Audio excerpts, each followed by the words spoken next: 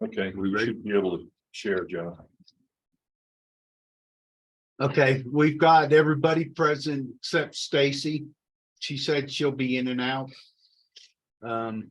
It's a couple minutes. I got 8:31, so we'll go ahead and get the workshop started, and I'll turn it over to Joe. Oh, okay, that's quick. All right. Well, as you know, every year at this time, we have this meeting before the annual meeting to approve the budget, to go through it completely and line by line, arduous process, and discuss and decide, what's in, what's out, and try to come up with a budget that works for the property and the owners. And so as on the screen, you can see page 1 of our budget workbook. This has been a work in progress. It's up to revision 4 now. It's been worked by myself, Elisa, Paige, Gary, Greg and Bobby from BHP, and assorted other folks who've had input. And this is where we stand today. So a little bit of explanation about the format of this. Column C there is the current year's budget, 2022's budget. Column D is the year-to-date, either in this case, in this area right here, it's revenues, and then it comes down into expenses here. And on the following pages are all pretty much all expenses. So this is year-to-date through October. So sans November and December. Column E is an estimate of what we expect to either receive or spend for November and December. And then that adds, those two columns add up to column F, which is the total estimate for 2022. And we use the numbers in this column to then give us some direction, if you will, on what to budget for the following year, including any changes we know might be made, new projects, things that didn't cost as much, things that cost more. And so we make our decision to plug in the numbers for the 2023 budget. Anything highlighted in yellow is either everything on this is up for discussion today, everything. But anything in yellow are things that I particularly wanted to point out, or as you can see in these two cells here, these are items that need to be filled in. And these two cells here will be actually the last two things to be filled in, because that will give us the amounts that we need to draw from reserves and to assess the owners for their quarterly dues, which would then theoretically balance the budget. So all that, and then over here are notes, and there's notes on, and then there are some cells, for instance here, that have this little red mark on them that have some notes behind them, and I'll highlight those to show you what they are as we go along. So line 1, beginning balance operating, and line 2, beginning balance capital. These two items, historically, we have looked at last year, or the current year's budget, what we've spent, and what we expect to have either left over or either have a surplus or a deficit. We do pretty well, and we always seem to have some level of a surplus. For whatever reason, Elisa's gone through this, and this year we have, in the operating accounts anyway, we have no real surplus. Now, that doesn't mean we finish the year exactly at 0. That's not what it means, because we always try to leave a little bit of working capital in the budget to start the following year. This could be anywhere from what, $25,000 to $50,000, somewhere in that range. So we don't want to allocate that as an expected surplus that we can then spend this year. It's more like, you can't just start a business with, or start a year in a business with no money. You gotta have something in the bank to get going until you start receiving and spending funds. In the capital budget, and we'll go over that when we get to that page, we've got about a $75,000 surplus. And I'll show you where that comes from and why it's there when we get over to that page. The next line, assessment fees billed to owners. This is the amount that the owners quarterly HOA fees. There's where we get that revenue from. The next line, maintenance revenue. This is any money we receive for doing work in an owner's unit, and then the owner is then billed for it, and it results in revenue for the association. Of course, there's, this is almost a wash because there's costs later on and on other pages in this budget where that money is spent, and then we recoup it by billing the owner. Our current labor rate $65 an hour. We bill it in quarter-hour increments. We used to have flat rates. We don't have flat rates anymore. Everything's billed hourly now. Flat rates for things like plunging a toilet, changing a light bulb, things like that. So as you can see, we budgeted 120,000 last year. We're looking at spending receiving 130 this year. So we're budgeting 125. Everybody good with that? Okay, next item. 408 is owner storage unit rental. This is the storage units that are at the north end of this building, where the old golf cart barn used to be way back in the day, and that's been sectioned off into storage units, and owners can optionally get one of these units and pay the $12 per square foot. Or is that $12 per square foot per year? Is that what that is? Yes. Yeah. Which is, by the way, a more attractive rate than any of the storage units that you might be able to find in town.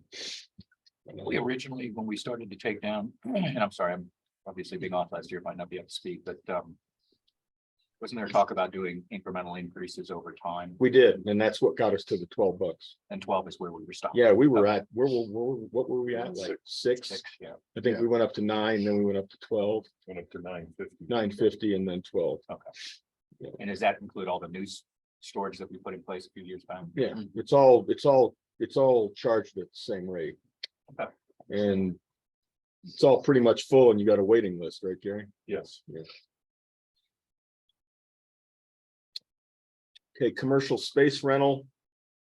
Basically, this is the hairdresser that does the she cuts hair and does ladies' hair, and it's north of where the old where the locker rooms are in the spa, in the pool and fitness area. So we charge her $125 a month for the use of that space. And then Sotheby's pays $300 a quarter for the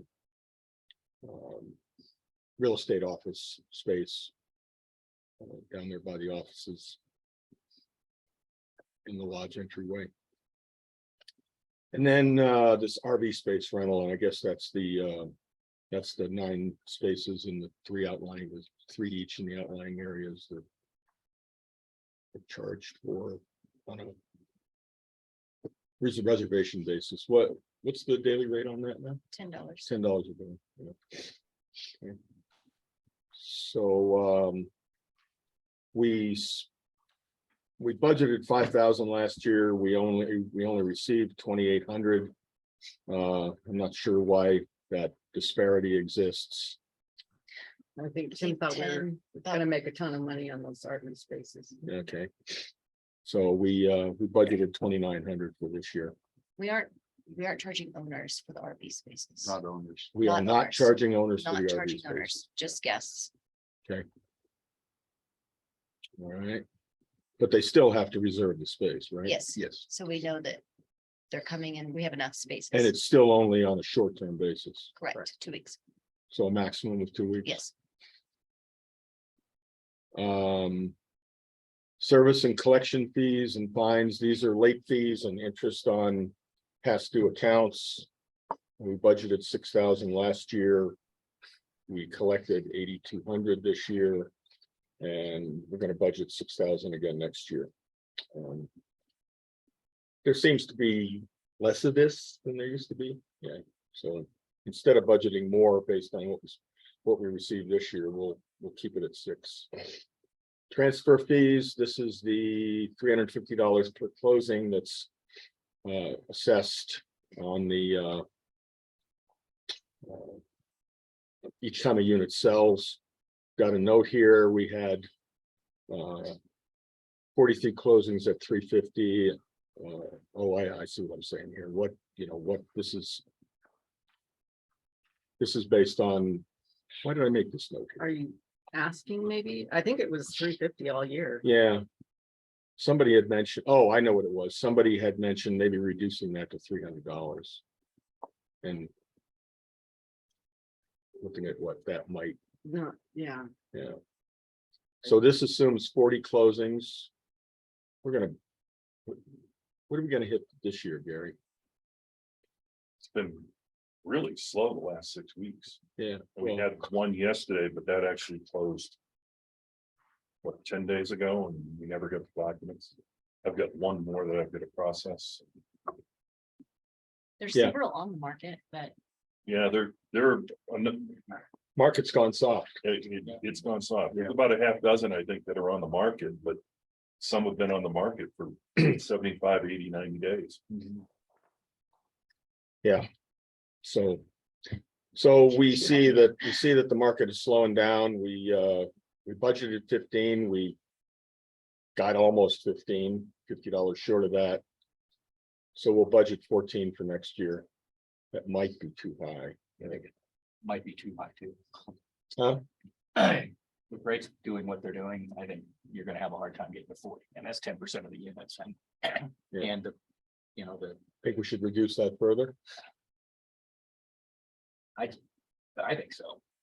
I mean, Give me a number. I'd say 30. Huh? 30. 30 closings? Yeah. Somebody I mean, do you what's overshoot 30 it, you times overshoot it, 350?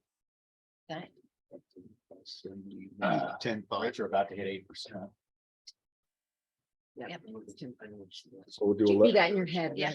like, look at So him, we'll- smart over there, So we'll Mr. do, MBA. we'll do 11,000. Double the 3570 and add one more. So I changed that to 11,000. I mean, you may want to talk to Julie and just see how many Find inquiries products. she's been getting. But I What can't do you imagine do? we're gonna see a robust year next year.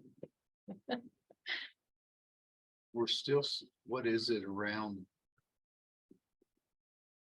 65% are still cash sales? Something like that. Okay. I don't know. I seldom look at the mortgage or lien sheet. Yes. By the way, Joe, at 30 closings at 350 per closing, that's 10,500, right? Yeah, I just plugged in 11,000. I mean, I can change it to 10.5. I just, Like even,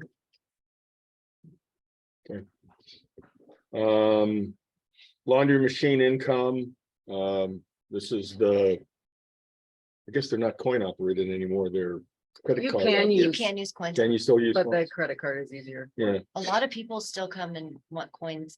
okay. So we budgeted 4,500, we're looking to spend about that, so we'll keep the budget the same. Or Yeah, right, I keep on. This is revenue. Sorry about that. Vending machines, is this anything but the soda pop machines or is that all? there's the, Second floor has Can't- candy and. oh, we don't get any money from that though. The candy I machine? don't think. No, this is just Pepsi. Okay. Pretty simple there. And then merchandise sales, this is logo items. We have an inventory of Tamron logoed hats and shirts and jackets and things like that. And I think you said sales are slower than expected, They are a little bit So- slower. so we cut that down. We'll see what it looks like. It's small amounts, so even if it doubles, it's not gonna have a big impact on the budget. Holiday season is coming. Yeah. We All have plenty right, of blankets. so we'll move into. So you can see this total is very low, and again, that's because these numbers aren't in there yet, and those won't be plugged in until end of day today, or maybe even tomorrow. So we'll move into expenses. These are our administrative expenses. Insurance. We had a big jump in insurance this year. We had a meeting with our insurance agent. There is a note there. She said the reasons, see that in the little note off to the side there, the reasons we had the increase for 2022, 2023 is the buildings are a year older, inflation protection and increased construction costs.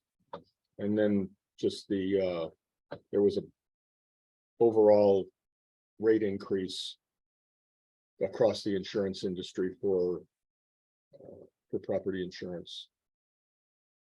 So a 27% increase, pretty stiff. We did shop this. We did put out some feelers and try to get some ideas on whether we could do better than that. Of course, you always have to consider that you have a history with the insurance company we're with. I don't know how long we've been with American Family. It's at least 10 years, I think. Jack set us up with them. Yeah, so it's been a while. We get good service from them. But we came up with either insurance companies did not want to quote or wouldn't quote it. Or the quote was the way quote was much way higher. And the reason, I mean, we keep getting told we're in a high risk area, we're in a forest, there are fires around here occasionally, as we all know. So there's that. Accounting. This is boiled down basically to our tax preparation of our tax returns. We do all of our accounting in-house now.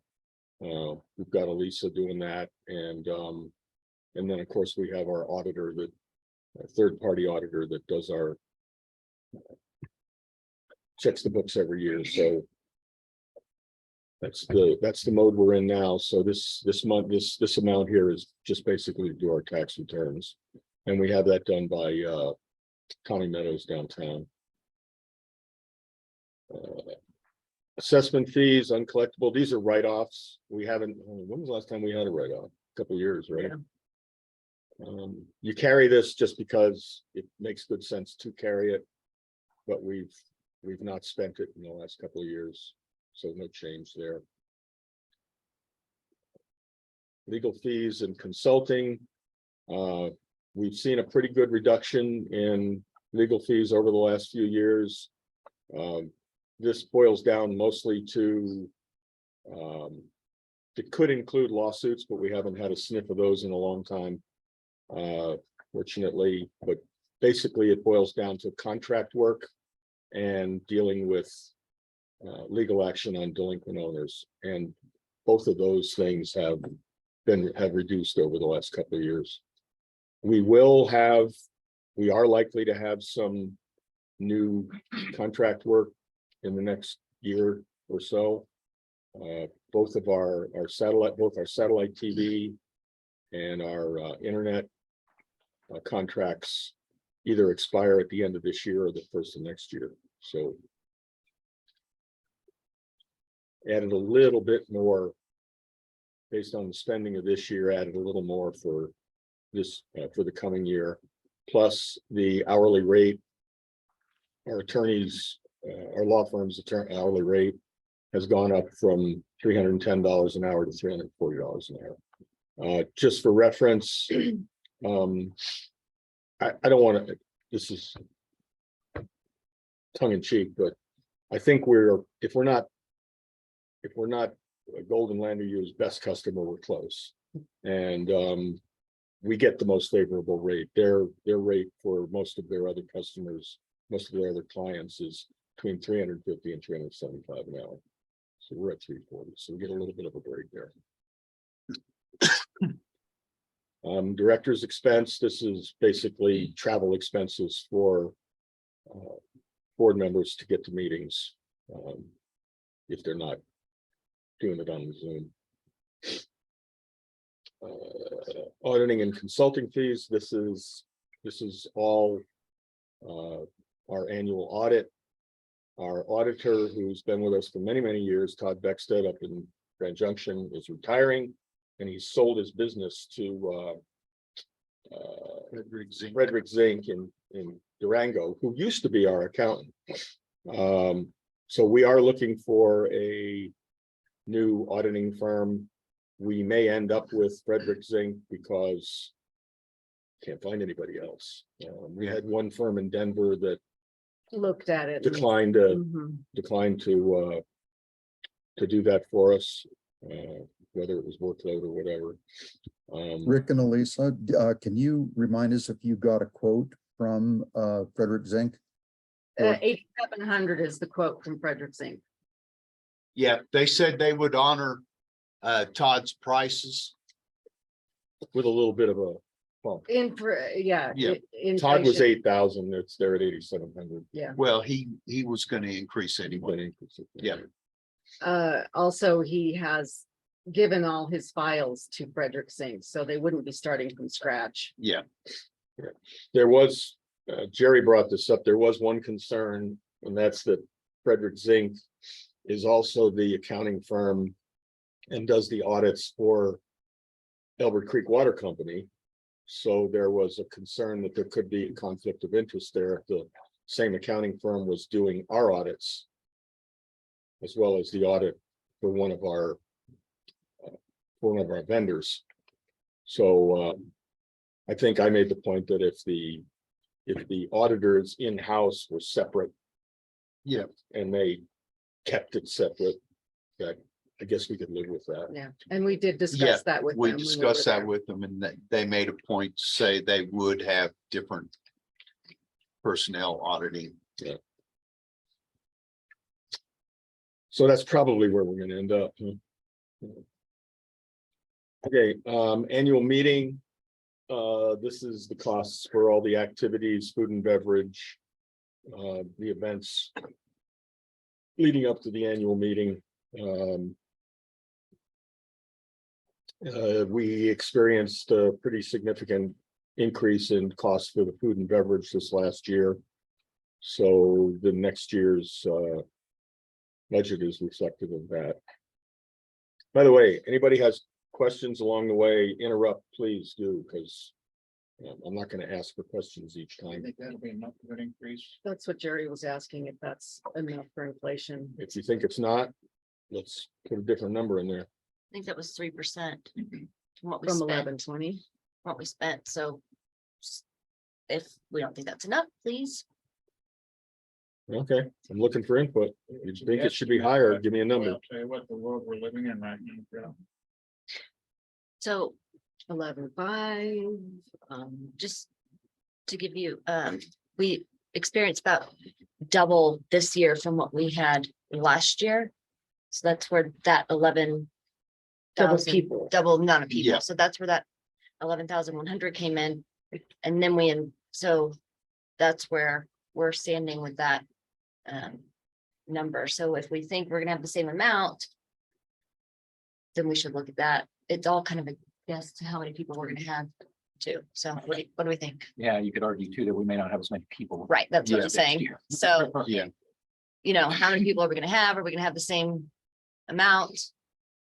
Well, we went above and beyond promoting and communicating We did because last year, frankly, when I say last year, I mean 2021. 2021, We had a number of owners who, after the Thursday night reception, commented, I didn't even know about it. Right.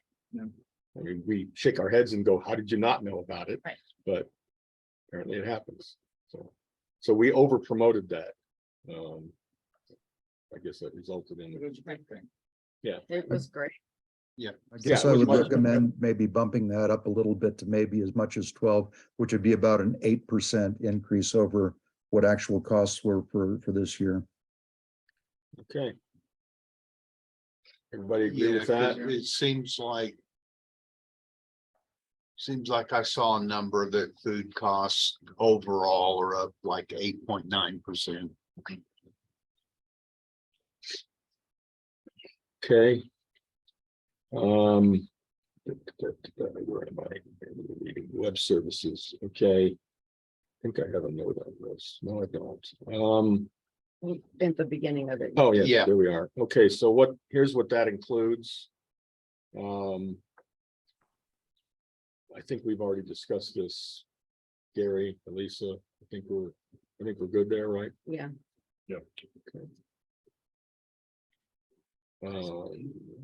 Payroll processing and background checks. The background checks is on employees.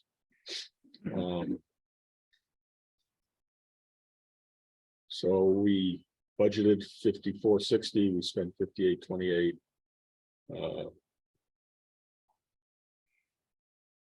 Any reason to change that or? No, like employees, they come in, we never know how many we're gonna, Okay, I had a comment that, are we or are we not paying for BHP's background checks? we are. Yes, Why should we be doing that? because we're the Because- ones that require it. You And they're don't used- require background checks on your employees, They don't Greg? have keys. Typically not. Okay. We typically know everybody before we. You guys okay with that? That's pretty common. My Yeah. husband's business doesn't do background checks. Okay, I don't think they You want. wouldn't believe They the don't wanna number of know what guys. they find. You don't want to know.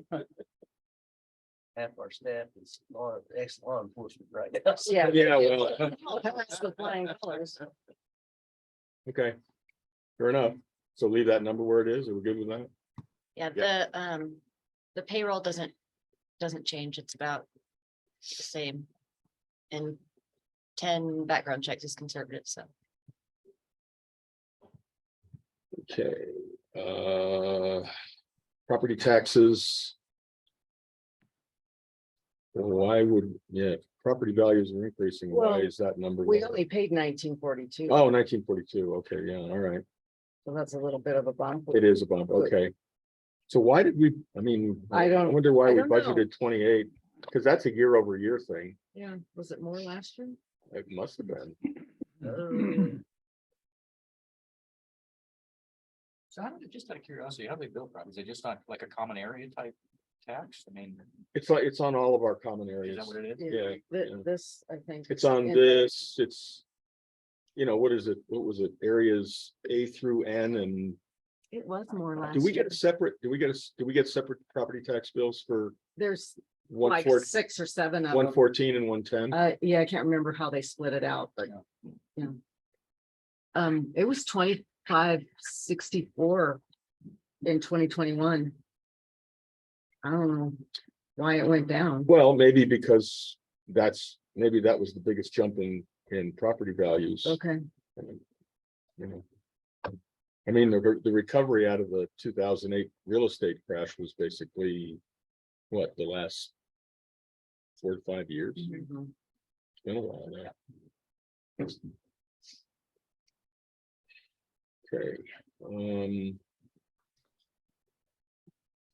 Service and security desk. Okay, so this is an amount that we plug in. I'm gonna skip real fast just so you know where this comes from. So this is a service and security desk budget. We'll talk about it later, but this number right here is the amount that the general fund contributes, just a bulk amount to the running of the funding of the service and security desk. So that number, this number is linked to this one. I'm sorry. Yes, to this one. So those two numbers will be the same. It'll be an expense on the operations side and a revenue on the service and security desk side. And we'll fill that in after we finish the service and security desk. When we finish that budget, if it ends up being the same as it is, then that number would balance these two figures and bring this to zero. So right now, that number would be $86,104. Quite a bit more than it was last year. But that's, we'll be discussing that later. Lobby coffee service. Page is that, That is, I'm not spending. Hmm? I'm not spending near as much as I thought that I, okay. So we thought we were gonna spend a lot and we're gonna spend 1,000, so there we go. All right, Put $75,000 in there for a cappuccino machine? yeah. yeah, we were talking about that last night.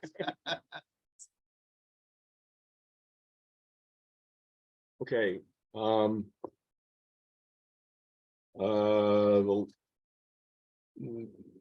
then we have personnel expenses. This is our staff personnel, management staff, if you will. This is Elisa, Gary, and Paige. It included Tim last year. Of course, he's not with us anymore. So right now it's Elisa, Gary, and Paige, their salaries and their burdened amounts, their insurance, payroll taxes, and workman's comp. Any questions on that before I move to the next page? Okay, operations.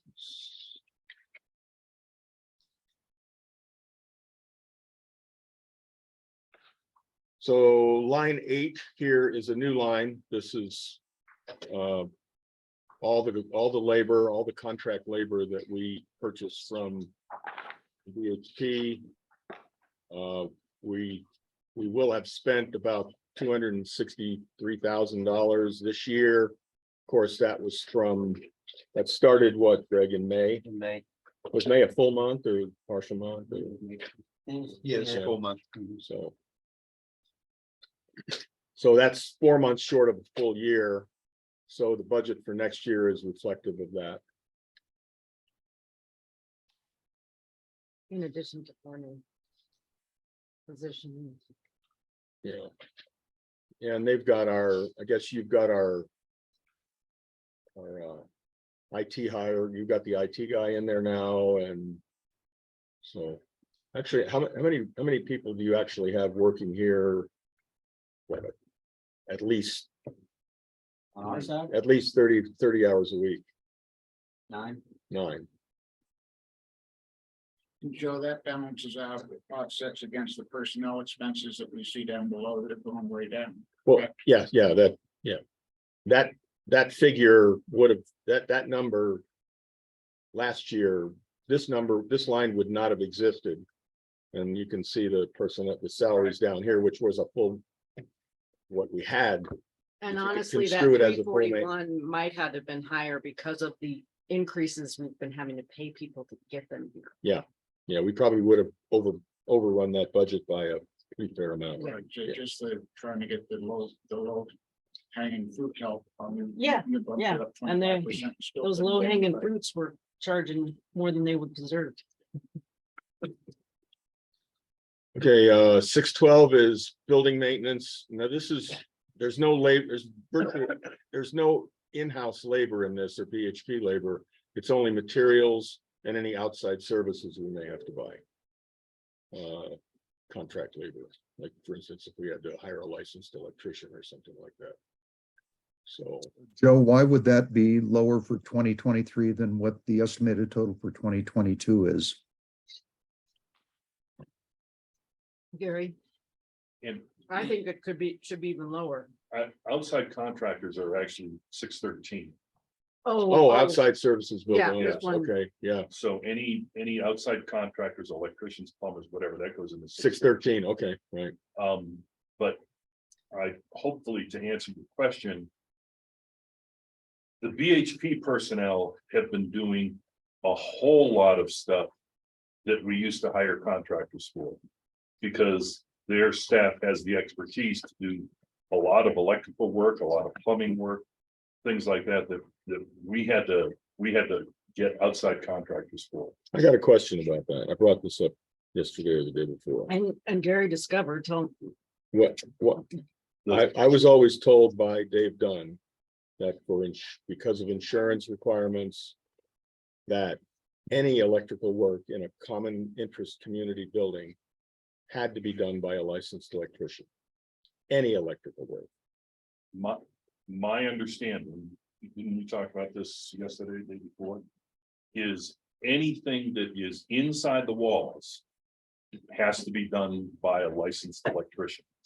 Anything, I think involving the breaker panels, If you're gonna upgrade a service, you're going to swap out a panel. Run a wire over a certain distance now, but if you're replacing plugs, like in time, vanity lights, no. So if you're replacing like light fixtures like this. What if you had to, what if you had to remove the switch plate off the wall and take out the duplex outlet and put a new one in? See, that seems to me to be working with wiring, but okay, you sure? As long as we're not running crossways of the fire department. I don't know, but this is what Bobby and I I talked talked about. to, yeah, I talked to Yeah. the electrical inspector about it, because I knew we talked about it, and that's what he told me. I mean, But if you're running a new service. yeah, we bring in for new service, anything like that, we got electricians, licensed electricians that we work with all the time, so we use those guys for that kind of stuff. All right. Okay, And I'm So- assuming it's basically the same thing with plumbing. You know, if someone wants to change out a fixture, a bathroom fixture, or a sink fixture, that can be done by most anybody. I think our requirement, I'm not sure what the legal requirements are, but our requirement is gonna be anything that goes inside the walls is gonna be different. You know, somebody's gonna have to remove pipe. I don't know how we're doing it right well, now. I don't think there's any fire code. The problem you No, run not a into with fire. with electrical. Stuff is that if it's not done right and it causes a fire and it wasn't done by a licensed electrician. Your insurance could be voided. Right, Not plumbing isn't gonna cause fires. it's not gonna cause fires, but it can cause It damage. can cause floods. Yeah, so, Yeah. yes. All right, so I heard, Elisa, I heard you say that this I- number should be lower or could we be we lower. could, I was thinking that we could lower it because Gary's discovered that we paid one outside contractor In that the last last, quarter. in last the month. last 2 months That's right. plus all of November Mhm. so far, we have paid one outside contractor where we were averaging about 10 per month. In the past, now we've paid one outside contractor. And we're talking 612 now, right? So No, I'm. 613 I'm is what, talking 612. so 612, I'm comfortable with that number. I would hope it's not gonna be that high. We have had to buy some things that, and replace some things that were, I don't know, help me out, Bobby, there, like we're getting some Christmas lights and some things that will last and we won't have to spend money on next year.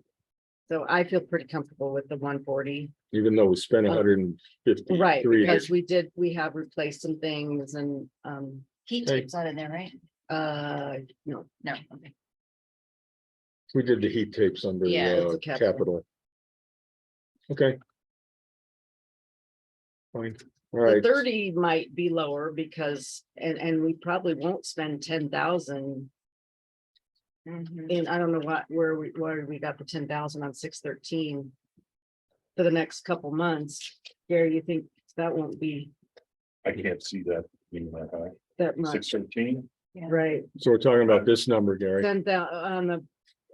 Call me. Yeah. On column E, It's- it's- yeah, I see it. I don't, I'm not sure where that number came from. Yeah, I don't remember I, that part either, but I'd be stunned if it were, you know, I know. I don't know where it came from in my mind. I'd be stunned if it were a third of that. I probably. But went with there last is a note on there, and I'm assuming this is for next year. The furnace inspection, and the question is, when will that be done?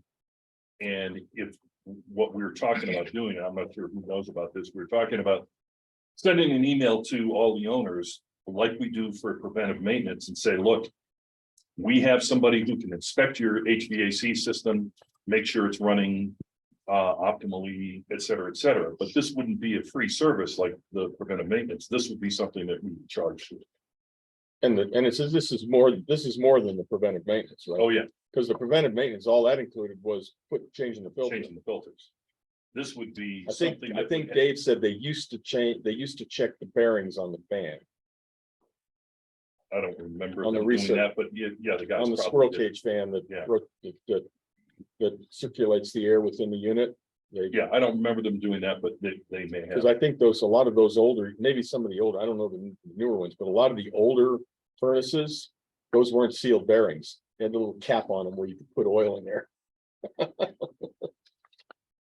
But this is something that we would, wind up charging to owners, and it's not gonna be, Okay, it's not gonna be a $25 service. This is gonna be, yeah, I'm familiar with that from doing that with HVAC systems on my houses, yeah. and it will take some time. Okay, so that's not this, that would be an outside service bill to the owners. Yeah. Right. We're talking, but we're still thinking about doing it. Still thinking about doing that. We haven't discussed exactly what it would entail, when we would do it, how much it would cost. We haven't figured that out. So I think that 10,000 should be more like, I mean, you've already figured out what. The only thing we have left is what we're gonna, Something may come up. You never know, but if it's more than 2,000, I'd be surprised. let's put 3. Okay, so then what do you And want then- to do with this? And then 20 in that column. I mean, this is obviously a wash. We're billing this Yeah, at cost Right. to the owners. but yeah, Gary wanted that separate column because he likes tracking. it would, if this number went up because of those furnace inspections, then 404 would, this number would also go up, which is revenue. yeah, and I think that one was a bit low. You think that one might be low? 125. You want to raise it? If we're gonna make 130 this year, I would think. Because we'll have a full year with VHP, Mhm. we should be able to bill more. Okay, Don't you agree, Gary? We'd be billing more Yeah, and yeah. I think. we would and be at billing the more. $65. And it's $65 across the board. Yep. Yes, so how much? so what do you- 140 conservative? I wouldn't put it any more than that. Okay, so that might be. So what was the cost, the labor rate for 2022? Gary, what, Some was 50 and some was at 65. Now it's 65 across the board. 65 across the board, and for certain things, I still use the flat rate of $10 for light bulb change, or $15. So you're still using flat rates. I was using them this year, I'm not Was. gonna do it anymore.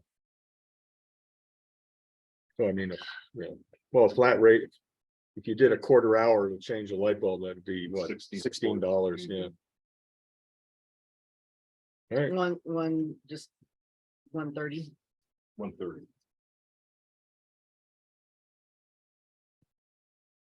all right. And then this one, We're at 30. I'd say 25, maybe like 20. I don't know. 25. I think the question mark that we have is, how much is it gonna cost for each? Furnace? Yeah, $140. 140, Okay, that's what it told me. yeah, 140 times. Is this gonna include P-tax? Yeah, I think so. I mean, VTEX, maintenance on VTEX, really changing filters, checking the pressure levels. How many furnaces? Wait, Just Bobby, This is just wait. furnaces. For $140, when you put this out, I'd like to see a list of what they're gonna do. That's fine. There's a scam thing going, I mean, down in Phoenix. These companies come out and charge $150 for a HVAC inspection. They don't do crap. They come out and, Yeah, you got ones. yeah, yeah.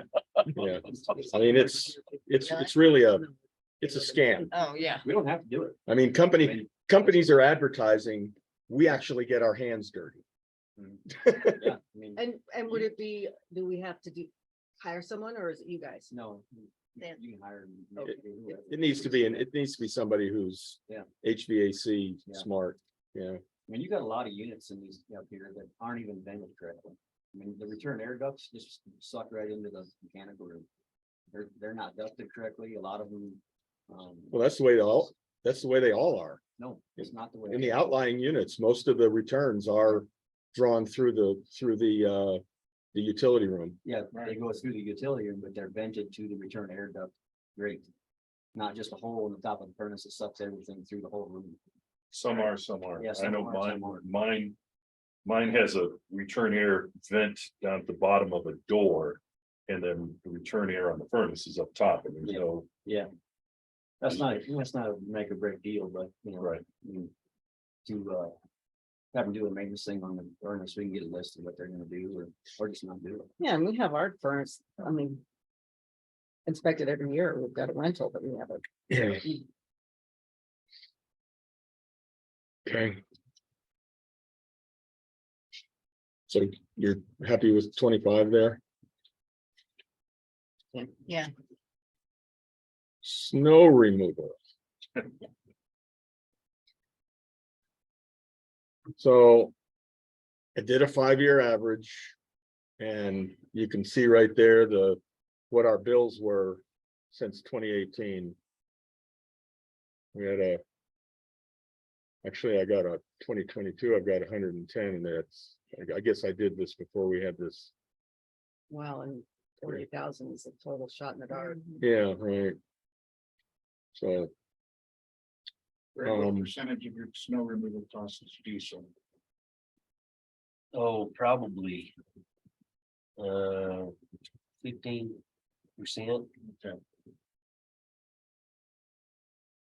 okay, so News is everyone's pretty fuel efficient these days. But 5.30 a gallon. It's not, that's my point. so we've had 3 years that have been well under the average and 2 years that are way over.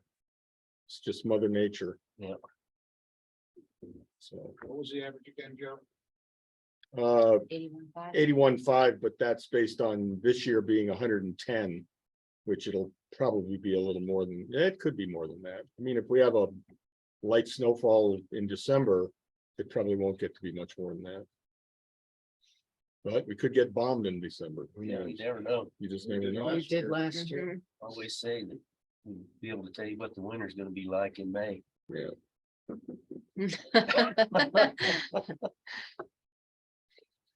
I think this 40 was, we put that in there based on what we've had in December of previous years. Didn't we? Probably, Yeah, or an average of December. yeah. So it's a shot in the dark. It always is. And you just never know. You're never going to hit it right on. Because the snowfall is never, I mean, you can look at that those snowpack graphs that they're in the Durango Herald. You can see them online. Yeah. And the average black line. And the last 5 years is down here, up here, it's all over the place. So 85 is probably as good as we're gonna get. Roof and ceiling repairs. This number just keeps going up. Are we good with that? What do you guys think? Yeah, I think so. I mean. A lot of that is, having fixed ceilings in the units that the tar runs through. It's on everybody's carpets, and there's a few of them out there right now. They're, Is there one, list. do we have any of those in the queue? We've got 11,000 here. You guys gonna do some? yeah, we've got a couple we need to do right now. For So this there's- year, There's two you're gonna do before the end of the year. Mhm. What do they cost each? I mean, I guess it depends on the size of the It's unit. the size of the unit and, if you're doing half the unit, that's usually, what has been done in the past, you do half now, and then if the other half needs to be done, you do it later, so you can spread the money out around other units, but, I don't get half and half. How do you do half of a unit? well, you do the downstairs vaulted ceiling, Uh-huh. and then the upstairs at another time. Split the beam, splits it. Oh, where the beams Yeah, split? yeah. Huh, interesting. Then you end up with two different colored ceilings. We've been pretty good about being able to match them up. Okay. But yeah, there's a couple of them out there. I mean, just depending on the cost of the tongue and groove. For a half a unit like that or a studio, right now, 4,500 to 5,000. That's a pretty good number. Okay. I was told of an instance for one roof where prior to May, we paid double what we normally pay. More than Triple. I think it was triple. More than Who was the contractor? Oh, I don't know. Was not BHP. No. Doesn't Tom McDermott? He does a lot Tom hasn't been doing them. He hasn't been doing it for a while. So who do we get? to do? Is somebody This was- Kim contracting? Yeah. And contracted with them without getting a quote. And, I mean, the whole story behind that, that was a fiasco. Never should have happened. So it won't happen. Yeah.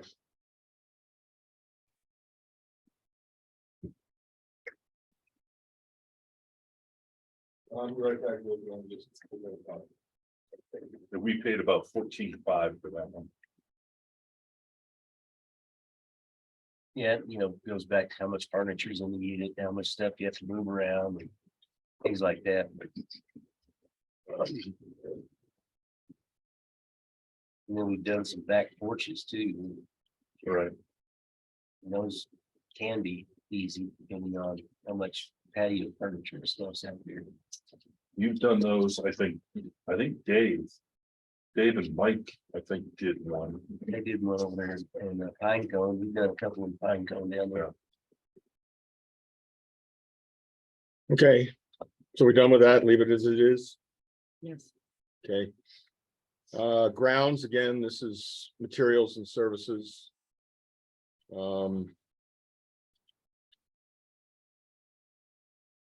Mark, BHP, you guys good with that number? Yeah, we looked at that. It's a little low this year, but we'll be adding a few small things to it next year and probably come out right on. I think one of the main things we'll look at next year, we're gonna be looking at and hopefully installing if the electrical guys can make it work. Sensors at main irrigation turn-ons at each unit during rainy seasons, during rainy periods. Irrigation would automatically be shut off for water savings. And we looked at some equipment and surprisingly, it came out to be it's not very expensive, like $1,000 per unit. And if we could shut off, and this was essentially a sensor with a solenoid in the main 2-inch valve that shuts it down when the ground is wet. We watched a lot of watering go on last summer while it was raining. And then on the other hand, we had September where we let the grounds go totally dry. But, Gotta you know, fix that. If and we're overwatering and then underwatering, it's, We've got to work on water. Water savings is the headline issue in all of the landscape committee's work.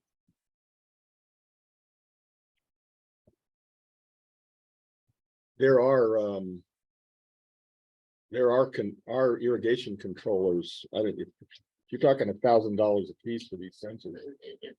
There's irrigation controllers that are now, I have one it's Wi-Fi connected. Mhm. So you can control it without walking under the building and fiddling with the keypad. And it's tied into the it's tied into the local weather.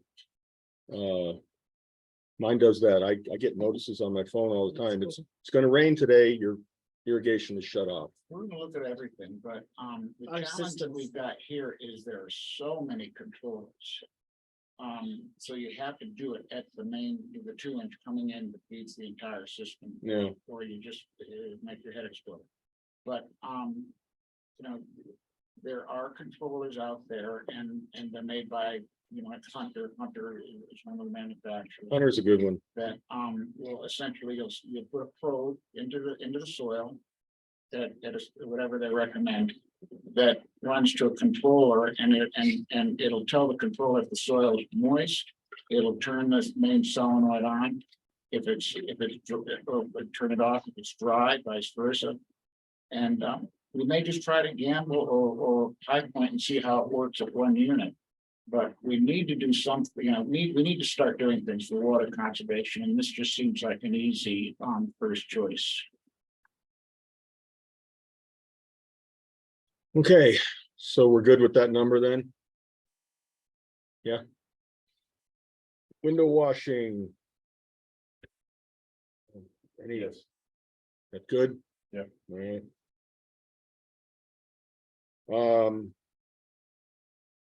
We can talk about all of these exterior maintenance, 637, 8, 9, and 41.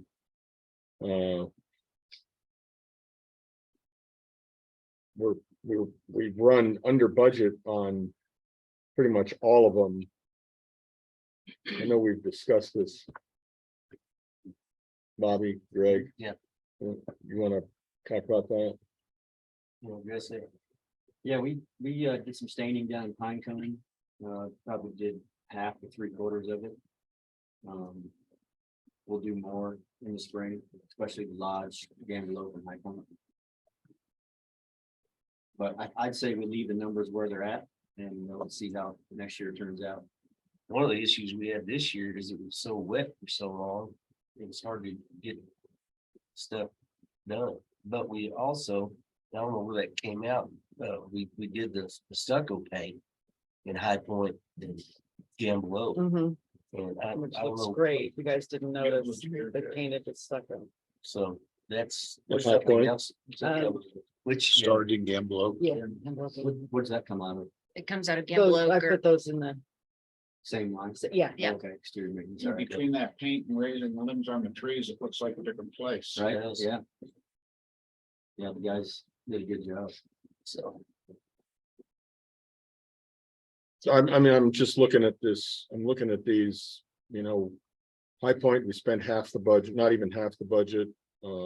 Gamble Oak, we spent a little more than half the budget. Pine Cone, we didn't spend anything. so what are your plans for next year for this money? Like. Yeah, you're gonna I do mean, the wood replacement, how do you you're gonna justify do, leaving the budgets where they are if we're not gonna be able to spend the money? Like, what, they started late, Yeah, so to be honest with you, like- we were a little busy from May to June. Staining wasn't even on the radar. so they're Well, gonna it's finish, usually not done until late summer, fall anyway. Yeah, right, and then it was so So- wet.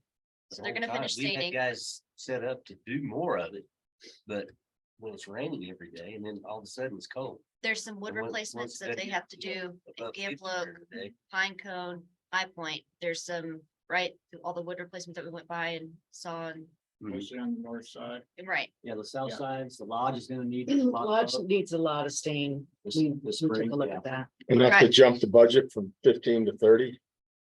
Lodge is gonna be expensive, because it's gonna be done from a man lift, 80% of it, so. Like I said, I would leave it. I'd leave them all at 25. Okay, What I noticed visiting some of my friends that have north facing units at Gamble is that wood is really starting to look sad. Yeah, we're gonna have to have a discussion when it comes to replacing that cedar, because. Our plan is to make that stuff last as long as we can before we have to rip it off. Because it's not what you bought it at when we did the remodel. yeah, we know that. And that Um, stuff is expensive now Right. when you by the time you tear it off, replace it, stain it, labor, material, stain, everything, it's running $12 to $15 a square foot now. What would you replace it with? See, you have to go back, You have to go back to cedar, just. unless we could find a polymer product that would give us that look. That would be cool because it'd be like a Trex deck. It doesn't, it would last a lot longer and not have the issues. And we'll look into that. You're not gonna get a polymer product to match up with cedar right next door to it. I don't care how hard you try, you're not gonna get it to match up. It's I true. don't think we can underestimate what it's gonna cost. I bought a sheet of plywood in Denver last week. 3/4 inch plywood, it's $100. Yeah. I've got a little section at my house addition I did, and I want to put cedar on it. It's the tallest pieces I need are 8 foot, but a 1 by 12 8 foot is $65. Yeah, so we can't. do It's- this. And there are some owners that had requested this summer that there are some boards that cracked and they wanted them replaced. But we went in and stained them and filled the cracks and with some stainable rock, because the boards aren't warped. There's no moisture getting behind them, so we don't see the need to be pulling boards off quite yet. We can address it again in the spring, but right now that's the plan. All right, so look at these four numbers and do those make sense? You guys are you looking at it online there? Yeah. Yeah. The three numbers, 25, Four. 25, and The four yellow highlighted numbers.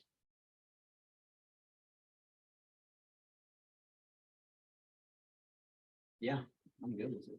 You?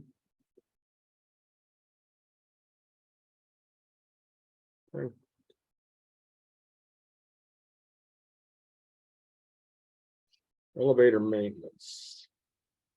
Not much to talk about there.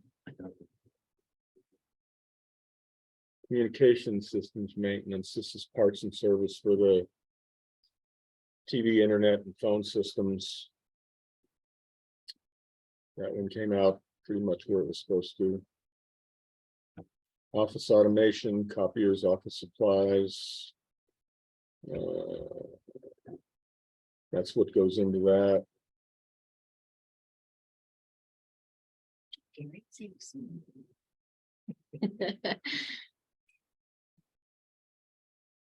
Good there? Yep. Temperature monitoring and alarms.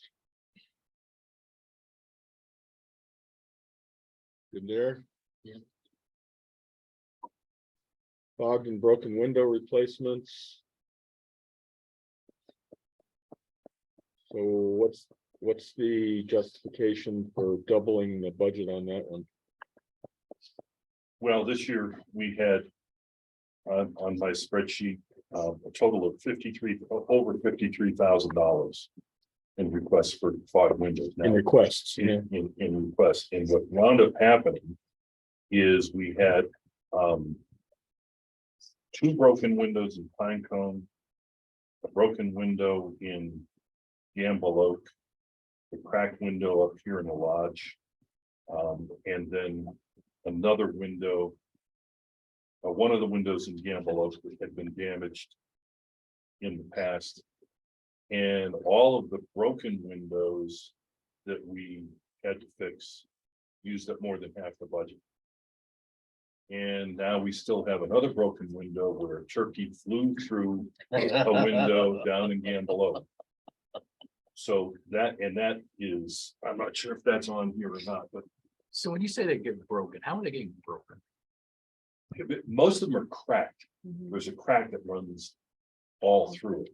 And if it's a double pane window and it's on the inside, that winds up being the owner's responsibility.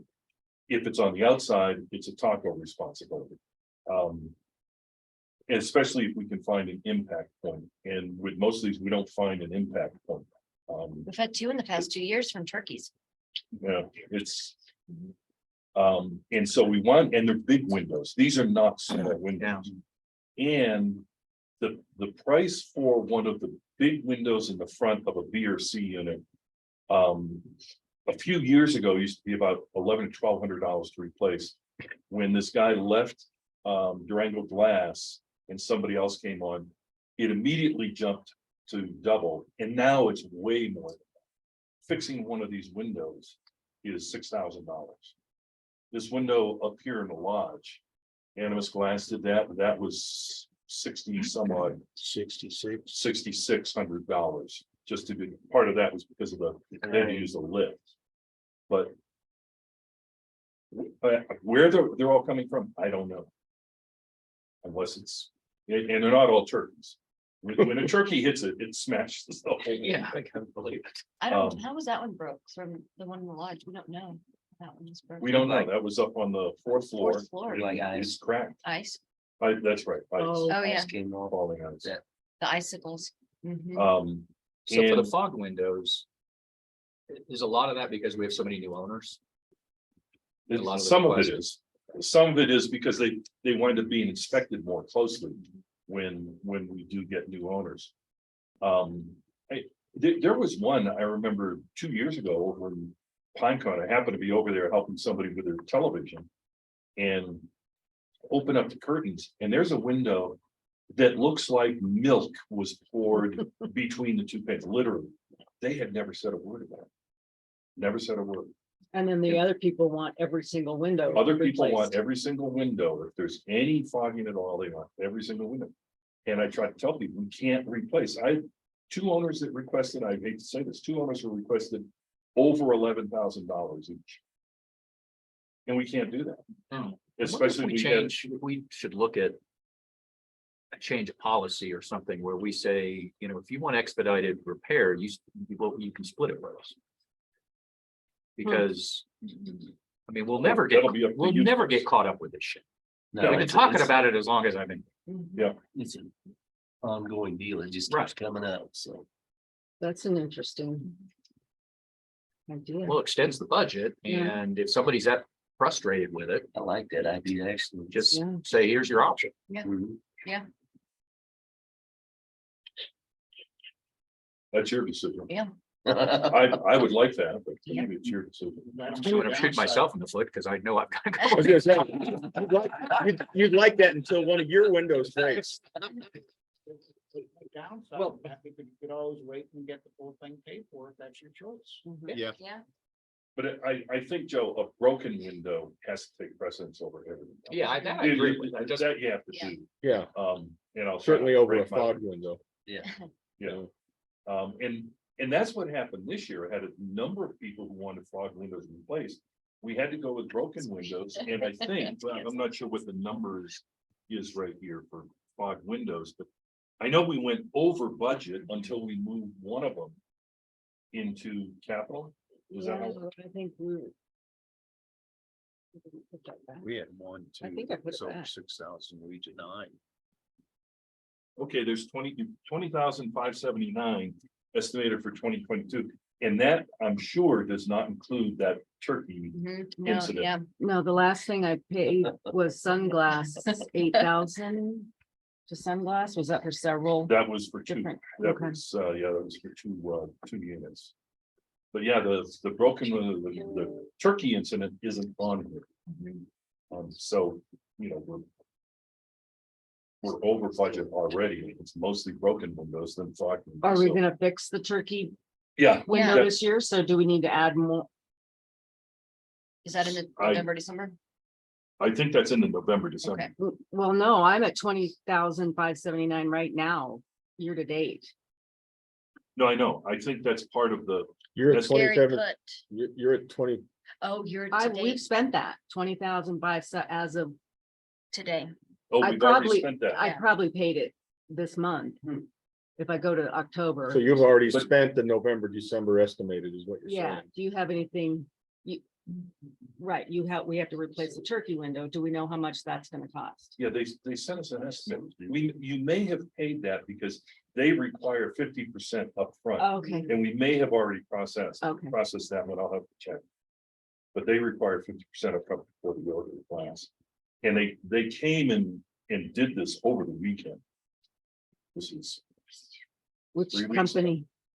that was Animas Glass. I think. Why don't you, I paid Animas Glass October 14th, $1,300.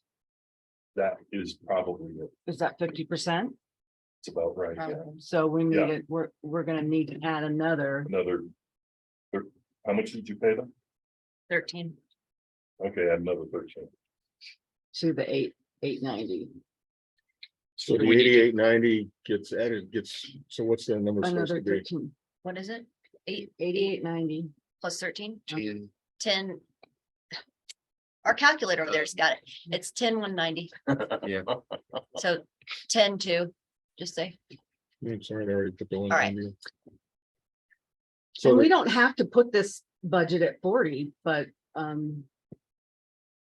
you know, we can just tell people, sorry, we only have 20,000 in the budget this year, but, And like what Mark was saying, if they want to wait, they can always. I think that was one of the things Dan Noonan mentioned in his email. no, we can split the difference and set it at 30. Yeah, I like that. Okay. Yep. 30, okay, Gary? Sorry. And then you talk people into paying for half of it if they wanna. That's your job. If they want, if they want it expedited, yeah. Is there any reason why, I mean, we don't have to do anything formal to make that suggestion to people, do we? They want to expedite it?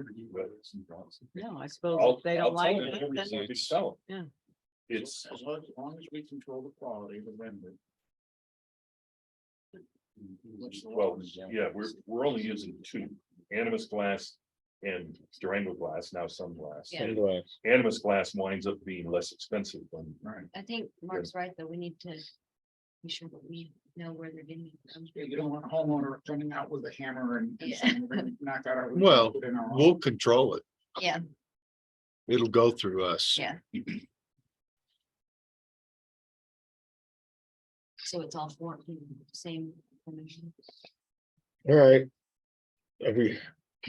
Have we beaten that horse to death? so let's, We'll do Very- it again next year. All right, carpet cleaning. Did we only do it once? we only did it once. We've got it on the calendar for April now, Okay, to remember to do that. That's Alright. probably my fault. What's that, the halls? Yeah. yeah, the carpets in the lodge After ski lodge season. hallways and lobbies. Maintenance and insurance on vehicles. All right. Moving parts here.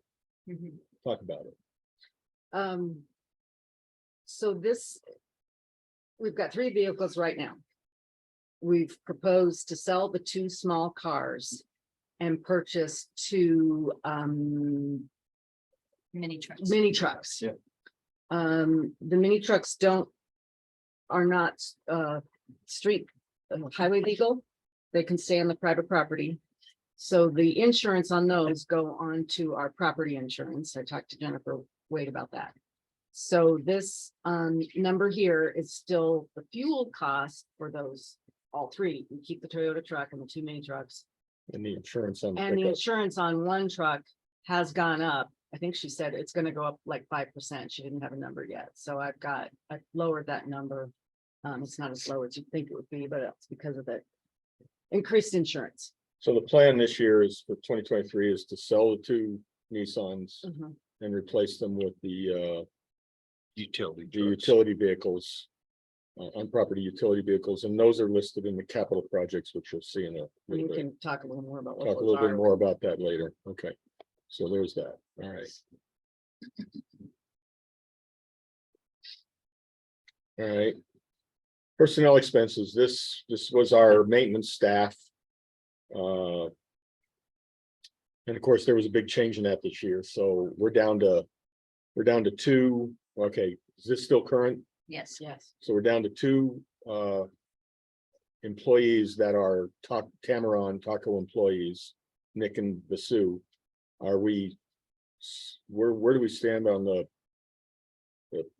we have a. we night have a coverage and night and opening- weekend coverage? We have an opening for night weekend coverage that we almost got a guy, but the train took him away from us. Yeah, I heard that. And we have part-time janitorial during the day. So question is this 100,000?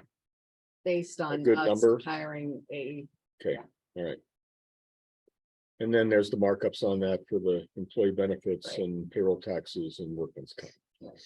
So we go from a $415,000 budget to a $121,000 budget.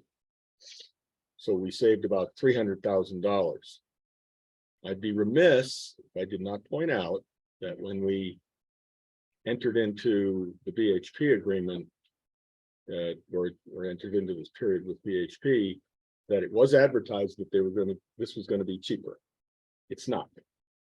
Well, It depends on what you're. If you compare that number with apples the to 300, apples. I know, go ahead. But this number I would just- have I had been to- higher. I had to point it out. Like I you know, said, but it's, you're getting what, you're paying for what you're actually getting now, and you're getting way more service and more And- things repaired, systems upgraded. I get that, So but it is And- a bigger hit to the budget. it is. And any guy, if we had kept all the if we could have kept, 5 of our own guys, they would have had to been paid more than we estimated they were gonna get When paid. we get to the end of this thing today, all the way across and all the way Yeah. down, the numbers are gonna be difficult to deal with. Exactly. I just want to mention that we have a number of things in this budget that are more expensive now than they used to be. Uh-huh. There's going to be some hard decisions to be made later today and tomorrow.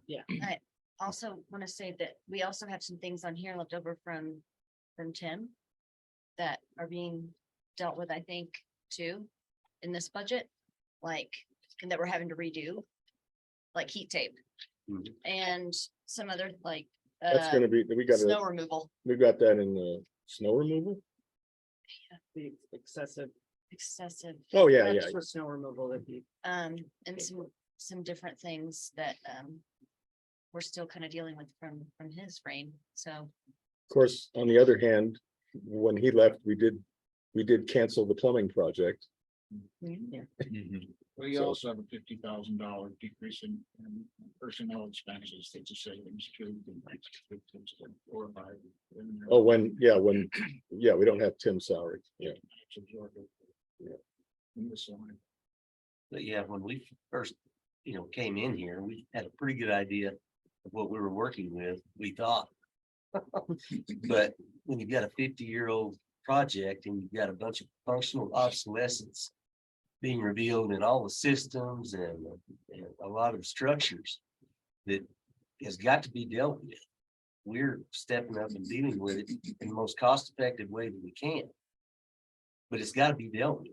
It's one of those deals, and this is where we're saving you guys money. I'm not being contrarian. I'm know, I'm just but I'm pointing out the numbers. I know. Yeah. I'm just I trying don't to think anybody's explain. gonna be shocked if our budget, if our costs are going. No, they're going up huge. Yeah, Yeah. there shouldn't be an owner out there that questions why things have gone up. Right. Yeah.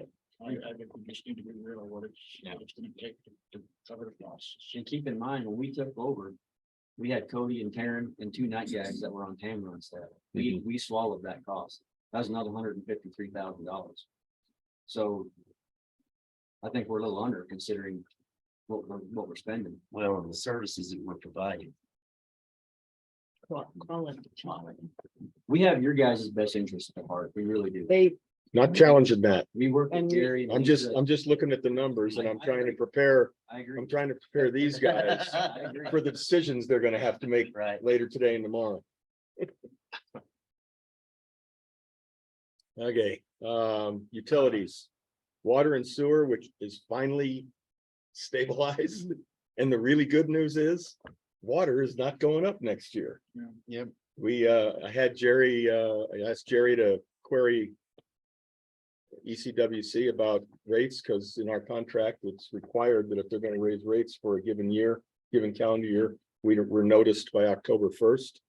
And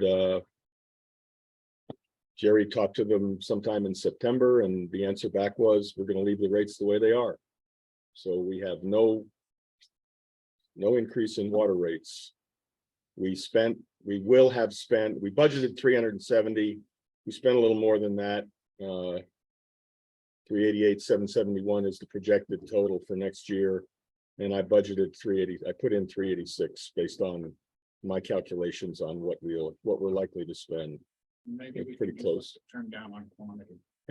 That's why I budgeted a couple $1,000s less. I mean, I hope we'll be able to beat that number. We'll know next year. We have 3 things we're gonna try and we'll see how it goes. Yeah.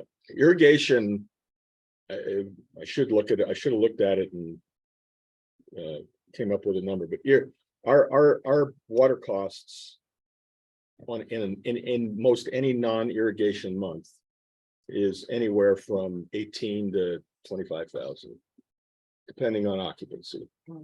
In irrigation months, So you in were- irrigation months, that goes up to as much as 40,000, Yeah, 40, it moves over the- 40,000. It moves the needle. We've got to focus on it. Yeah. I've kept that spreadsheet so that I can see every month. Yeah, I've got it too. Yeah. And but that's generally the way it looks. An average non-irrigation month is around a little over $20,000. An average irrigation month is $35,000 to $40,000. Yeah, the one we just paid was like 26, I think. But that was for September, which we had the water shut off most of the month. That's what I'm saying. But if you look at For August, uh-huh. August was $41,000. Right. Yeah, so And we watered a lot during rainstorms.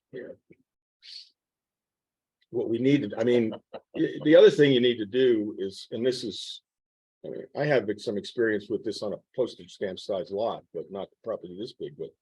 You know, it's typically dry in May and June, so you gotta water more to get the Yeah. grass growing. But when the monsoon hits. Right. Your programmed cycles Mhm. should be shorter, Yep. because you're gonna get rain, you know, We've and got to do several things, Joe. We've got to do what we talked about, possible sensors.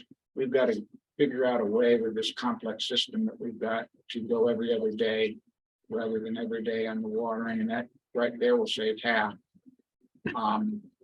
That's easier said than done. Yeah. And then we're gonna look at long-term stuff with rock work and stuff, but the water's not gonna get any better. That's death taxes and water is gonna go up in price.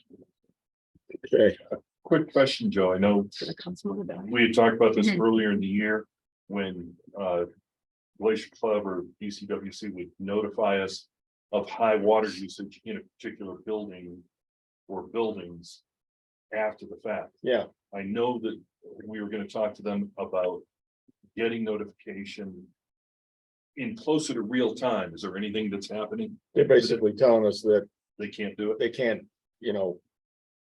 They don't have anything in their system that. Like alarms, like high level alarms, anything, they don't have anything that says. Oh, all of a sudden, there's a bunch of water being used in this location, and they don't. You don't notice it unless you go look at it. They can look at it. But they're not looking at 40 meters every day to see what they're doing. So we see it when we get the bill, By then it's. and too by much. then it's Sure. 6 weeks removed. I mean, our lag on water billing is close to 2 months. I mean, we just paid in October. We paid for, it's 2 months, 2 months back. So in October, when we pay a water bill around the middle of October, it's for August. Mhm. We might want to encourage owners to, in particular, have the guts of their toilet replaced. Yeah. Which is only, I think it's like an $80 or $90 I just, bill. And if we had everybody do that, because I know, or we think that, some of this comes from toilets that keep running. it's not hard to detect. You can hear a toilet leaking. When everything's Yeah. quiet in the house. Yeah. If that toilet is leaking past that flapper valve, you can hear it. Oh, yeah. But some people just don't do anything. Yeah, I was gonna say, that Yeah. doesn't mean they're gonna do it. Yeah. Well, and some people aren't here. I know one of them happened down in Gamble Oak when the owner wasn't here and something in the toilet all of a sudden started. I don't know if it was a corrosion of the flapper or what, but it started the toilet running and somebody heard it. It was like 2 weeks later. And yeah, I think they wound up getting that whole toilet. I don't know if they replaced the toilet or just the guts of it, but. You know, I'll tell you what makes probably have that- to encourage people. I'll tell you what makes that happen. You've seen in the stores, these chlorine blocks that you can put in the toilet tank. Don't ever use those. Really? Well, if They slip over- eat up the rubber. Oh. I mean, it keeps the toilet nice and clean, but it eats up the rubber. And the rubber starts to, and that's a cause of those leaks. Yeah. Yep. Yeah. Tim also did have a program where he had something worked out for these low flow. 1.6 gallon toilets. To my knowledge, no one took him up on it. Our previous owner put a low one in ours. It's got the small tank and it's, it's just like a volcano when you flush it, but I don't know how they work.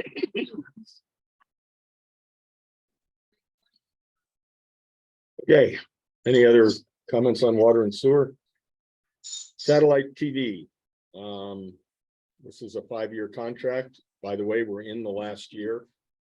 And September, I think. September, October, yeah. September, October is the end of this contract, so I don't think the board needs to get into any heavy discussion today, but I think at the January meeting, you should start opening discussions on what to do about that. Weren't they running? Is it CenturyLink that controls the fiber coming up the hill? Well, this isn't on fiber.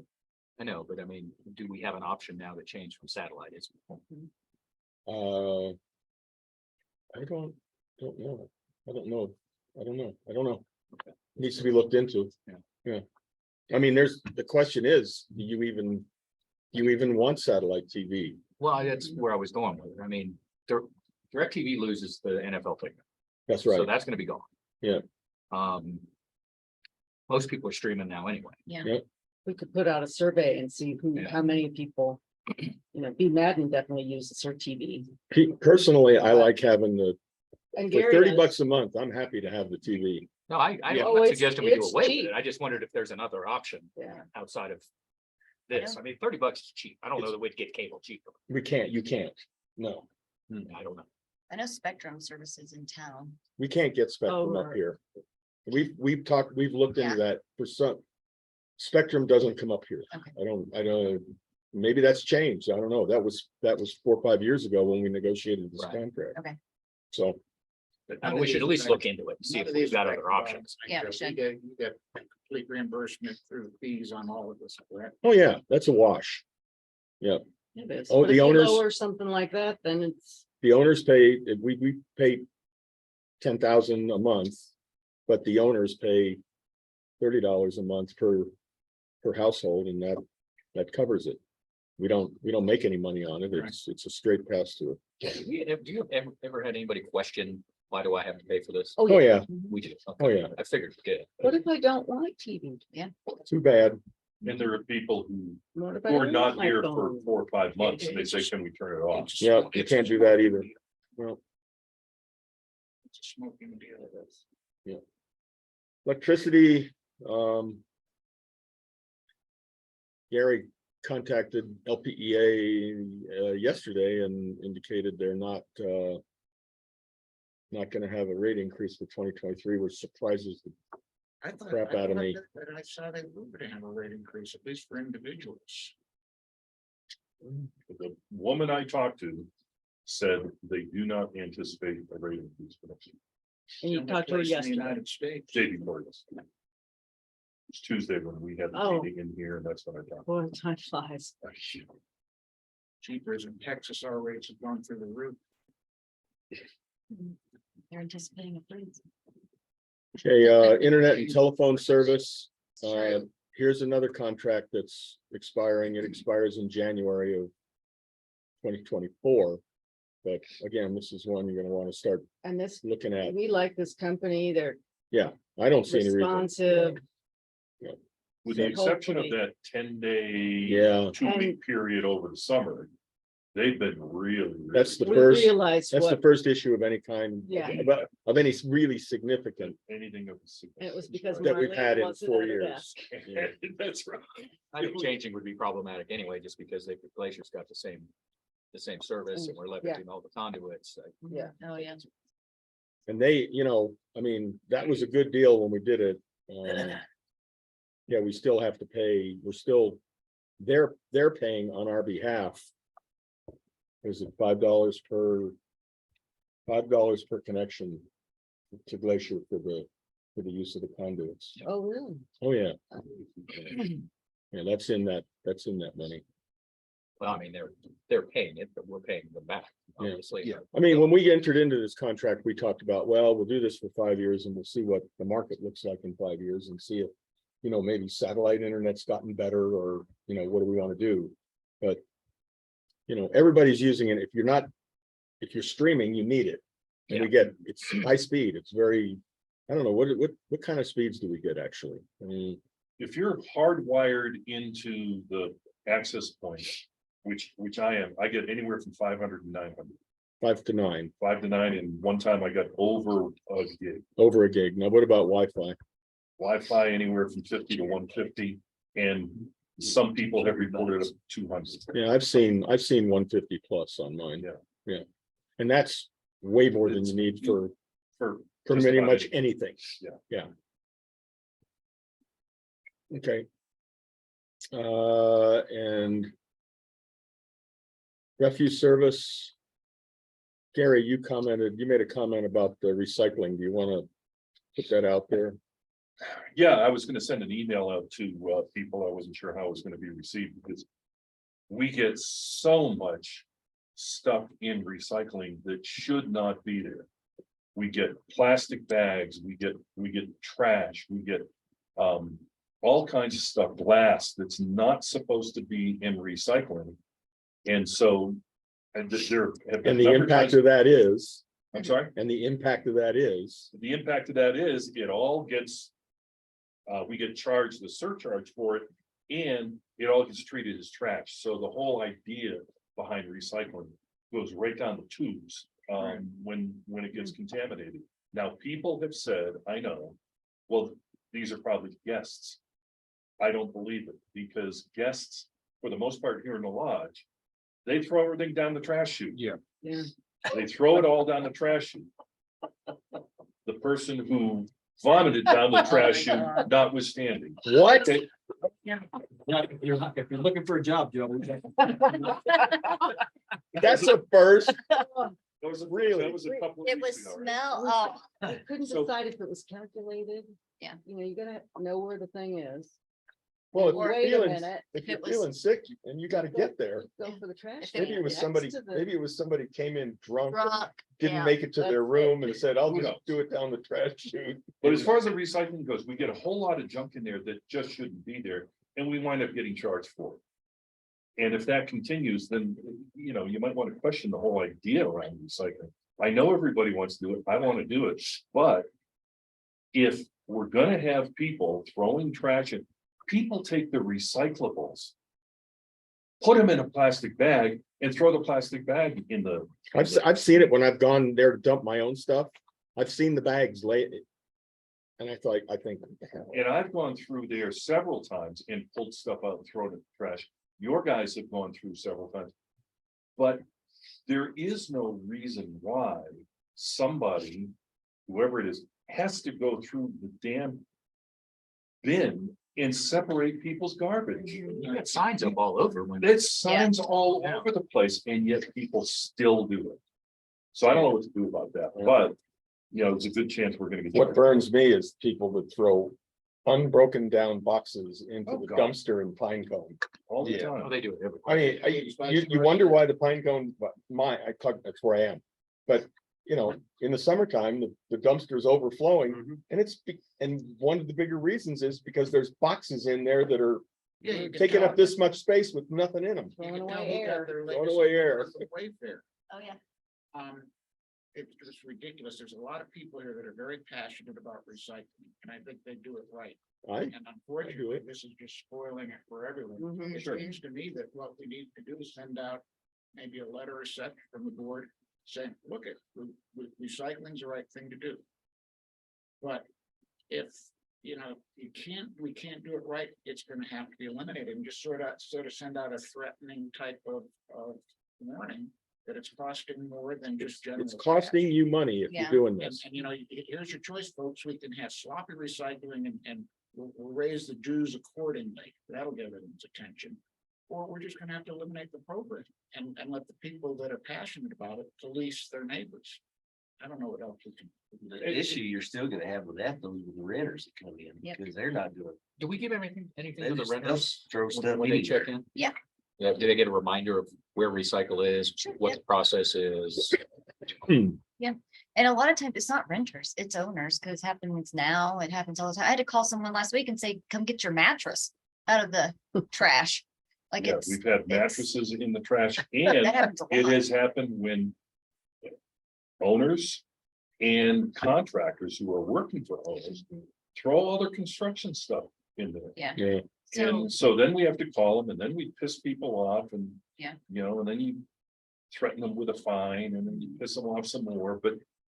It says you can't do this. but It doesn't matter. so You yes, they sent do out get Reminders too, I'm the sorry. guest sent- and stuff. I sent out reminders and it's also. in and a the picture newsletter. of the dumpster area. Yeah, We put it on social media. So, So. Yeah, and maybe that we have to eliminate the program, but it's a shame. What about It doesn't make, cameras? it doesn't make. We got any the sense. cameras. we have the Is there cameras. cameras in there? Yeah, Mhm. we've caught people on cameras. Okay. But only at the lodge. We don't have it in the outlying areas But there's no monitoring. recycle. Right, Oh, yeah, that's well, true. but But mattresses. the and mattresses the- Yeah, and stuff. I get that. But we have caught people at the lodge doing up to no good, but Didn't catch the bomb. we did not catch the bomber. Oh, when did this happen? There's Really no choice. Couple years ago. It's about 2 days ago. Yeah, I do think that's a good idea. Not At anymore. my apartment, the city put us in timeout. We had to, whenever we were there, they took it away from us. You So, know, just take it as a threat. Yeah. We're either do it right or we're gonna take it away. Yep. And let people, like I have several neighbors that are very passionate Mhm. about this. You know, one of them I'm talking about, she's over the top when it comes to some of this stuff. mhm. And they'll turn into local cops. Yeah, have her come over and Yeah, that can be empty her, out bet. the her bags new and job. sort through. them. No, I think we'll beat the hell out of that. I mean, I Yeah. think, I like the idea of just continuing to do the reminders and as long as we just can do what we can. how often are we having a dumpster load of recycled turn into plain old trash? To I don't know exactly, but I've gotten notices. I've probably gotten 3 notices this year from Waste Management. 3 notes? Yeah. And what does it cost us each time there's one of those? Off the top of my head, I couldn't tell. I don't know. It's not cheap. It's not gonna add $30,000 to the budget, but it's not. Okay. It's money that gets spent that shouldn't get spent. Right. Okay, so that's utilities. This group of numbers down here, so this totals up the utilities, there's totals in each category above. This capital projects budget, this ports over from the next page. So that we can see a grand total in one place. So total expenses and then the excess or deficit of revenues over expense. So you can see based on this one, if we did nothing else with this budget, that's the number that would have to be plugged in on the first page in terms of withdrawals from reserves plus assessments. And as you can see, that's a pretty big number. We got more Joe, work. can can I make a couple of comments, Joe? Fire away. Okay, so first of all, you mentioned earlier about the costs with having BHP on board. If you add up our total personnel costs for 2023 plus the BHP contract labor costs and compare that to, there were no contract labor costs for 2022 in the budget. But if you look at our total personnel expenses for 2022, that is more than a 30% increase just for the labor. That's what I was pointing out, Jerry. Okay, all right. Yeah, and then, of course, Greg commented about a number of items that contributed to that increase and all of them beneficial to us. But again, what I was trying to point out was that whatever it is, it's a cost increase. So it's something we have to deal with. What Okay. were your other comments? Yeah, then down on the your summary figures down at the bottom. a lot of that increase is for the capital projects budget, which I think you're going to cover a little bit later. That went up by almost a factor of 3 from 2022 budget to 2023. But I would imagine that a bunch of that is going to be paid out of reserves. Is that correct? Well, it's conceivably, yeah, and a lot of that is going to be scrutinized by the board, and I mean, we've already had some side discussions, and there's a number of items that come up to this total right here that probably are going to get kicked to the side, kicked to the curb. So, and the biggest part of that, well, we're going to go over that. The capital projects is the next page to be gone through, so we'll go all through that next. Surely, because clearly the total expenses without making any further corrections, that's a too high an increase over the 22 budget to be supported solely by assessments. Yeah. Anything else? Nope. Okay, I think this is a good break point. I know I need one, so let's take 10 and reconvene at 25 after 10. Yeah. Are we on?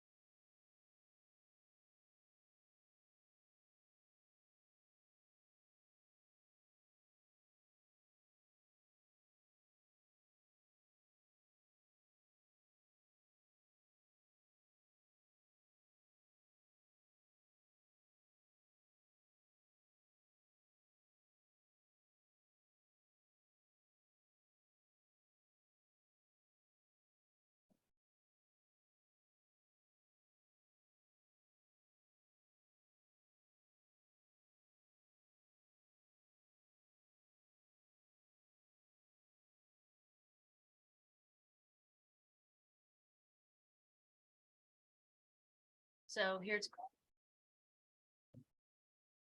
We added 10,000 to that one. No, Roger. Oh, I must have another page, but maybe I didn't think it out. This isn't the most updated. All right, we're gonna go ahead and restart. Switched it up a little bit. So we're on the capital projects page, I mean, and I'm told that we have a representative from TL Roofing here. So I want to draw your attention to this line on the proposed projects for 2023. We'll go over the stuff above in a little bit, but so it's the lodge roof has been talked about getting replaced for some time now. We do have a bid. It's a it's a base bid with a couple of options from TL Roofing for a standing seam roof with a hot edge and some drainage stuff. I'll let him explain. So Greg, Bobby, and you want to Yeah, introduce? this is Ross McDermott, he's from T&L Roofing.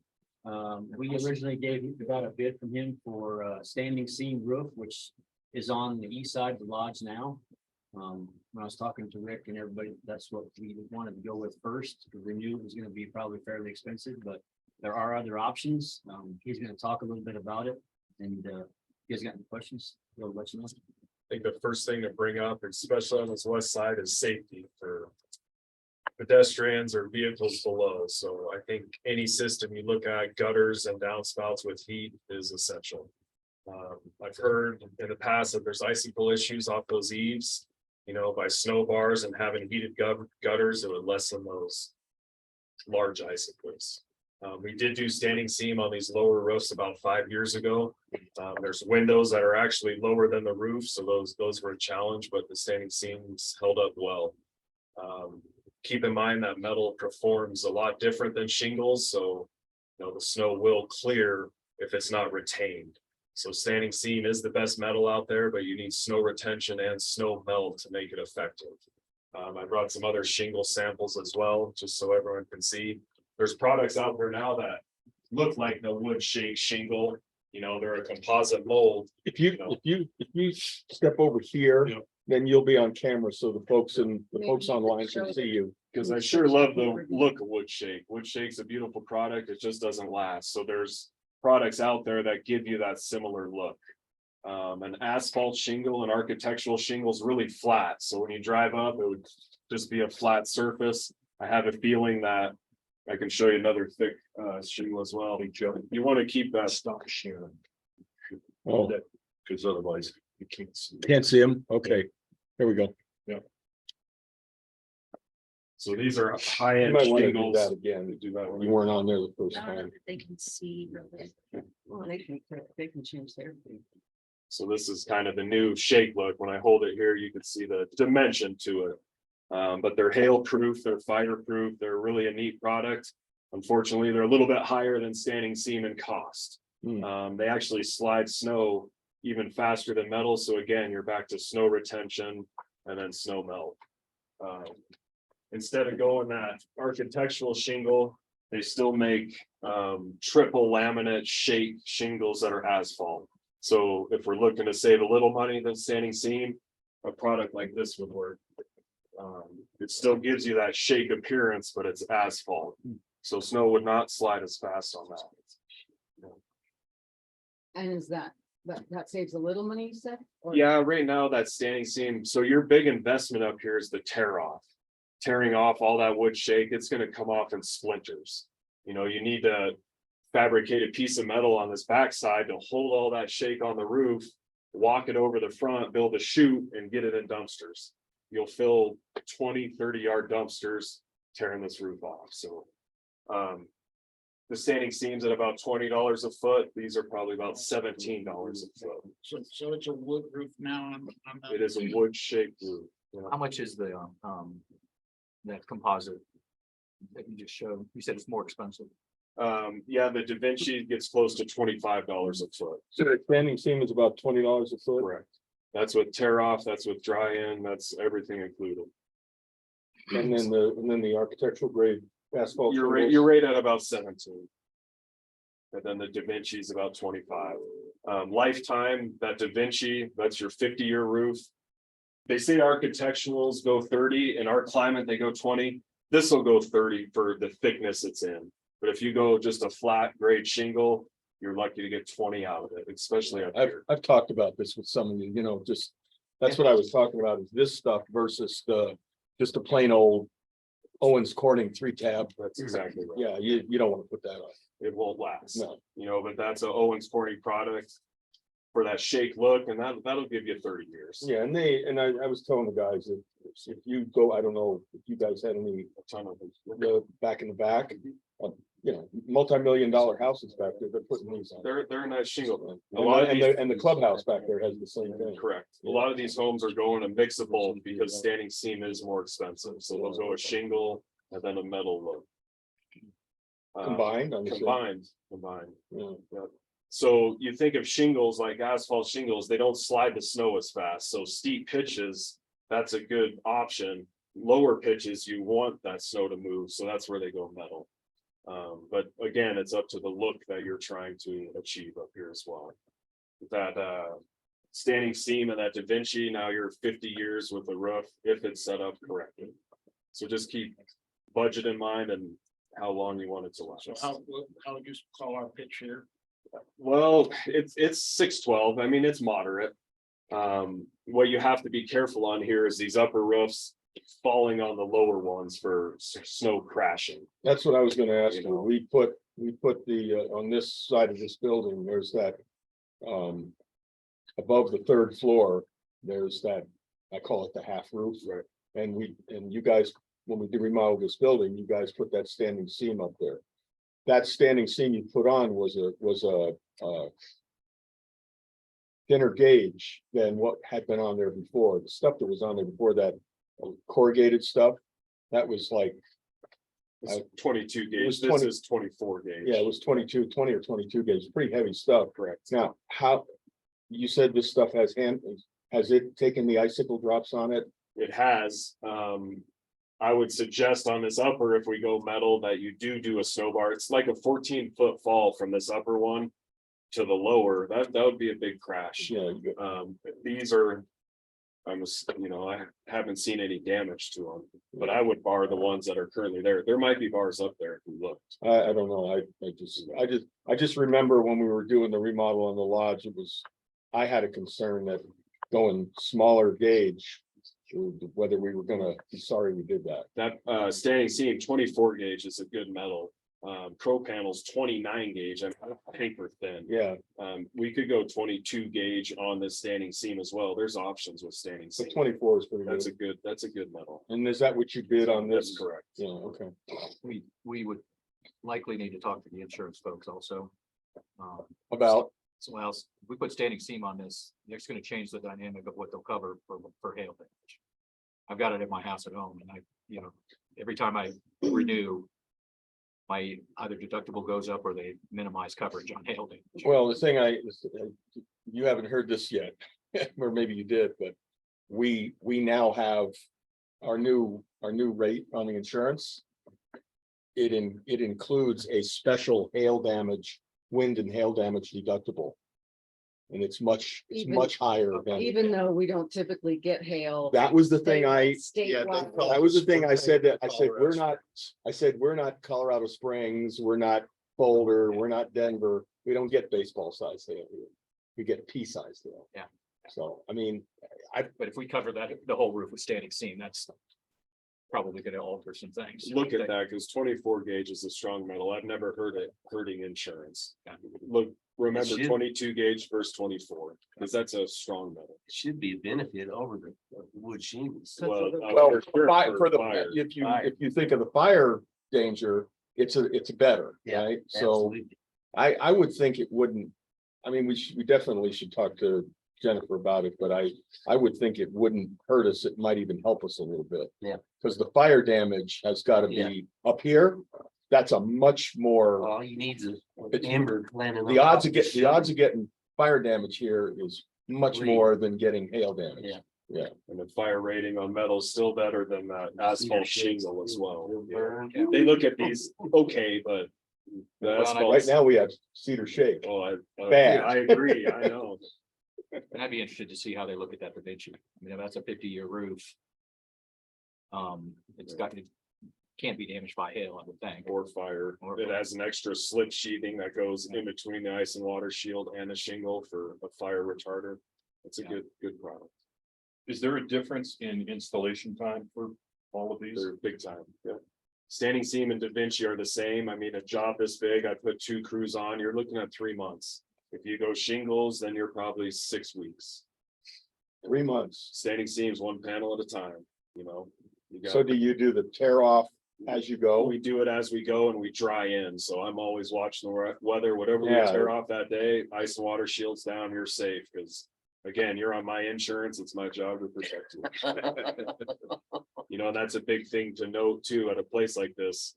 Really research your contractor or your sub, because everyone says they have a certificate of liability. Well, they're not covering workman's comp.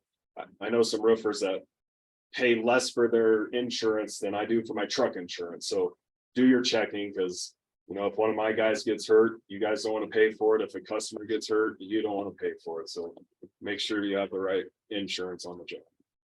Is there any kind of difference in possibility of leaks? Standing seam, so that's a good point. The shingles you have on now, I was just standing on that back deck looking up. You see a lot of water marks on your soffit. You know, your soffits have got abused here because shingles have ice dam leaks where.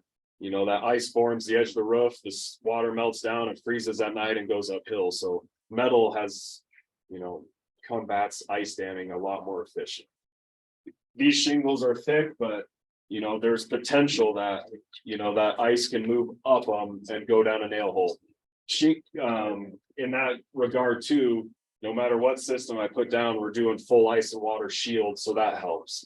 It's a bitchethane product, it's your waterproofing, so you send a nail through it and it self-adheres around that nail. Ice and water shield's crucial. We've had, that brings up an interesting point. The last time we had the, I don't know about this building, but when we had the outlying buildings, High Point, Gamble Oak, and Pinecone re-roofed. When was that? 99. Nineties, late nineties. So there was ice and water shield put down then. Long story, I won't get into it. Melt and come down the It fascia. absolutely does. That was old Grace ice and water shield, great product. And it, You used to know, great product, but it would come down your fascia. it came down the fascia and dripped onto the deck. Oh, I have to. It try to rip also, that stuff. also our roofs in the outlying buildings are 4-inch tongue and groove. Okay. That's the entire roof structure. That's it. Set on the beams. That's it. It's, and so the ice and water shield was laid down on that and when it melted through the tongue and groove and into the interiors of the buildings. It's So- changed since then, but I know exactly what you're talking So about. what I want to hear is that your product won't do that. We use, when you use, Owens Corning, you want to use their ice and water shield just for warranty reasons, so, there's good bitchethane out there, that's a big must. Yeah, so metal is safer with ice damming than shingles. I love standing seam because all the fasteners are concealed. You don't have to worry about tightening screws or things coming loose. You install a panel, a clip goes over the rib, that next panel hides the clip. So you look up there and there's no screws, you know, they're high, strong Snap into ribs. place. There's snap lock or mechanical seam if we go 22 gauge, where you run a machine and it seams them around together.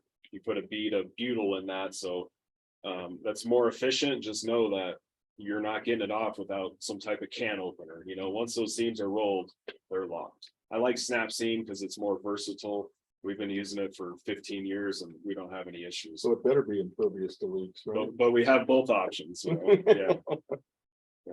And then those snow bars, you know, if we do snow retention on shingle, you're screwing through the shingle to attach those. I don't like putting holes in the roof. That standing seam, you clamp onto the ribs with torque wrenches, so you're never penetrating the metal. So that's a good advantage with standing seam as well. With question for you, with the, Greg and I have talked and, with the issue we have with the icicles. Depending on which product they go with, is the heated gutters sufficient and the snow bars? It is, but you do need the snow bars as well. That just having that gutter with heat to catch the water so it's not dripping off, that'll solve the issue. But if you don't have snow bars, you know, that snow is going to shoot over the gutter, you know, and cause an issue as well. So, I'm you know, help me understand what these snow bars look like. What are they? so they're color bars. I'll show you some pictures on my phone. They match the roofing. I was But kind of they're- trying to pull them out, but Yeah. is this? Is that what Yeah, they so are? That's the color That's bars. them? But when you when you look down from the ground and look up at them, you just see that solid color, the same as the roof. Okay. But they're torqued down on each rib. And they're Okay. heated? They are not. Oh, they just keep it. There's another option I'm doing at Wyndham Way where I could show you on my phone. You have aluminum extrusion that you can run in between each rib to add heat as well. Is that what you were talking about? Hot My, edge? my only concern is, we do the snow bars, we do the heated gutters. We were looking at a product called Hot Edge, or something that would keep like the first 12 inches of that roof warm. So it wouldn't just sit there and freeze. My opinion on that is that's great. It could be retrofit. I mean, Okay. I believe with snow bars and heated gutters, you're fine. Okay, If not, then you address that later, but I would start there because that's a huge investment. You know, now you're having a building like this, you'd have to have 8 dedicated servers just to juice that at 240. So So this would take care of our icicle Seriously? problem? that would take And care of the the- icicle and that problem heated with gutter. the heated gutters. You know, you still need that. You can't have water dripping on the roof, down on the parking lot and making ice. So the bars would keep the snow on the roof, let it melt off in the gutters and out of here. Right. The gutters are a must. Oh, yeah. For the icicle and for safety. Because you guys built the gutters that are above the We central did. tower, right? That's a good 6-inch box gutter with, Yeah. man, I think they're 14, 16 gauge brackets, so that's a strong gutter. And they're heated too, and they're heated. Correct. Yeah. Are these gutters gonna run the length of the building? They need to, every, okay. So, and that's another good point too, on this front side, you have a high roof dropping onto a lower roof. I would gutter that high roof as well, so it's not splashing on that lower roof and going against windows. I bet on that side, the majority of leaks you've had is water shooting off that upper roof, hitting the wood shake. It splashes back. Those windows aren't watertight. And you've got that on the bid? I do. So I'm looking at your bid right now. So you've got the base bid and then you've got the commercial grade box gutters. And that's the heated gutters. So what I would suggest on this. And then you got the snow retention system. Is that the bars? That's correct, and I have a map I could show you where I was placing those. There's companies in town that do gutters and heat, it's Colorado ice melt systems, and then first cut, first melt. They make their own gutters, and we have a machine as well, where they're seamless, but they're for residential, they're small, they're like a 4-inch gutter. So my recommendation would be, I could build you a more efficient gutter, and everything's expensive these days. If you bring one of those companies in, you'll be shocked at the price. If I build those gutters, you could bring Durango Electric up, they can run that heat cable and you could save a lot of money. Or we bring in one of those companies and you guys can talk to them. Once those gutters are built, all you're doing is running a self-regulated cable through the gutter and down the downspout. Durango Electric does that every day. Plus, those companies need to use Durango Electric to power it anyway. So I'm just, thinking about that. If, I think that's the way to go budget wise. I'll build you a better gutter and Durango Electric can heat it, but I do not heat it myself. It's an electrical We component. added the So the money to heating- heat it to did that 800, So took his the bid. number you put in is Yes. adding the heat. right? Yeah, the number, his bid was almost 700, I believe. 671 was the Six- base, We added, 31,000 for the gutters and 44 for the bars. yeah, we talked, I added 40,000 in there to put the snow bars on this east side. That was We talked another about point the- I was gonna yeah. talk about. I didn't put it in there, but I recommended that. I wish the snow on the top one would shoot over the bottom, but I think it's gonna hit right on the edge. Again, you can watch it one year and see, but. If it builds ice and crashes, I mean, I've seen it purgatory, a hole the size of a slug bug from ice coming down, so Yeah, yeah. those snow bars will stop that. So we put 800 on there, it covered 40,000 additional snow bars and then heat the gutters. We might, it Okay. might be probably less than that, maybe, I don't know, but. I have a little page and some stuff for you guys to keep. It gives you a per square foot cost to heat a gutter, so Okay. I'll share that with you. What's guys. the cost difference in colors? All the standard colors are what's fit in there. Okay. There's rustic steel or copper look. I'll show you Chip. So the difference is all these colors go through a Kynar bath at the plant to get their paint finish. So I've done a few of these this year from afar. It's beautiful because it gives you that rustic look without ever rusting in your gutters and on your landscape. So the thing is, they go through a Kynar bath 2 or 3 times to change that color. So there is $1.50 a square foot upcharge for those. They're beautiful. Yeah. I've got some color sheets to show you. There's 20 standard colors as well. That rustic steel is really neat.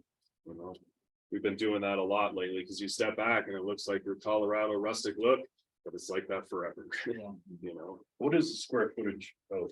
You're right at 320 squares, so it's almost 32,000 square feet of roofing. 32,000 square feet. It's big. And you're talking about, you said $1.50.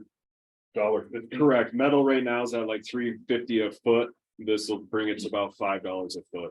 A Not, lot different than 2 years ago. not in the bid, The upcharge isn't for the color. I have you at standard color. like a flat, like a. A flat, a Plain. bronze or Okay. medium bronze and So it's Again, steady, I can- your bid's based on the $20 a foot. then. correct. So then you're 22 a foot once I buy metal to make flashings. Another challenge on this building is the counter flashings that go from your wood shake shingle behind the siding. They skipped a piece of metal called a roof to wall flashing, a riglet. So some of those I need to reuse because they're nailed behind your siding, which is fine. We know how to do it, but kind of a bummer. You have to work with what the building gives you.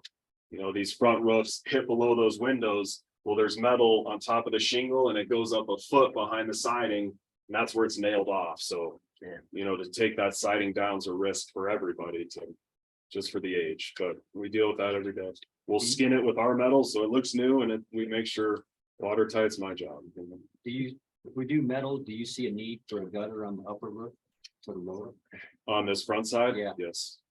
Okay. Or again, go a few years and see, but anytime water falls and crashes, it's not good. It'll splash. Yeah, it was splash on the windows blow. Well, and those walls are wood and you know that's not watertight. Do you see any issues with supply chain? No, we have Slowdowns or- great suppliers through COVID. I mean, right now we have $1 million of inventory in our yard just in case, you know, but metal's fine. I get that bitch thing, ice and water by a semi load to save money. So we have product. Okay. The only risk I see is another hurricane or supply issues and metal goes up again. It's up 300% in 3 years. Were you at TL when we did this remodel? I was, my father started in '87. We're So what I'm gonna say is, just take it for what it's worth. fine. We had a number of delays on this project. Okay. And who's our general contractor? I don't remember.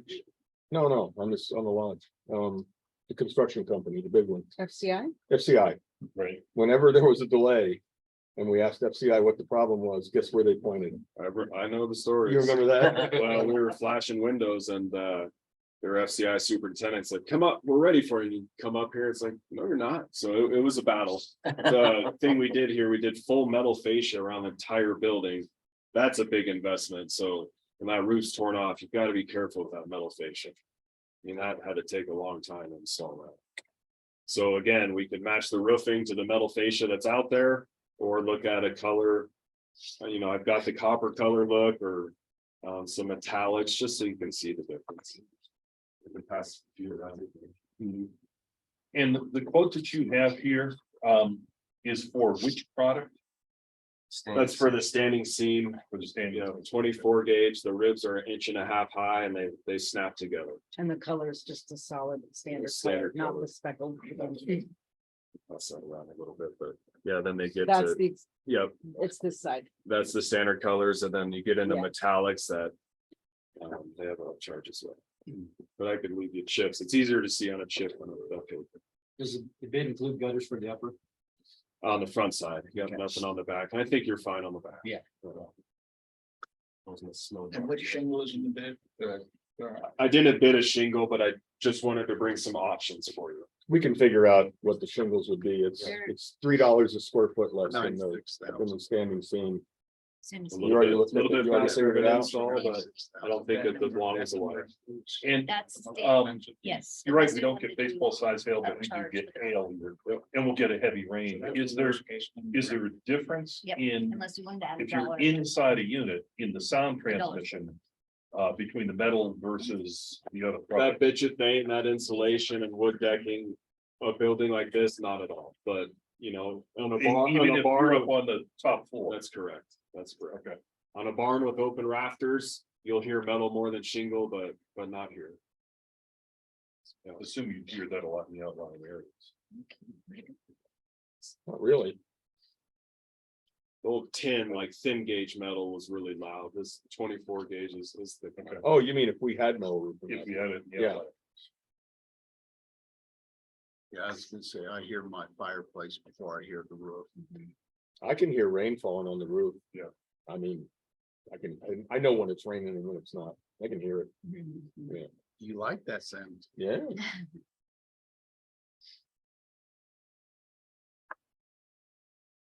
All right. Any questions? Anybody got questions? No from Okay. Jerry. Yeah, whichever way you go, just know full ice and water shield and definitely have gutters and snow bars to protect yourselves. Yep. And that'll make the roof last forever. Yeah. So, Absolutely. Thank you. thank you for your Yeah. time. Thanks, appreciate it. Hey, I'm saying my standing seems lifetime, but I got a ways to go. With those snow bars and the paint finishes they have today, you're fine. I'll say 40 to be safe, so you can quote me, but What of this stuff can you leave with us? whatever you'd like.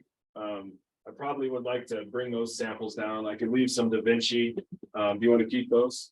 It's up to you guys. What do you want to? Keep one of the presidentials just for a backup. Go ahead, keep those. I can get them back at some point. Sure. Talked about it. Yeah. And then I did bring some brochures and Do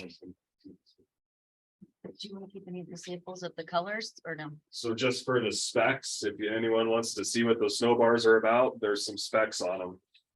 Here's a heating company in Grand Junction where you could buy self-regulating cable. And then I would suggest Wrangler Electric. In case you want to learn more about the Da Vinci, the composite mold shakes, there's a couple catalogs. Of course, a couple of my business cards in case you need them. And then, these are some chips of different metal samples. I have some of the standards in there. You could take the plastic off to see what your copper would look like. And then again, just some different mixes, but I feel you're kind of leaning towards that copper or, a bronze look here, because that's kind of what that fascia is, but you're welcome. We need- Hang we on to need- these. We need to fly Sandy Ratchford out here and help her pick the color. Just don't go terracotta. Oh, I which will, one's that? yeah. Which one's Yeah, here? there you go. Oh, But like Brandywine, that's still it's like a nice burgundy. That looks good and solid. There's that copper look. These are just neat to kind of see. Vintage is a neat looking metal. well, I was looking at your He's got a sample here. camo. You might remember from years ago,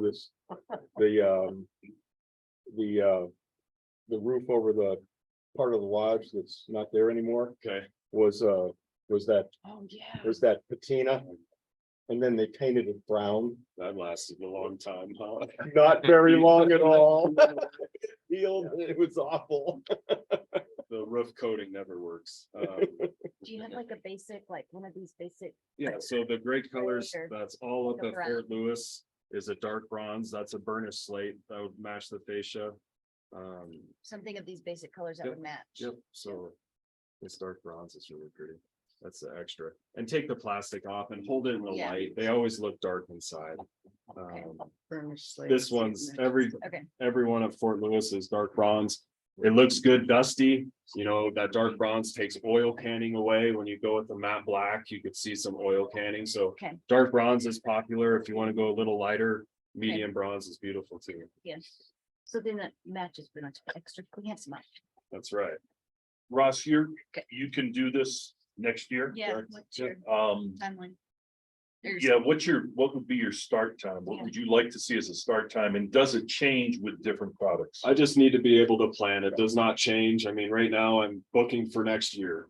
My personal remodels on homes, those are going all the time, but I save room for 3 or 4 big jobs. So if you guys want to go in May, we could be done in August. So you let me know. About What's disruption what- to what- parking what- areas, things like that? 'Cause Well, they that's- have to that's high be, season they have to for be coned off. Yeah. Yeah, so You're gonna need a laydown area. even we start in March, could it be helpful, but we will cone off at least 15 feet out. We'll have a dumpster there, but as we move down, those will be cleaned and opened. I mean, we set tarps down. We're gonna rip 10,000 nails out of this roof or staples, however it's put down, so we're using magnets and What's the latest? Yeah, what's the latest we can notice you? No, later, I was thinking latest to go into the fall, like.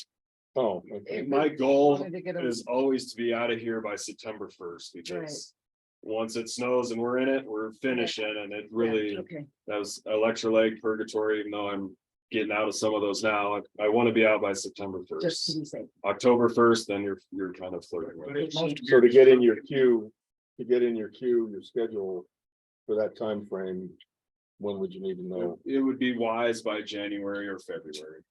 I'm looking at some big projects now, but I was telling Bobby, I used to be a golf pro here. Glacier's my home. I'd love to leave a footprint. What, can you start by March or will Yes. you start in the, We're when it? we're snows? working all winter. So the neat Okay. thing is, even if there's snow, we're tearing shingles off anyway. Once the Okay. shingles are gone, there's no snow, so we Okay. work all winter. March is nice, Okay, I love March, then April gets windy, so. Is most of the, when you're tearing things apart, have dumpsters and take up a lot of room, is that mostly on the front end of the project? That is correct.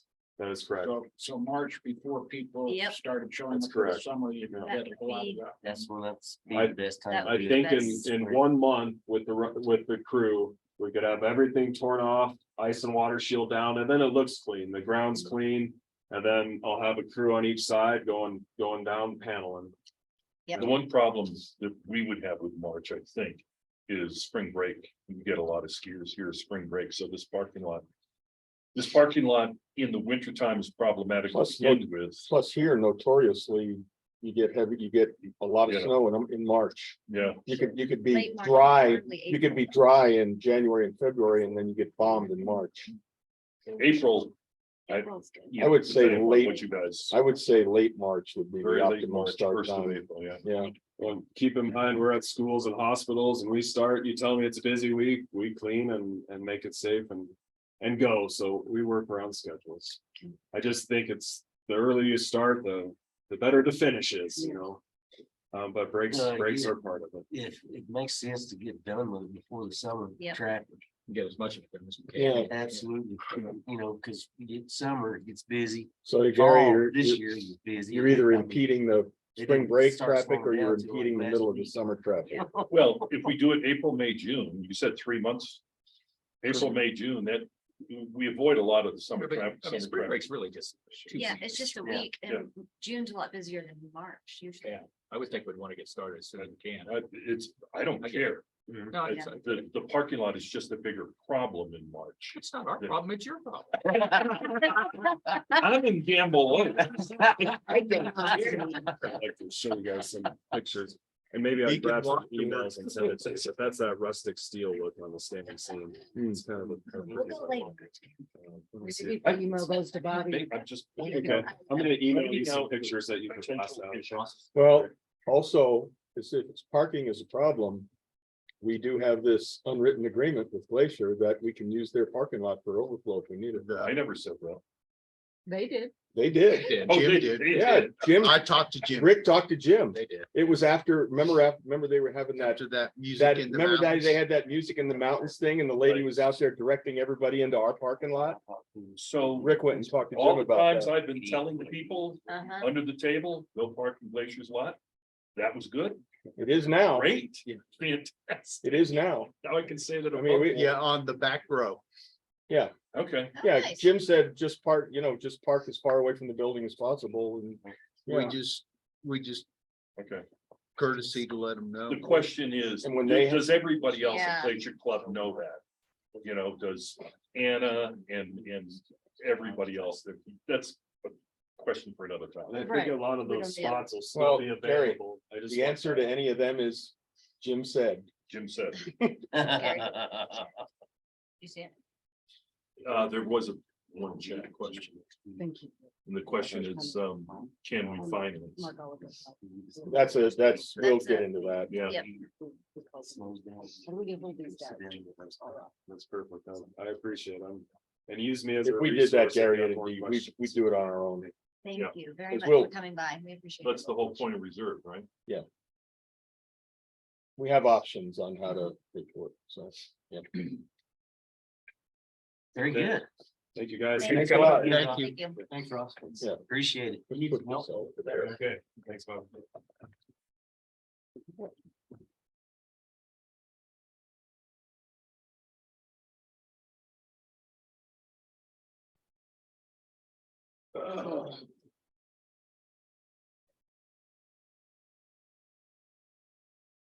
You want to go back to sharing, Joe? Yeah, in a second. Thank you.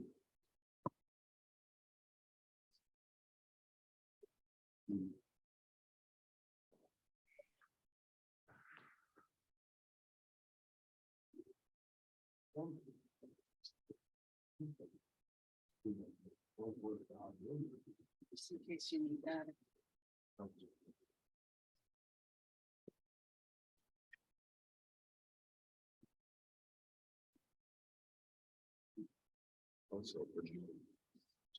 Substantially less. Yeah, I was too. So it's almost $100,000. Yeah, I mean, it's more than, it's like about 15%. yeah. Okay, so we'll come back to that. So let's start at the top here. Most of these projects in this upper part that are unhighlighted many of them won't be there again next year because they're projects, which is the nature of this page, which is supposed to be not things that we do year over year, but things that are more one time. Bat mitigation kind of has become a year over year thing. So I don't know if that's something we want to consider moving over into operations. What do they do? I'll let somebody else handle that. They put up nets. The- they do fill in places where nesting is occurring. You know, they'll fill in voids that are between boards or behind boards. Because bats will get behind them, go inside, nest on the inside. Apparently, they don't need a whole lot of space. And then they put in these Exit thing. yeah, where the bats, if they find a place that they can't fill in and they want to get the bats to stop going in there, they put in these things where they can come out, But but not they can't go back in. Yeah, Yeah, There's a place in the fifth floor that they nest.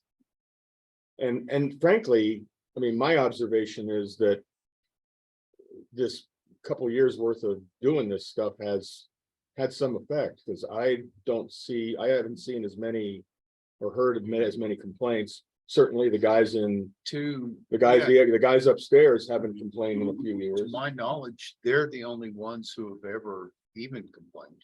Well, is it a lodge problem or is it? It's property It's wide. everywhere. It's property wide. We had a big problem with them. Was it 2 or 3 years ago? In that first big building in Pinecone, when you pull in Pinecone, the big 801, 802. We had them, I mean, I remember being out there in the evening and you can watch them. Yeah, they're like mosquitoes. Yeah, And they apparently nest, they generationally nest in the same places. So year over year, we've stopped their nesting and the generations have forgotten. So they've gone other eventually, places. yeah, part of the problem was for a number of years in the south end of this lodge. They were using that because it was abandoned. And as soon as they tore that down, that created havoc for the nesting. And so that's one of the reasons I think we wound up getting them in other areas. Yeah, and when we remodeled the lodge, we did a lot. Yeah. Of sealing up and making sure there were no places. and for you them. have to go back and check them and repair them and Right. things. The screening or the tubing or whatever it's called. So my question is, if we budgeted 15 and spent 20 last year, do we really need to spend 25,000 This is next the year? price he gave us for next year of what, he's got a warranty on coming back and fixing whatever on places he's already worked Yeah, the on. warranty service shouldn't cost us And- anything. And Anthony does. spoke to him and he said, and he had been coming out twice a year. And he said really once a year would be sufficient. Wouldn't that reduce the cost? So just going by what Anthony. It might told me. even, if he mentioned that if we get a metal roof, it's gonna cost more, because he's gonna have to have someone to get on this roof. It's gonna have more rigging or whatever. It's more dangerous for him to be on this roof. Should we be getting other bids from other people? Yes. Yep, okay. Other bids for what? The bat Bat mitigation? mitigation, apparently. Like, have we priced it out in a few years? Yeah. I know, I'm just asking. Yeah, this guy's done it for a couple. He's done it since, I saw Bats Away was somebody we paid years ago. who do we have now? Isn't he somebody who worked for them and went out on his own? I don't know I that. think that's true because Um, both It's called, both outfits are in Carbondale. I looked at the invoices for the two and I thought, it's a pretty specialized business. I yeah, can't imagine there's a whole lot. Yeah. I mean, And- I think you'd want to stick with the same guys too. Yeah, So do we want, do we think this 25,000 next year, even though we only spent 20 this year, is a good number? With the problem going down, it doesn't make sense to me that we be spending more. I don't know. that's what he's gonna charge us if we use it. And is that one trip out or two? I don't know. It's to do whatever we need, I guess. Yeah. It's sort of like something I don't know a whole lot about, so I have to Yes. take their word for it. So you guys can look into somebody else and get it. We can do some research. on it. Yeah, Well, we only got, this budget has to be approved tomorrow, so yeah. it better be fast research if you're gonna make a change. I'll call Anthony, and ask him what he knows. Yeah, let's do that. I'll highlight this and we'll- For that cause. We can update it tomorrow. Okay, fire suppression. Pump controller, High Point. Bobby, you wanna tell us about that? There was some discussion that we may not need that pump, but Jason got the glacier and ran the pressure numbers. It's gonna turn out we are gonna need it. Gonna be 30,000, 30 or 31? 31. Okay. The signage, we did that, and that's one of the items that'll drop off next year. Unplanned capital expenses, we've always kind of put 25,000 in. Because you don't know what you don't know, things come up. This year, we spent a whole lot more than that, 61,000. We've tended to look at things that we've tended to dump a few things in here. The heat tape retrofits, the fire mitigation. These could have been separate items, and I mean, we just kind of dumped them in there. One of the reasons we did that without feeling real bad about it is that we knew that this lodge replacement project at 144,000 for 2022 wasn't going to happen after we canceled it. So hopefully this unplanned capital expenses can be better controlled again next year, like we had in the past.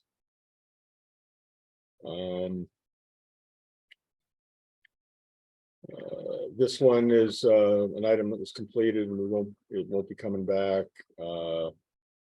This planting seed mulch trees, I think most of this was High Point.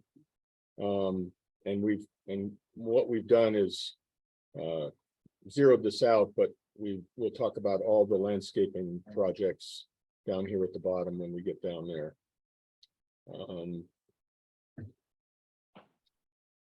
Crack fill, High Point, Gamble Oak and the Lodge. Is this the parking lots? Yes, and you've got the height, and you got the overrun up above. Oh, yeah, okay. Defensible space. This was cutting back on fast fuels around buildings, so we cut down on our fire danger. I noticed that the big clump of Gamble Oaks right next to my building is gone. Yeah. Yeah, and in the back too. I was looking at that. Okay, so now this line goes back to when we talked about the selling of the two vehicles. So the loan service, we took out loans, a loan or multiple loans? There's only two loans. The Alpine Bank, we have a loan at Alpine Bank for the two Nissans, Okay, and we have a loan with Toyota. so the loan, financing. so the Toyota loan will stay, the two on the vehicles that we're gonna sell will get paid off. Right. Okay. So that's what that shows. Clear this out.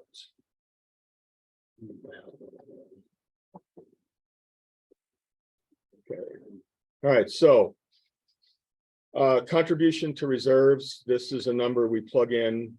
I think we're gonna be spending more than we're gonna be saving this year, so I'm not sure what that number is gonna look like, if anything, this year, but we'll see when we get to the bottom line. I'll put a highlight there just to so we pay attention to it. All right, so this is all the new projects for 2023. So, or proposed, should I say, new projects for 2023. So here's the lodge replacement roof. This is, the gentleman just got done talking to us about this. The total bid with his bid plus what Bobby's added for the heat system is going to run right up to $800,000. And that's the most expensive. And that's the standing seam roof, right? If, based on what Rick's quick calculation, if we went with the Shingle. the architectural grade shingles instead of the standing seam, we can knock close to 100,000 off of that. If we went with the Da Vinci's, you'd probably add 100, you'd add 150. And yeah, Yeah, But you're at what, a 50-year roof versus a 30? so you, What's the shingles? What did he say the shingles are? He said 20. 20? oh, he said more than that. He said 50. He No, said the 40 on the shingles. shingles. 40? Oh, The metal roof lasts longer. The metal roof he lasts the said all longest. those. He used it. He said the Da Straight Vinci and the metal yeah. roof were the longest. yeah, those would be 50. Oh, you're fine. Sorry. He said, Great. The shingles are what? the shingles were 30, but he said, I thought he said we could probably get 40. So. I'll throw out a couple things. I mean, we can, so this bid can be, depending on the material, this can be anywhere from 7 to 950, 940, 950, somewhere in that range. Depending on the material. My only question is, and I was impressed with this guy. Is, do we want to get, I mean, we almost never just go with one bid and run with it. We always get competitive bids. Do we have any ability to get competitive bids? I reached out to the other larger roofing companies in the area, and they were the only ones that gave us. What about out of the area? I didn't reach out to Denver, Colorado Springs, or Albuquerque. So Denver, Albuquerque, Colorado Springs, maybe even Phoenix. It's worth looking into. Yeah, I'll reach out to some people and see if they will. I mean, there's gobs of roofing companies in Phoenix, I know that. And their prices are all over the map, by the way. Don't talk to Scott Roofing. Scott Roofing? Don't talk to them. Where are they at? Oh, they're proud of themselves. They're in Where- Phoenix. Phoenix? Yeah. Okay. Scott Roofing. Yeah. So we would, I'm just looking at this long-term asset replacement. We had 250 grand in 23 and 24. It looks like we were planning on separating out over 2 years for a total. of So 5 grand. back up again. What are you zeroing in on again? I'm looking at the long-term asset replacement. Oh, that. Okay, yeah. We had 500 budgeted For the roof. and done over 2 years, but what he's talking about is knocking the whole thing out in in one- one fell swoop. Yeah, I don't know Well, how we would have done it in 2 2 years. years. Yeah, how would you do that in 2 years? Because if you're gonna, he said, I don't know, ask Eric. yeah, well, I think we assumed we would split it and just front try to and spread the back. cost out, I You guess. could do front and back, I guess. Yeah. Yeah, I I don't just know. knew we didn't. I don't know if it makes- $800,000 number in here, so I wanted to look it up. I don't know if it makes sense to try to split the project into 2 It's probably years. gonna run the cost up. It'll run the because- cost up because the, Per square, because they're gonna have to 'Cause you bring- mobilize. plus twice. you're, bring plus if you're crews out. putting, if you're budding old, new up to old, and then you gotta put new wood, there's probably things about that that Yeah. you don't want to Oh, do. yeah, it would be. Would not be the smart thing to do. I got a reply from Jennifer Wade saying it most likely would help the coverage because the age of the roof goes into the factor in it. Okay. Metal So we roofing might, is you might get a less- little bit of a break on our insurance. They're less susceptible to wind Yeah, damage. yeah. Also. Yeah. If you went with metal.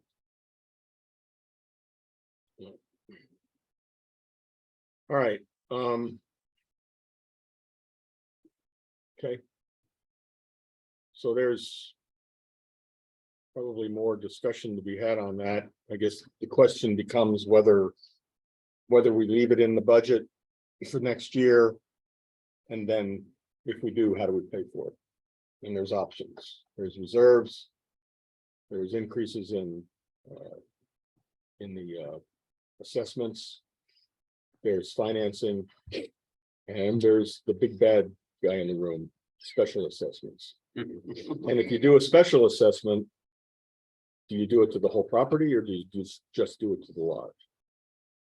Things to think about. And I'll ask a very basic question. What happens if we do nothing for another year? What is the condition of the? What have we been running into in terms of, I personally think we've been kicking the can down the road. No, and I'm. Yeah. it's a question. how old's this roof here? And 1995, Well, 4? I don't know exactly when the lodge. Oh, I was watched done, it, I watched it get put on. It was mid-90s. but yeah, and I think the outline areas were 98, 99. But but those, the outlying areas is a longer life roof. And Right. this, and a safer fire. Yeah, that's composite shingles. I noticed he didn't even offer those. So they probably don't even make them anymore. You can't find those things like High Point, Gamble. Yeah. And You know, Pine Cone. you know what they were Eco called? shakes? You know what they're called? Echo shakes. Yeah. They went the way of the dodo bird. I guess they did. I mean, they've held up. I Yeah, mean, oh, yeah, yeah, I mean, they curled a little bit, but they're starting to have They're some not issues leaking. with them in some areas. yeah, I know. They've been on there a long time. Since like Gary said, since the late 90s, 80, 98, 99, something like that. Yeah.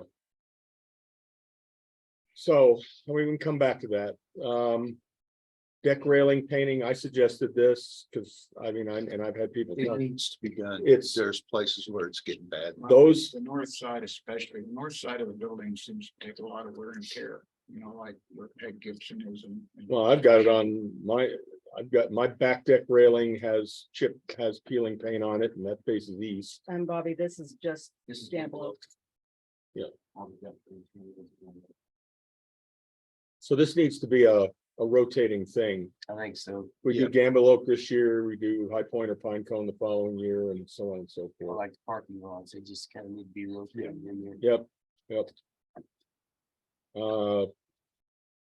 Parking lot, Gamble Oak, we did Pine Cone this year. So is this the same project at Gamble Oak that we did in Pine Cone? I don't know exactly what, think it is. High Point. High Point doesn't need to be done like that. He's saying High Point can wait. Yeah.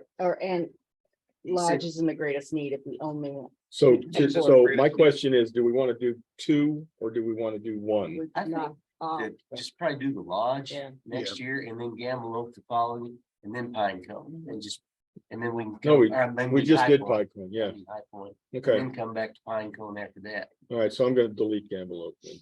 And they did a good job comparing, you know, I've been here long enough to see when they just sprayed it once. And Yeah, they actually squeezed the material on and it seems like this will oh, they last. did a really good job. So delete Gamble Oak and just do the lodge? I Yeah. think so. That would be my recommendation. Okay, this is the mini trucks. There are two of them for 16,000. Does everybody know what those are? They're kind of utility, they're. It's not a pickup, it's less than a pickup truck, but it's more than a golf cart. They're like Is a- it they're like like- just have the flat bed on the back? And they're Like one of those enclosed. maybe don't you go they have kinda edges? They gigs. don't have, Kind of, they're like They a have like little, a 6 or 8 inch. Yeah. edge on 'em, yeah. they're four-wheel drive. They're four-wheel drive and they're enclosed. They've got closing they're doors on heated. them. So they're heated. It's So like you can use them in the winter cab time. over. They're four-wheel drive, Yeah. Yep. Yeah. So would we finance these? No, Scott. They look like, can Okay, you see yeah, that? that's what I had in my brain. no, we pay cash for them. Okay. Yeah. If we're gonna finance anything on this list, it's gonna be part of the roof, Yeah, no, I get it. you know. We had financed the cars, what I was asking. What are they? Are those like the Cushmans or? Are they She's enclosed? got a picture. That page got a picture of it. You got a cab on them. They look like they came from Italy. That's what I was gonna say. I've been to Europe and seen a truck. It's what it is. I know Italian cars. Yep. Okay, fire sprinkler head replacements. This is a. Do we need to do it? Yes, no, what's the code? The code's ambiguous. This is about whether or not we do destructive testing on the fire sprinklers. Like these, that are in the ceiling. I'm told that if you find one that's bad, you gotta replace them all in the building. And what is it, about $80 a pop? Yep. Something like that. So, Be and we've got no definitive input from anyone really, that whether we have to do it or not. Yeah, we're far from getting the fire marshal out here and just kind of opening the door. Yeah, It's like you open the can of worms, right? Mm-hmm. Exactly, that's why we haven't gone that route. Yes. We talked to the Lee and Lori, who's dealt with the fire sprinkler systems up here for years. And she probably had the best idea for everybody. You know, there's been extensive remodels that have gone on over the years in the area, and a lot of the sprinklers probably have been replaced that we don't know about. She suggested that maybe point forward, the board think about rewriting the contractor rules to where if you do a remodel, we replace the sprinkler heads. You know, because they're overdue. And she said, if you made that approach to the fire department, that we're getting replaced with new as we go. She said that she thought that they'd be more than happy with that. But like I said, bar from getting them out here and maybe getting some really bad news. We were thinking about going that route. So the heads that are in there now, are they safe? Is it just things have changed and there's better models out there? You know, They can get calcified. Yeah, they- I mean, that's the So question. old, Are they'll be they hurt. safe? We don't know, Well, because we haven't tested them. That's the question. Didn't we He have had- them tested them with were. Dave? Nope, never did. And he never did it because the fire department never said he had to. Right. And they probably still won't. It's a thing that's just been out there. It's damned if you do it and damned if you don't. Right. Now, we pulled probably 50, oh, at least. 100 in the remodels we've done, and we have never seen any that were any type of buildup on them. Just so you know, I mean, we didn't break the glass and see if they worked, obviously, but we never saw anything that was. We could set up a little, I mean, couldn't we set up a little testing station and, Probably could. you know? So I mean, we have a homeowner that's an expert in this. That's being installed. Well, I think your suggestion. And I think if you asked him, Yeah. opinion. well, right now, we're already telling people who are doing extensive remodels. that If they're opening up walls and there's cast iron pipe in there, they gotta replace it. You can't leave it. You can't open a wall, find cast iron pipe and then close it back up again. We haven't told people that yet. We should.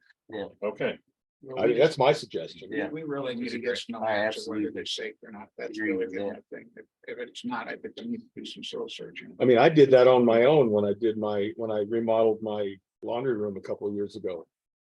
people are doing it. Dave Donovan took out the old cast iron and replaced it with PVC. People are doing it because you guys have recommended it. I've recommended it to people, but we haven't made a requirement. But as Bobby was saying, you know, in my unit, I've got three, let's say 4 sprinkler heads.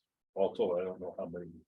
If it's $100 to replace each one, if I'm doing a $20,000, $30,000 remodel, $400 is nothing. Not a big part I of that. think we should require that. to be done. I mean, it only makes sense, and it's like a cast iron pipe. You're protect for a small investment, you're protecting yourself from future problems.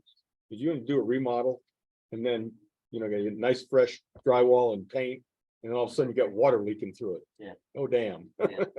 I could have fixed that. Yeah, the only area we probably need to be concerned about would be lots, common areas. You know, Common areas, the hallway. Yeah. Replacing them, maybe something to think about. A little rotational basis, a little just a little replace. Inspection, but it wouldn't seem to me then, you know, what would cause calcification is it's not like the water is running through them, they stay dry Yeah, I don't know. unless it builds up behind and, you know, into where the. Well, they said they've replaced a bunch of them. They haven't seen any problems, but I think setting up a little test station, you know, just find a pipe somewhere and stub it out and put a shut off valve on it and just attach the sprinkler head to it, plug the other end, open it up, light a fire under it and see what happens, right? Yeah. You know? The only ones that we have found calcified were the ones we pulled out of the line chute that were unoperable for years. So, Yeah, I'd be interested to see what, and when you have them pulled out because of a remodel, that would be a good test. Yeah. That would tell us, that would give us a direction. If we find a bunch of them, they're bad, you've got to scratch your head and say, maybe you ought to do something about this. Pull some out. We just make it a point to put them in box and save them so we can look at them. Okay. All right, anybody object to just deleting this item? No. Okay. Somebody said we might want to consider putting a bathroom in the old snack shack. For anybody that doesn't know what that is, that's, Yeah, what's the old snack shack? huh? I don't think I know what it is. It's the old, it's right adjacent to the, in the north tower. On the floor that walks out onto the back deck. There's a doorway to the left of that, as you're looking out that door, out the back deck. And there used to be a snack bar when the golf clubhouse was there. And so there's plumbing and drain in there. And you could put a bathroom in there if you wanted to. Seems like a nice to have, not a need to have. Yeah. Given everything else we got on there. At this point in the game, I would say not this year. Yeah. Yeah, not this year. Okay. Bye-bye.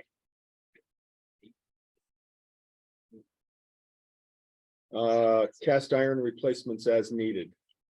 I believe this is a maintenance item and needs to be moved over into operating. And is it that much? I don't know. 50,000? That's what I want to know. I'm not sure where this number came from. It's been, it's hard to pin down because the cast iron replacements getting to be more and more frequent. And we're doing a lot of this stuff. The owners pay for a bunch of it, but things in common walls and in the cast iron pipes and the chases under the buildings, they're all going bad. So when we've been doing these things for the owners and having to tie into the stuff in the common walls that Taco's paying for anyway or underneath, we've just been going ahead and stubbing the stuff out and making sure that it's, you know, that's all replaced. So we don't ever have to go back and do that again. And, you know, I don't know, Taco's portion in most of these things is between $600 and $800. But it's just more and more frequent. And the stuff in the lodge, I mean, there's some of that coming up. And when it does come up, if it's a Taco expense in the common walls, not an owner expense or whatever, it gets a little spinny because you've got, you know, you're tearing. When you say an owner expense versus a Taco expense, there's no cast iron that's not a Taco expense. All the cast iron is a Taco expense Well, not because it's inside the walls.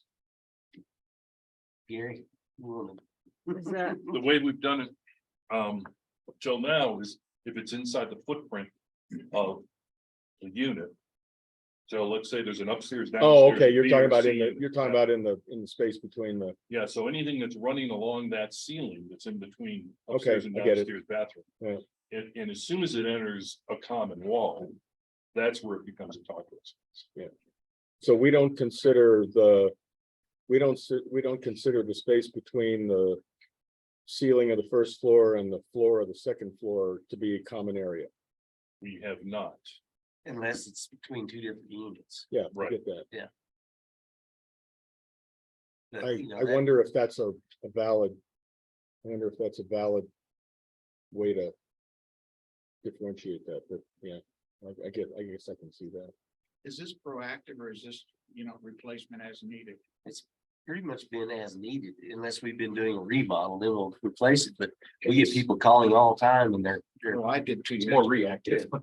yeah, it's reactive If it's because, you know, reactive, we it have a seems to leak get in out our of the condo. maintenance. If it's well, proactive, then I it's think. it because should your be a cast cap. iron's failing. Okay, so to use your terminology, does the Taco portion of this in a given year rise to $50,000?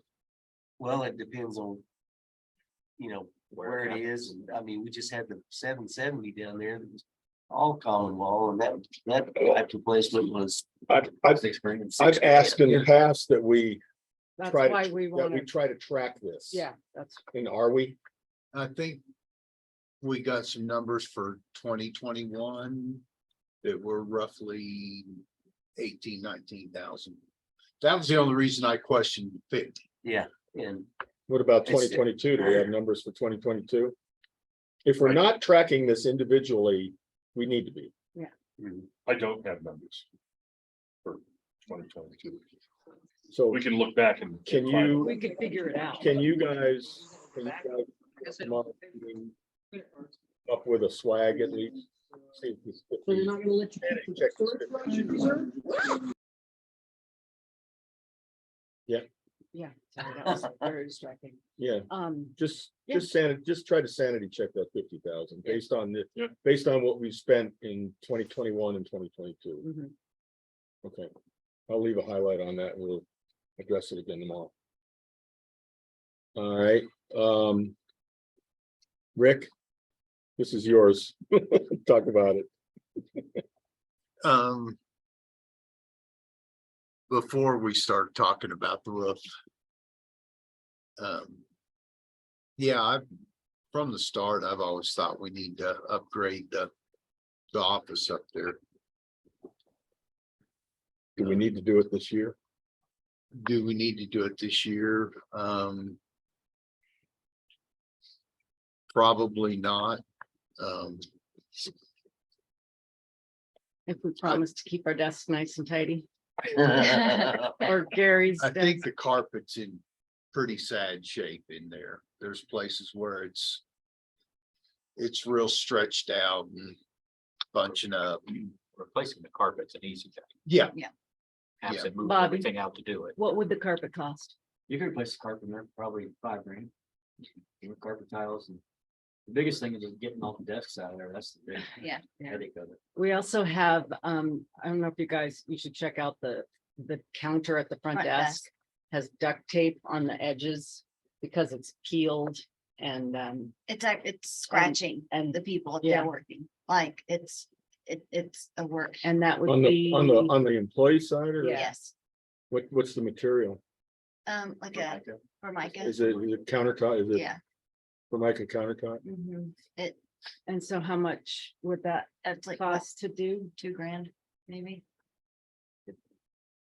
Well, we got a quote from Form Right. Mm, Um, 2 years? no, it was a year ago, Just a a year ago. And he was actually gonna come up and do it in February, and then we had a Is he snowstorm. gonna relaminate it or replace the No, he's top? gonna Replace replace the whole thing, jack up the top part, hold it up there, pull the big countertop out, put a new one in, drill whatever holes you need, and it was $1,600. He couldn't show up the day he was gonna do it. I've called him 3 times since then to reschedule, he's never returned my calls. Okay, so.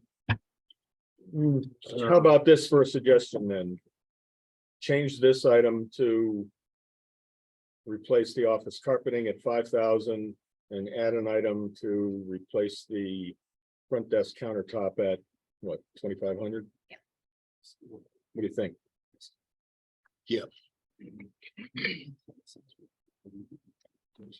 So just playing devil's advocate there, if you're gonna pull everything out of that office, would it make sense to, do you guys need the walls painted or anything like that? Gary loves that whitewash on the ceiling. Yeah, that whitewash. If you could put 10 to 12 in there, I think we could do a lot. I really do.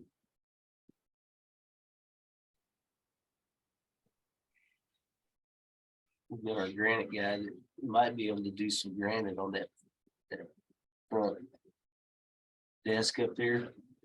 He might have some remnants or something would be really nice, and we do enough business with him. He'd probably make us a really good deal, so let's just see what he could do.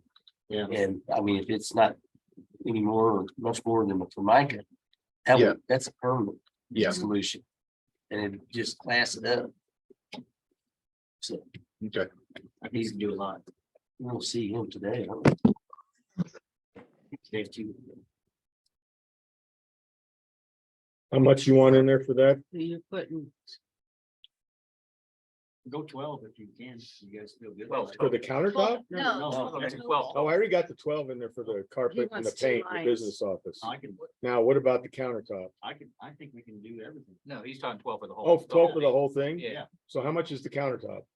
Well, I don't know. I'm gonna show them separately, just because. Okay, Put $3,000 in there. so 3, so 9 for the other one then. All right, done. Okay, landscaping. Landscape. So these 6 items are anything that has anything to do with landscaping. So the new lawnmower and the mower shed and pine cone.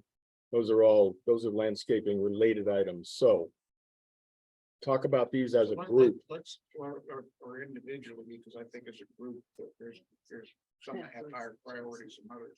So what has the highest priority in your mind, Mark? Well, let me go through them one at a time, because they all have the highest priority, but I think there's some. You're not allowed to say that. I'm new, I could say anything I want.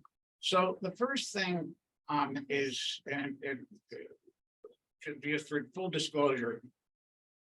32 and 34, those are committee, the things committee worked on for, we had 9 meetings and lots of experts and such, so that's a committee thing. 33 is more of a envelope thing, and I'll take each one individually. 32 with Okay. the gravel, and Bobby and I have worked on these costs. And probably in terms of water savings and a long-term plan and everything that we talked about earlier, this is maybe the highest priority.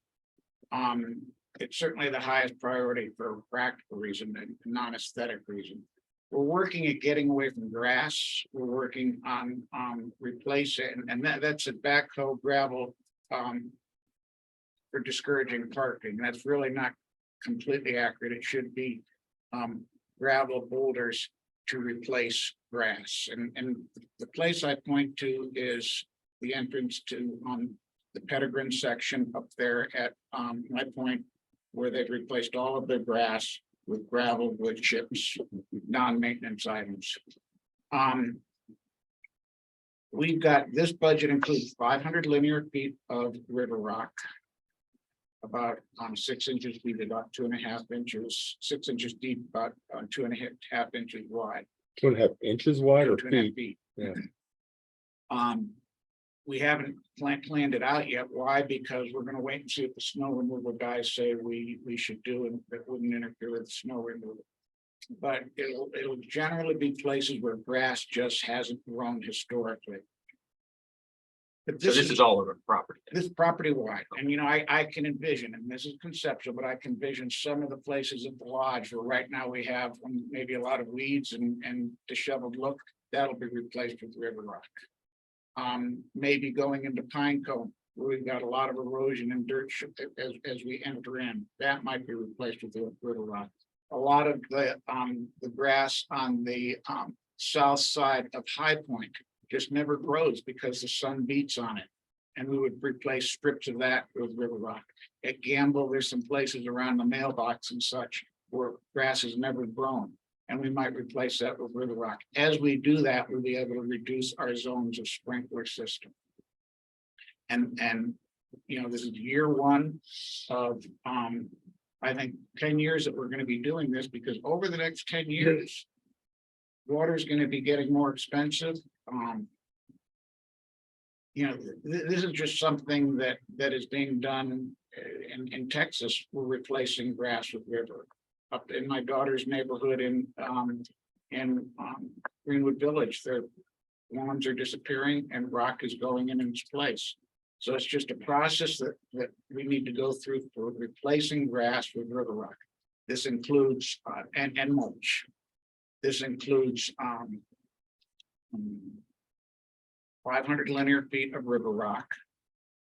And that's about $5,000 for the rock delivered. Bobby's the dirt work that would be taken to just excavate some soil. He gave me a number of about $6,000 for backhoe work there. We've got trucking. We've got moving chips into place. They've been hauled up to the north. We'll be bringing them back and replacing them. So in all of this work, these improvements come to about $25,000, and committee strongly recommends that as year 1 of what would be a multi-year plan of upgrading.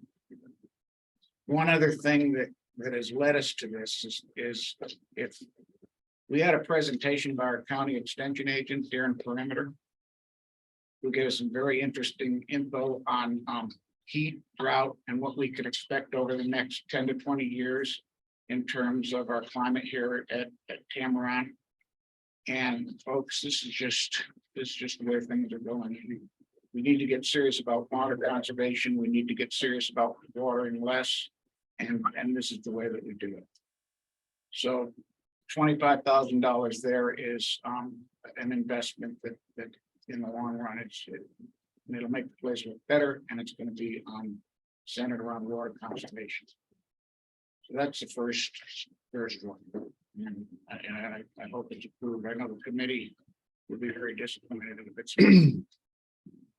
The second one is my request, and I've talked to Rick about this last night, and you know, it's a priority, but I can understand why it's not now. But I do want to raise the issue. I promised neighbors that I would raise the issue. We've got a problem on the east side of Gamble. And unlike, say, here, or even Pine Cone or High Point on the east side, you've got a cliff here.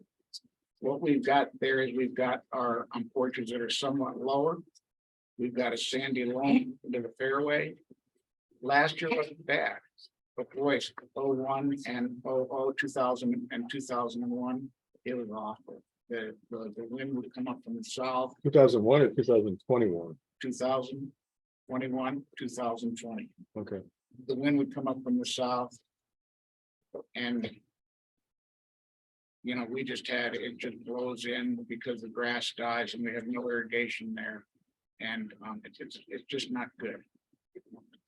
That is one that, as Rick and I talked about yesterday, probably needs to get pushed out, but I want to raise the awareness because the issue is not going to go away. This is my only comment to that is. On one line, we're talking about putting gravel in to minimize irrigation. On the next line, we're talking about adding irrigation. Well, and you know, there is other things that we might be able to do. We've talked about native grasses there instead of just mowing it. See, the problem is you mow it, it dies, it turns into. You know, I get it. I understand. And if Glacier could get their thistle under control, maybe we could start talking about native grasses. But Look at that. you know, that's two different things. But you're right, and we're gonna do several things with water conservation. One, we talked about the sensing devices. Two, we're gonna talk about and work on trying to go every other day on the water and when the watering is on. Maybe that alone is a water savings. But third, this is and then third is the graveling and cutting out sprinkler heads with time with that. Yeah, this adds more water and hopefully the offset goes against. I mean, ideally, what we're trying to do here is do things that reduce our water expense so that it pays for itself. Well, again, the 30, we've got an issue that I wanted to raise and I'll probably not tomorrow, but raise with the group on Gamble. If you live there, you'd know what it's like in a hot, dry summer. Well, I got a comment too. That area that you're talking about between Gamble Oaks, east side of Gamble Oak, between the property line, which is in most places, it's within a couple of feet of the building, out to that berm, that's all Glacier property. Well, Let me finish. So anything, if we start irrigating that, I mean, I don't even know if Glacier would allow us to dig that up and do that. we can deal with that, Joe. I've got the boundary line, now, not necessarily like up at High Point or even around Pinecone, but that is a very straight, manageable line of irrigation. Well, I know it's straight, but you're still talking about doing work on Glacier property. You're going to do. Well, if it was temporary in terms of digging a ditch, I think we could work with Glacier. The solution to that is don't mow it. Then you know what we get. Well, you're gonna get native grasses growing out there eventually and you just, and that'll cut down on your dust. Well, I think that is a viable solution. Native grasses would have to sow native seed because right now it's a lot of nothing. But it's an issue that whether it be additional irrigation or whether it be native grasses, it needs to be dealt with because right now it's dust. And last year wasn't bad. It rained all year. But the 2 years before that, especially when they mowed, it was surreal. Well, the other thing you can do if we're gonna mow it, you know, when you get to the back there, instead of setting the blades at whatever they're set at, an inch, raise them up to 3 inches and mow that, you know, once every other week and let the grass fill in. That will cut down on the dust. Well, I think that, you know, my suggestion here would be a delete for this year. But I do want to raise the issue and guaranteed it'll come up again. Because it's a problem that, you know, as it gets warmer here and as we get less and get more of these dry summers, it's just not gonna get any better. I heard you say deleted. It's deleted. Didn't say delete anything. Okay, The next one is, in my opinion, is a smoking deal. So what we did last year is we spent almost this amount of money, actually, I think Elisa rounded this number up. But, for High Point. And this should be changed a little bit because what this. yeah, I don't think this is all right, so tell me What it needs to be changed, the description is wrong. so what should it be? What it should say is, 3 beds in Gamble Oak. the 3 beds at Gamble Oak. All of the beds in front of the lodge. And Rick, you might want to talk a little bit about that because you're the one that pushed us in that direction. And replanting, and I'll explain why in a second, replanting the ornamental beds up at High Point. I thought you just did that. You want me to go into detail? They were all annuals, Terran ordered annuals. And they all So got planted there. Had, without being too overly critical, had the plan that was presented to the board last February and that the landscape committee approved been followed, we wouldn't be redoing Pine Cone this coming, redoing High Point this coming year. But rather than having perennials ordered, all annuals ordered. So the plan is this, and Blooming Designs provided the bid. Again, they provided a bid that doing all 3 areas is about the same price that we did just on High Point for last year. It'll include replanting annuals at High Point with perennials, Asian sage, Russian sage, and a number of different plants that I don't know their name, but just look around the Mine Shaft Grill and you'll see the types of plantings that would be envisioned. At the lodge, that entrance area will be, and Rick, you may want to. I just thought the front of the lodge's been neglected and we need to upgrade it I agree with that. because it's people's first impression. Yeah. And it needs to pop. And it'll look a lot better, seal that parking lot next year too. We'll just Yeah. wanna make. Well, it and you know, we've got drip irrigation semi installed there. That and that's part of the bid. That'll be finished out. So we have drip, and again, this goes to You water. know, conservation. and we started doing some little things like you probably saw this morning coming in. Guys are using the blowers, cleaning stuff up. Whereas we weren't doing that before, so. And get the 150-yard mark of it. And then at Yeah. Gamble, we did at Pine Cone. Did you redo the At paint High on that Point yet? last year. I We did. go I didn't in, look at it. I did look at take it. out that fiberglass mat that was been put in place generations ago. And just replant it with the same species that we're gonna be putting up at High Point. And Blooming does all that, and I think it's a screaming deal. And that's really the only 2 things where I have an opinion on the mower, but I didn't know that was going into the budget. Lisa, do you want us to stop and do lunch? Guys are hungry, dogs are It's ready. ready. Okay, let's stop here and grab some lunch. And you know, just FYI, I got a hard stop at 1. I got a One. hard stop. I got a hard step out at, At what? just hard step out at noon. Noon? Yeah. Well, Just don't do that's it. lunch. Calls all afternoon. You guys are just gonna bullshit at noon anyway, so. Yeah, well, it's too hard for me to eat and manage this, so. Okay, so we are pausing. Okay, no spill. No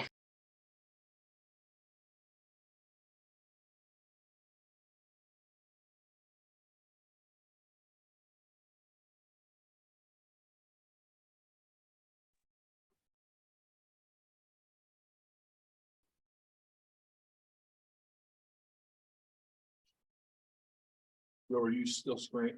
I'm just, I took it off, Scaring your I- stream? scaring my stream, scaring my stream. Yeah, Yes, yeah, what that, you know.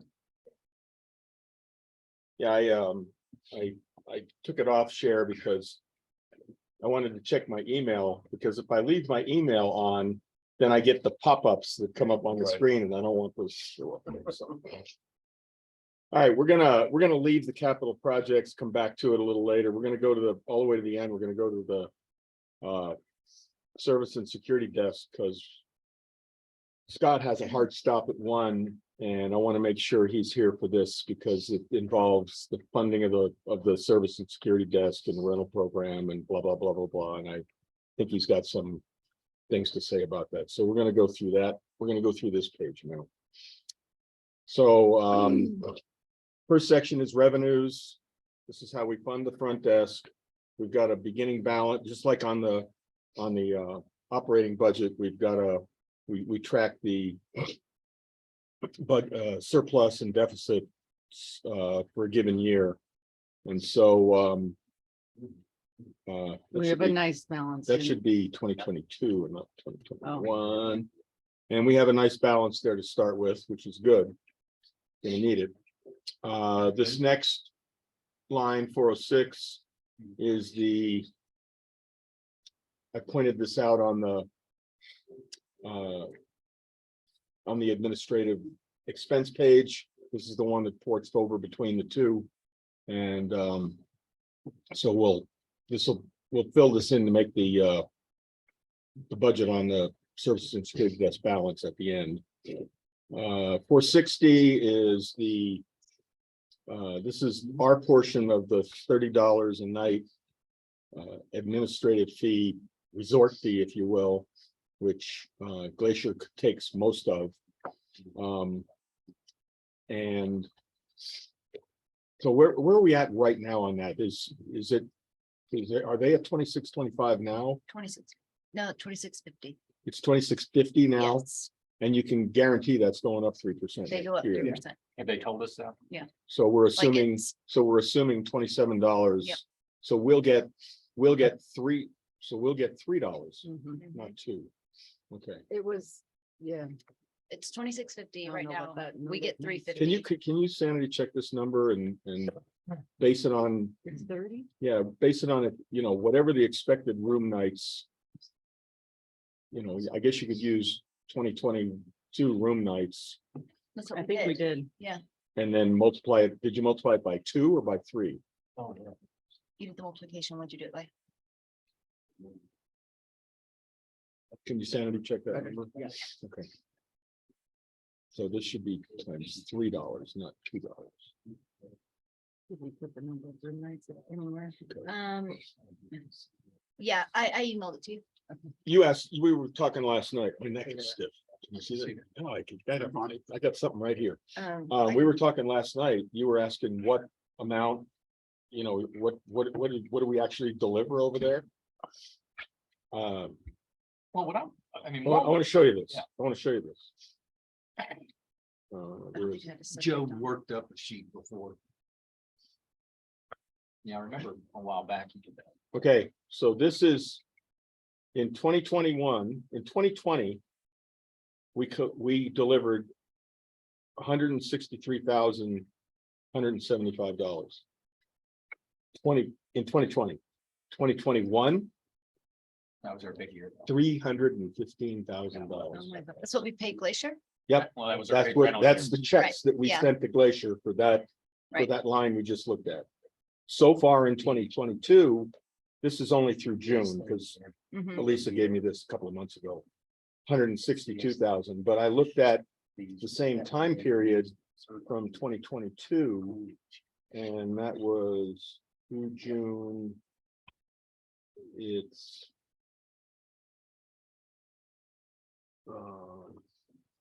only 106. Is that right? December through June. 135. So actually, 2022 was running a little higher than 2021 was. Hmm. So we might end up with more than the 315 at the end of this year than we had. I mean, I only had the numbers through June, so I don't know what it is. I don't know what the July and August numbers look like, or even September. Hmm. But at any rate, it's a big number. Yeah. That comes off of, We that have comes right off of, Yeah.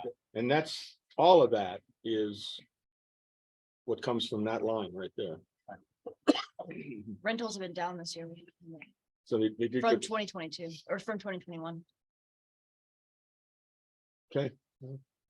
So that must mean, If the down must have been after June, it Yeah. must have been July, August, Yeah. September.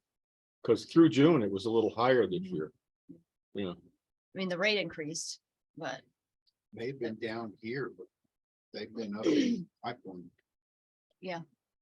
We've had people up there all year long. so 472 is so our cut of that number has been going down.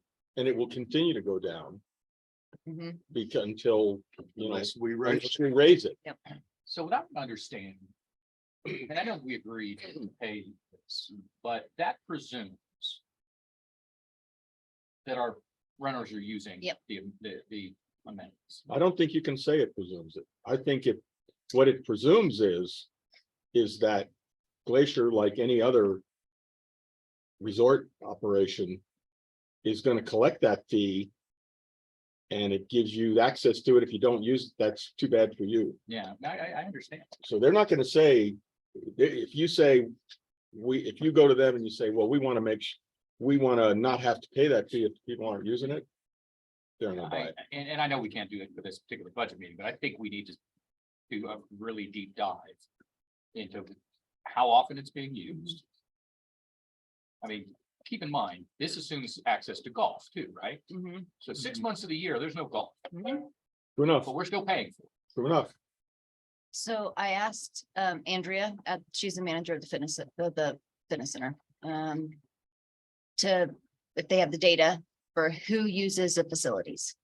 If they keep a record of who all, like we talked about. Yeah. And she said that they do have that information, but she had to run it by her legal team if she can share it with us. They had to run it by their. And they want to know why. Why we want to use it. And I just said, oh, for our data. Whatever. For I would our just tell them that files. our owners want to have a better understanding of Right. which of their tenants are using the amenities. Right. So, she was going to, tell her legal why they wanted it and then let me know if they can share it with us. So They hopefully, Go ahead. hopefully they I can, mean, yeah, I they'll mean, give they're it to hooked, me. So we they're can they're have, hooked on the money, right? Oh, So yeah. it's gonna be It's a hard lot to of peel it money. back, Mhm. but it might be different ways to find it. yeah, They are using the golf. We saw that this year. There were a lot more people playing golf.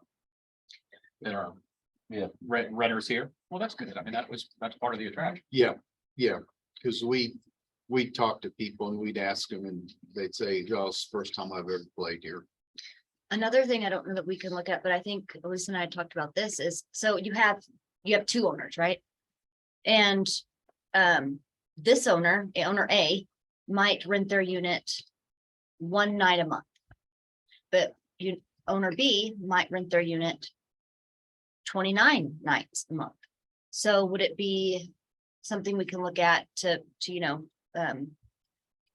get more funding to maybe a percentage thing? We can maybe tack a percentage on to owner B, more like we'll charge you a percentage of, I don't know, a percentage to owner B because they rent their unit, they use the front desk a lot more, right? Their guests do Yeah. versus owner A.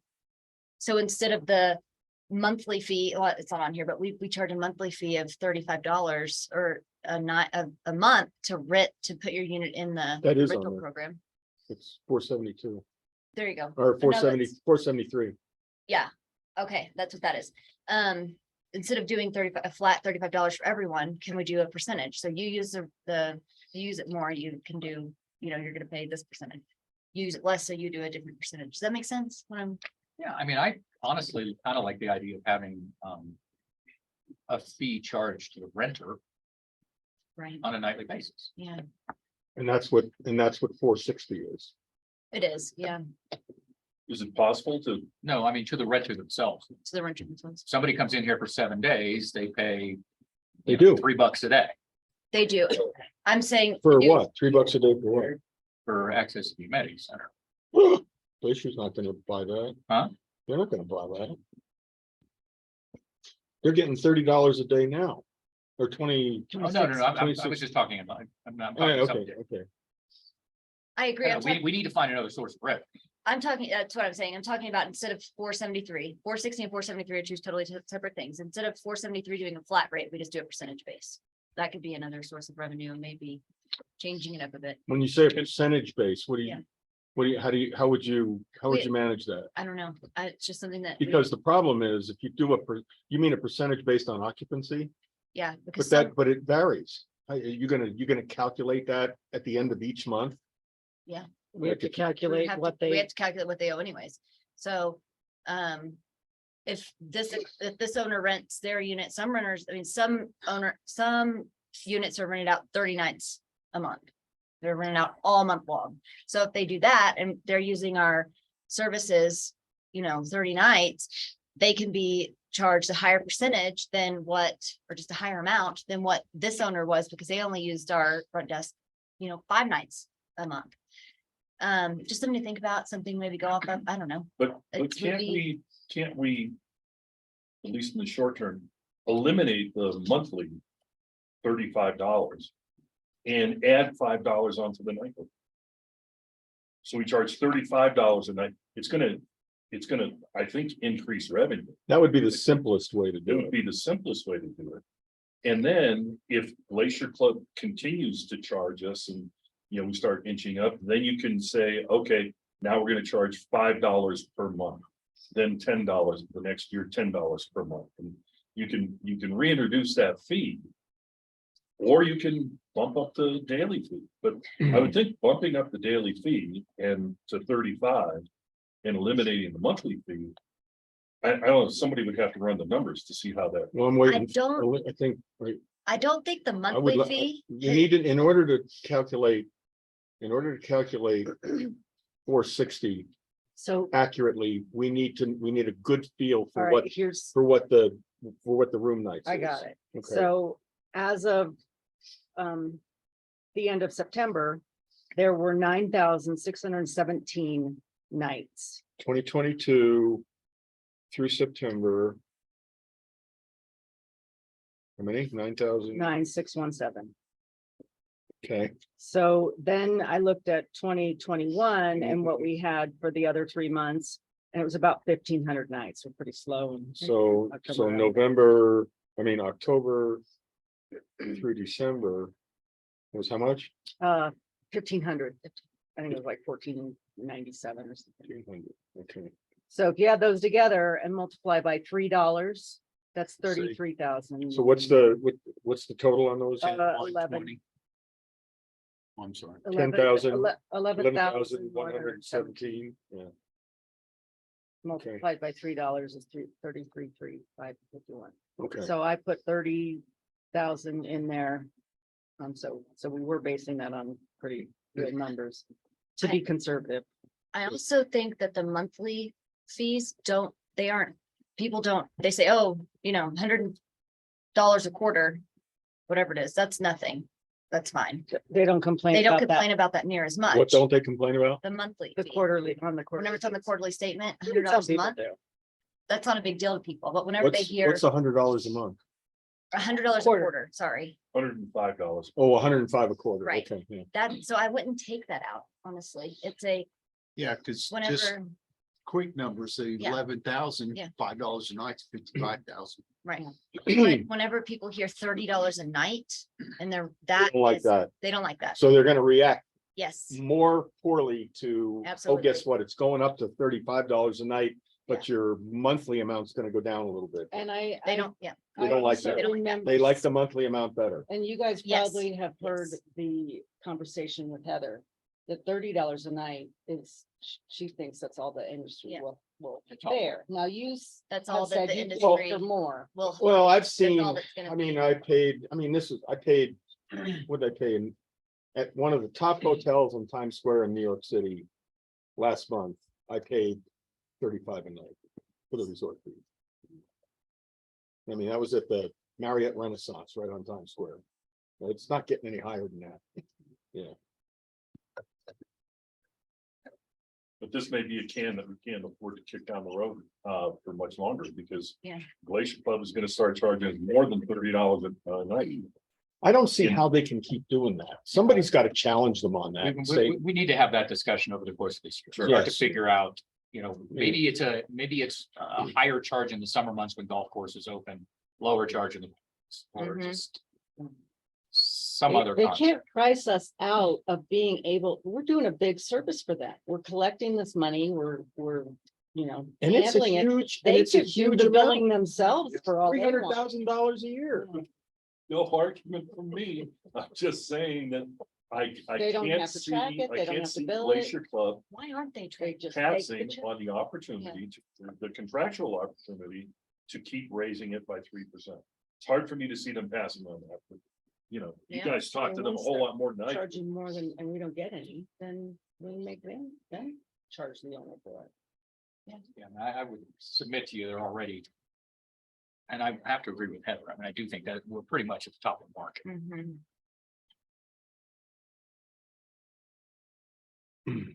And the owners Can feel like we, they're paying double because they're paying They- their. that is the their own biggest Can we concern. raise that monthly fee? I mean, Can we raise it to $40? the monthly fee, absolutely. I think that is doable. Can we raise it to $40? Let's just do Let's it. do it. Let's do it. I think we need to raise that to $40 because that's gonna lower this number. Yep. I Up think there. that 50,000 based on how many night, how many? Now, is that, That's not based on 116. that's on the number of units. So are there, that's the other number I wanted you to verify. so, Is 116 STR units? Is that still pretty accurate? yeah, It was more than that. it's isn't it? like 130, Is it? yeah. Oh, so that's Um, good. So it's 105 times 4 Does that 130 include times 130 units. 54,000. What? our friend? Who's our friend? Oh, I said, Which I did one's our 35. I didn't do 40. Yeah, I'm doing 40. So 130 times 12 times 40. What's that? 130 times 12 times 40. 62.4. Good. Do you have the number? Did I tell You told 130? me, I think it's 132, but so let's go for one. he said he did 130. Okay, that's fine. Is it a different number? I'm checking. She's I got think it's 132, 132. but go with 130. It That's fluctuates Oh, so it much. definitely fluctuates. It can be, So it's gone up recently then, huh? yeah, Yeah. it's,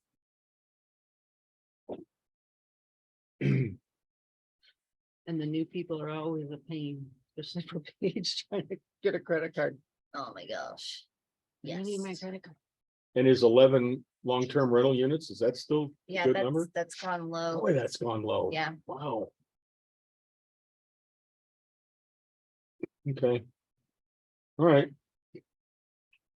Yeah, and I agree with Scott. We need to have these, you guys need to sit down, maybe you two need to sit down with Jim and Glacier and just talk about this and say, here, look at the reality of this.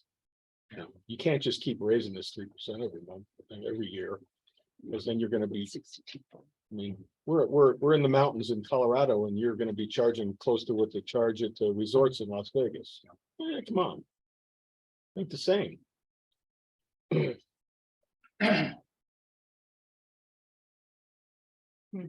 Well, and what the other thing that. Would be interesting to see is how many, I mean, they're getting great. Don't panic, Mark. Everybody that's golfing. We're Yep. going back to the So that Capitol. number's not We're even doing being this for factored in. Scott. Yeah, I know. I'm sorry, what was that, Scott? I said, we don't even have a good feel for how many renters are golfing and how many green fees they're collecting as a result. No, of we that. don't. Whoa, wait a minute, hold on. Yeah, we do. We do, Mm, we do. Good. We got an insider. Yeah, You got the minutes, right? No, this is, I These I are asked- actual- We have a minute. It's like no, you're- I asked Ryan Smith this. I got this updated.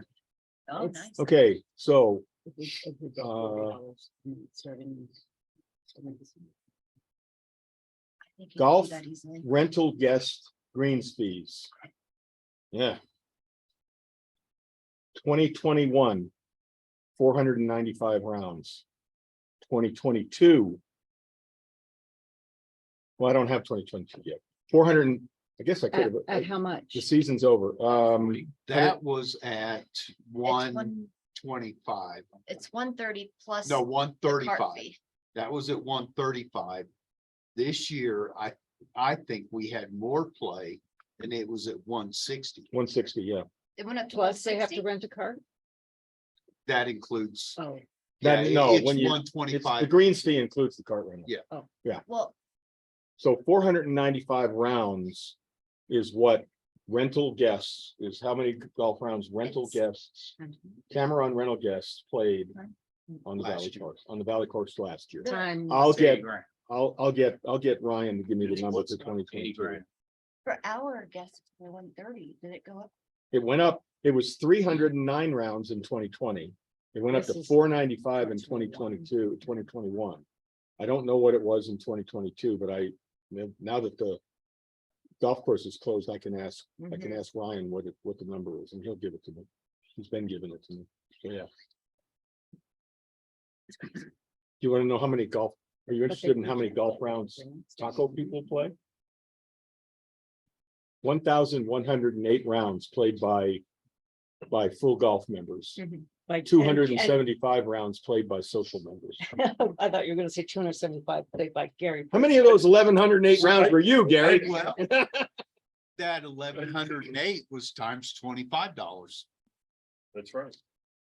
Yeah. You know, those 1,100. No, it's 30, it was 30 this year. That's right, it was 30 this year. But Green that's foot- last, That's last year. yeah. Oh, this year it's. Yeah, this year it's We 30. don't Yeah. know how many. Probably 1,100 of those rounds were played by the people right in this room. Close. A few of them. So what's the total dollar amount that, that Taco? Gives to Glacier. I got that number. 1.2 million. $1.25 million. Oh my God. That includes our water bill, but so that's a big chunk of it, but yeah, But golf, golf, memberships.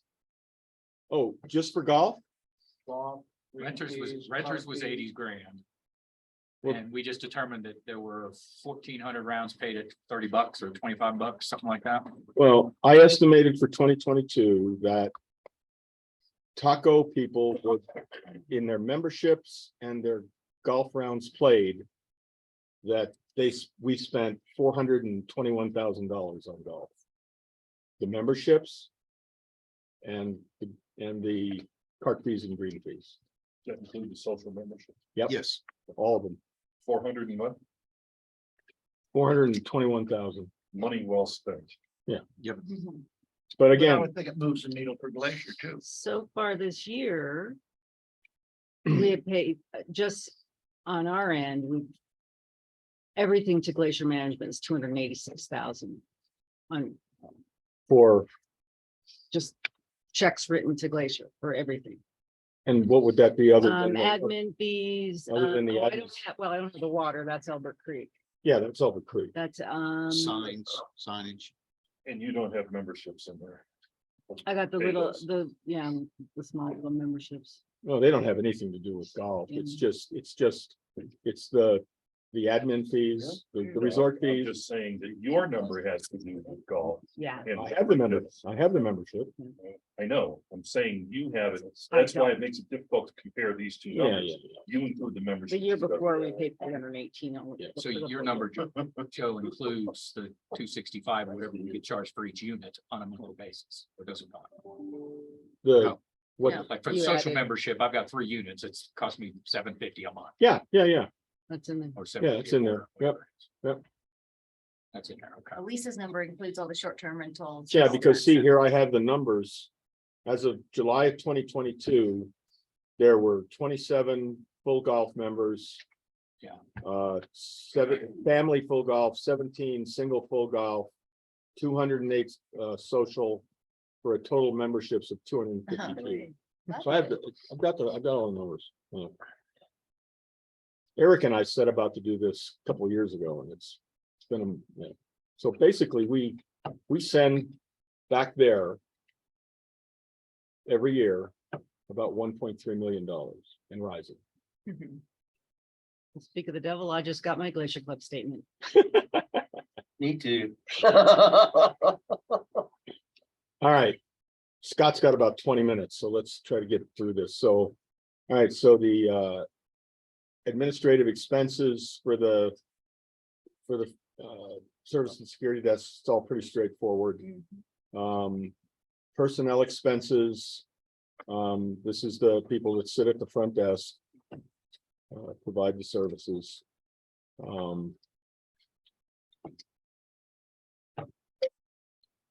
So right now, the way we've got it set up, the number to balance this budget is this 73,654.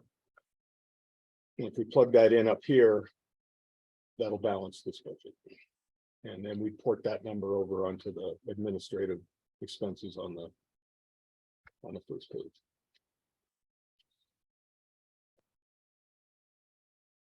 Questions, comments? Just, I'm gonna go ahead and stick that number in there at this point, since I think we fiddled with this enough. Shouldn't be any changes here.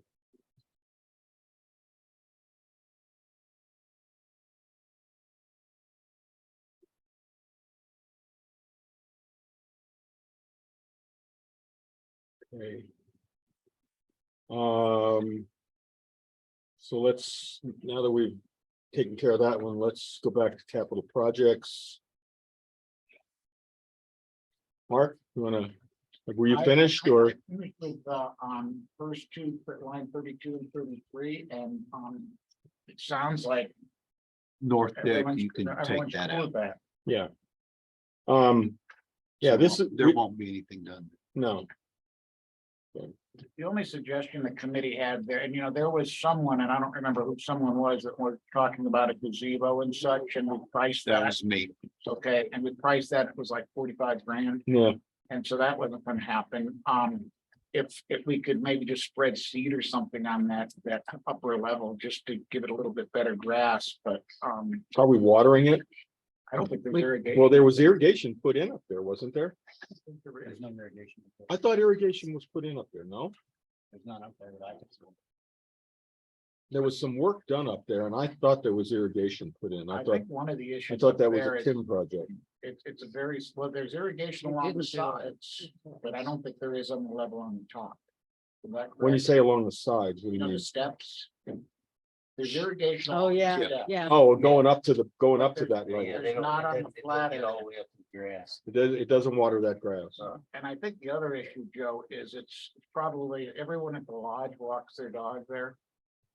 And, if you get enough Easy dogs spots. peeing in one spot, you have. Oh, yeah, you're gonna have browns, but it's gonna brown out. But I mean, in order to keep that area at least not looking neglected, we should, mow it, clean it, trim it, something, keep it a little bit cleaned up and maybe throw a post-connected lawn sprinkler up there and water it a little bit. The only other option we have now is I'm told from Ryan that we have an unlimited amount of wood chips. That we could put some of those down. Because of this mitigation. I'm told we have a lot, I haven't seen it yet, but I'm told that we have an unlimited amount of ground. There's wood chips everywhere. All right. You want to talk about how Need bad this we might need shed? this mower shed and pine cone? Can we put that off, guys? Yeah, we can put it off. Sure. We can Bye-bye. make it, Yeah. And- If on the north side of Gamble, there's some skirted areas that appear to be storage areas. Are those, what are those? No, those places where we could put. North side of.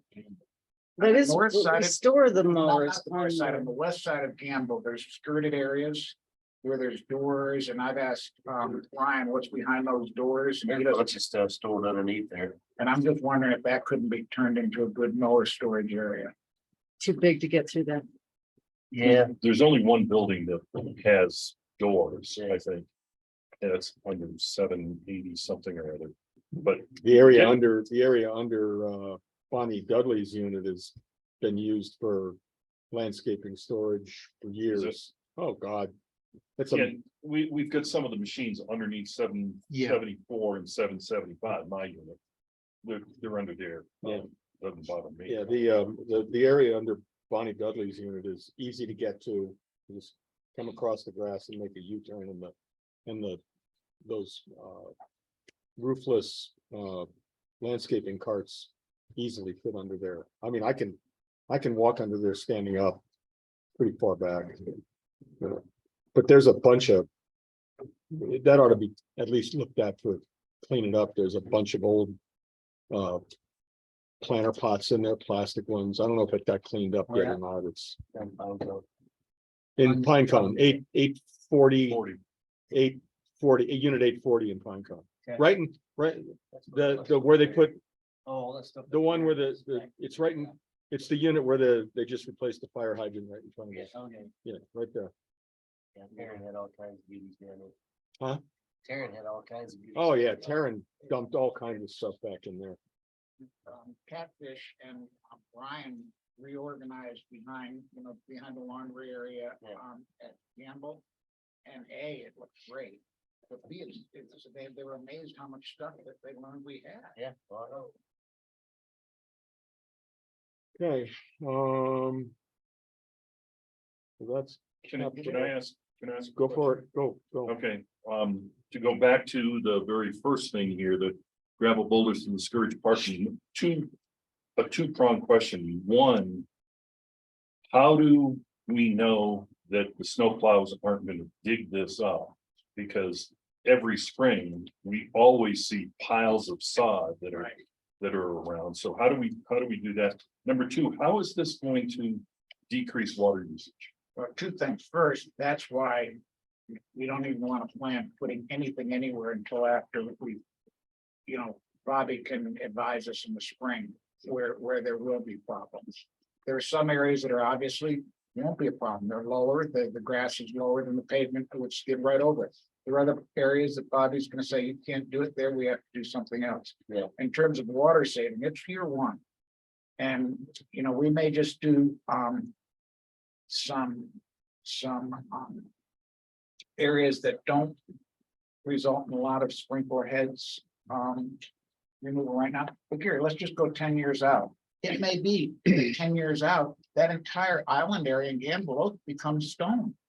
I'm not saying it will, but this is something that we're going to progressively add stone as the years go. You don't have to water stone it. It grows by itself. Okay, but if in an island, you wind up pulling out the irrigation Lower it altogether. and move it up. But Lower on it the and move edges it up. of the parking areas, if we're gonna put 2.5 feet. or whatever we're talking I won't be able to. about, How is that going? Oh, yeah. Because what So it'll Gary's be a saying new is line. sprinklers are still gonna get it. Sprinklers are still We're gonna, gonna still hit it, but with time, we will increase the area that is covered with rocks. So we will remove them. We've got to, we've got to start doing Makes a good point. What did you say now? 614 maybe. They're gonna knock all that stone Okay. right out. I think it would be better to maybe defer that at least 1 year and see what's gonna happen. And then we would know. But what we've got to start 614, you something. said? Yeah, And it's not a lot of money. And first the boulders we're getting for free. We're getting those from Glacier and they will be placed to discourage parking, like Yeah. the incident that we had in Gamble Oaks this year where we had the motorcycle trailers parking all on the island there on Labor Day weekend. But the Rockwood, there are places that we're only talking And, 500 linear feet of rock, how they're much not a lot. And there are places, for example, around the line 30? that will fill in, or, that have curbed areas. That won't interfere with plumbing. We've got areas up at High Point. Especially that area facing the parking lot where, I'd say it's on the east side facing west where grass will never grow. Those are areas I think that we should choose to put rock. But the other thing that Rich Wilkes has rightfully noted is we have so many areas. The asphalt gets hot in the summer. It dries out off in a strip about 2 to 3 feet into the grass, where the grass will never grow. And those are just the logical first places that will go with river rock in order to give it a good appearance. So got to start this process sometime. And it's something that the committee has looked at hard, and we respectfully ask that you go along with it.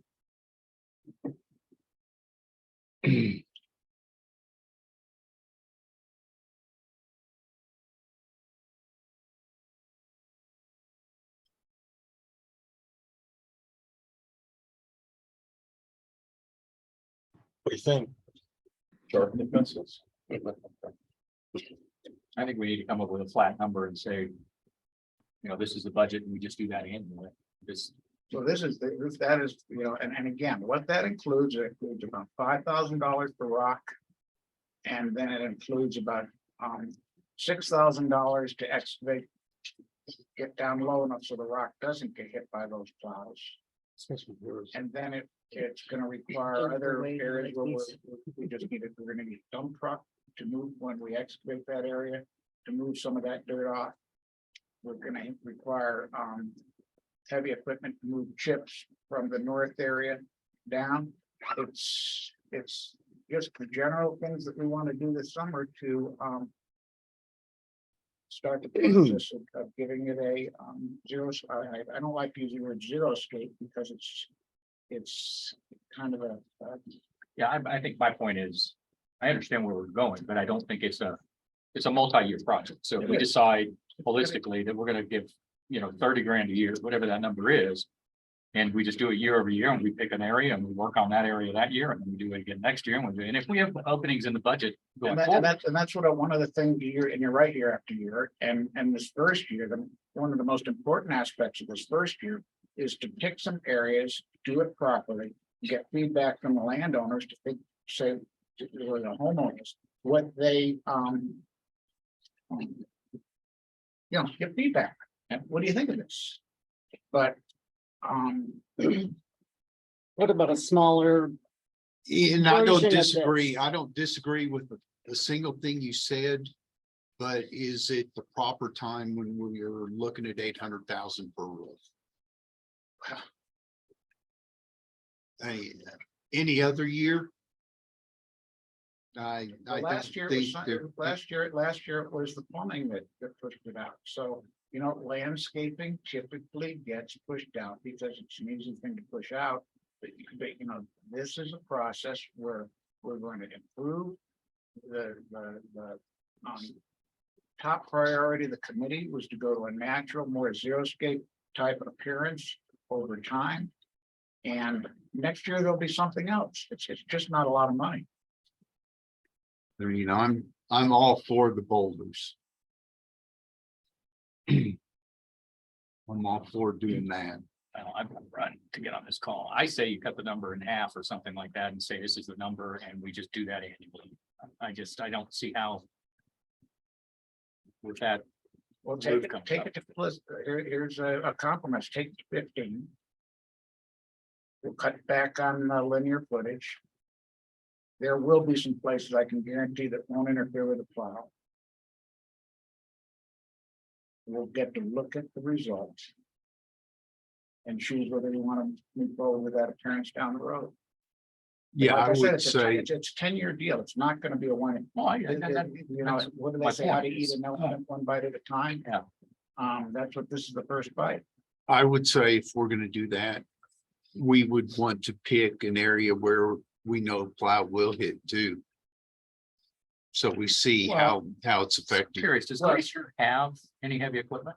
Yes. So why do you pay for it? Why not just see if we can talk to them about moving the boulders first? Well, the boulders, Well, it's BA, because it's outside the normal scope of their contract. It's contracting with them. Yeah, I'm just wondering if we, rather than renting the equipment, we could, Well, we're not, it's just the Yeah, they cost, got the machine. oh, you guys already have. it. Yeah, Okay. and I'm sorry. and Yeah. again. No, we're not. I thought we were renting. We're not No, we're not going out and renting equipment. And I think that we're gonna screaming deal. When I first asked them, what do they, I do backhoe work all time, and it's 250, 300 bucks an hour. They charge 150. It's a good deal. But, you know, 2/3 of this number is backhoe and dump truck work. And, you know, the rock's only $500 in the glacier, $5,000 in the glacier rock is free. Boulders were good, too. Yeah, saw that. Okay. All right, I'm sorry, guys, I gotta be on a call in 5 minutes, so. See you tomorrow, Scott. So is that a deal? Can we take it to 15 and see where it goes? Hey, Joe, Sir, you know, it's very difficult to talk about this line or that line without having a clear picture of it, the overall budget. That is to say, you know, we've talked about this $800,000 for a roof, and that seems to be I mean, I'm just not sure where that's going to come from. And until we have that problem solved, how can we really talk about any other line item? understood. I can give you a picture of that right now. And playing with the numbers and taking that $800,000 roof out, you're spending less in capital than you did this year. Yeah, that $800,000 roof is the gorilla in the room. But if you look at this sheet, John, and this number at the bottom here, that's right now, that's if we don't change anything else in this budget and we don't make any positive contribution to reserves out of the operating fund. There's other things that go into reserves, like the rentals and the unit rental revenues and the Greg lost Wi-Fi. I was gonna call him. Can you hear us, Greg? Yes, thank you so much. You're welcome. All And right, you're on speaker. Turn that volume all the way up. it's not gonna be very much. So again, John, so right now, if we don't do anything else with the budget, and let me just double check here, but I don't think there's anything that's not filled in except things that I know about. All right, so again, this number right here, 3,335,908. That's the number that we would have to find. We'd have to find money, and that's generally coming from owner's assessments and withdrawals from reserves. This also assumes, because if you look on capital projects and there's no number here, that we're not making any positive contribution to reserves. We haven't looked at the reserve sheet yet, but there's also other reserves.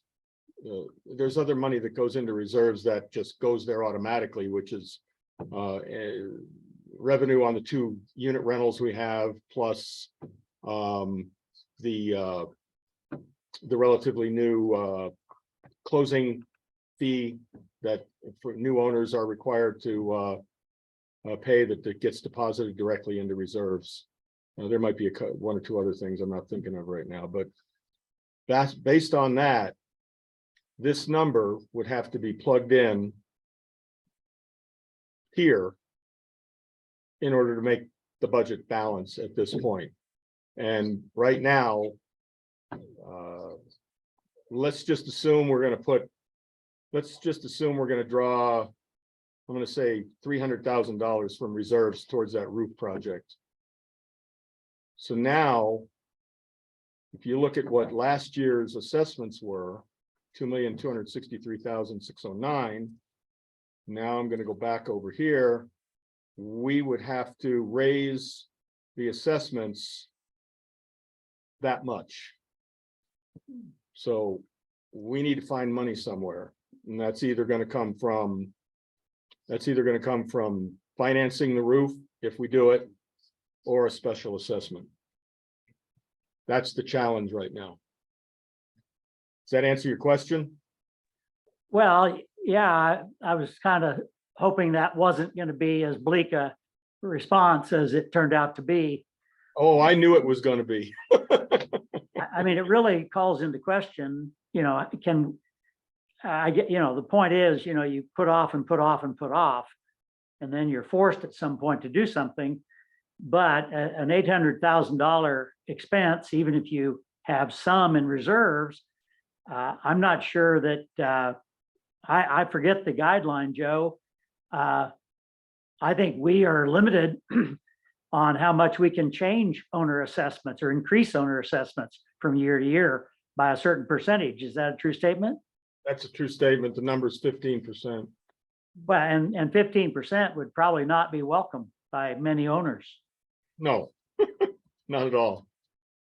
and neither are special assessments. Nope. And yet, you can't ignore the fact that a roof needs to be replaced.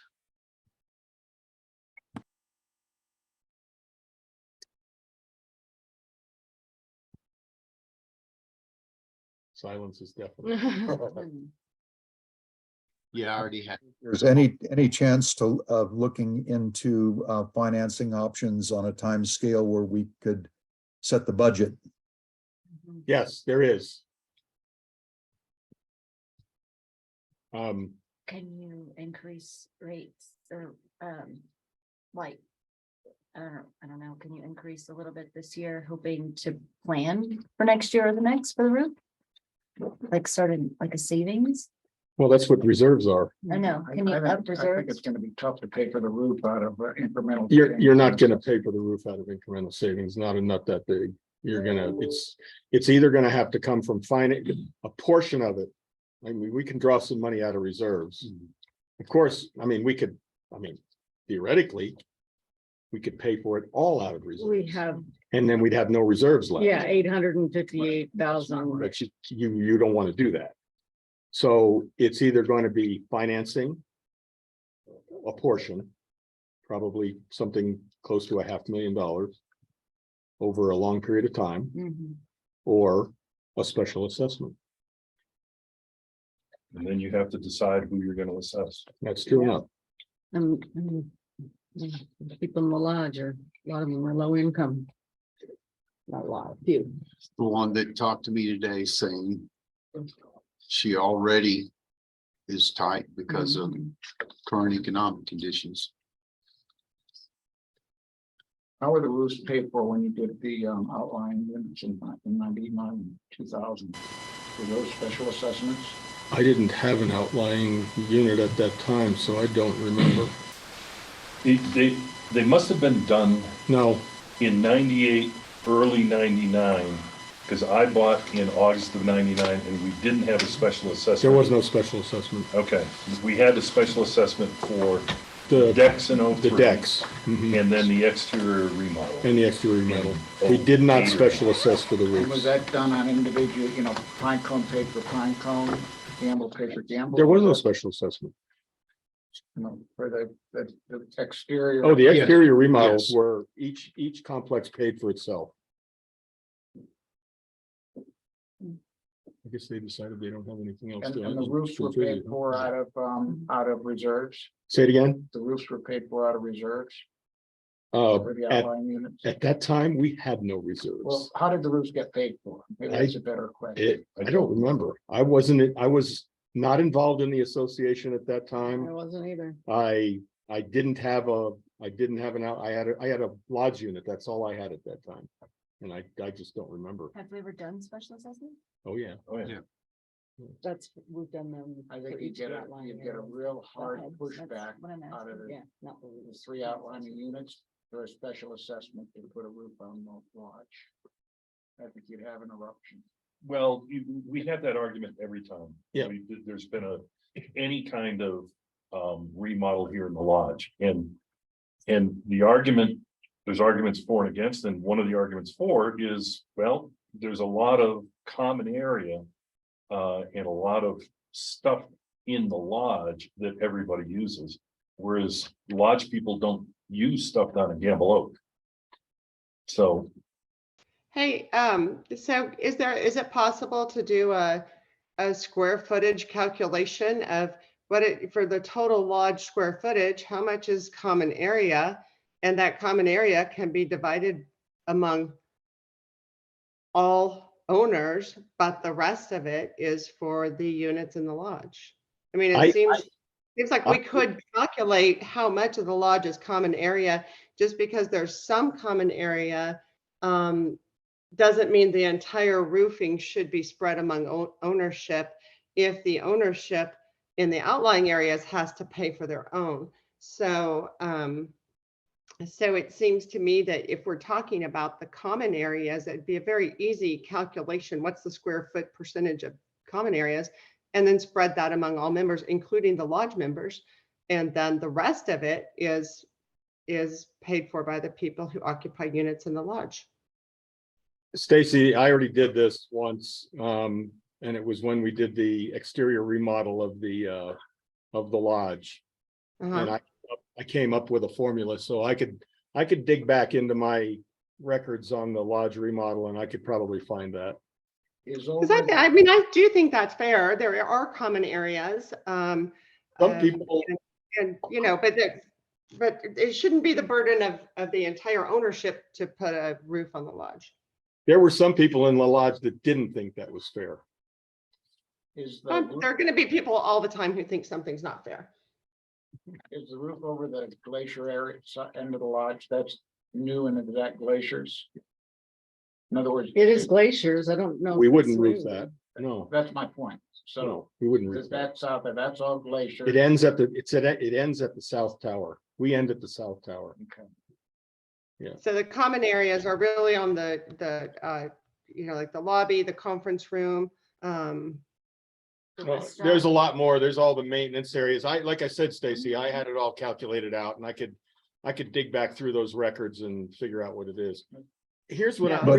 But It was Joe, just an idea that I'm Stacy- putting forward while we're talking about this. here's the sense I'm getting on all of this. Looking at the numbers, we're not going to find a way to solve this how to pay for it issue in 24 hours. And we have to get this budget. We can't delay this. We've got to get this budget set in stone and out to the owners sometime this month.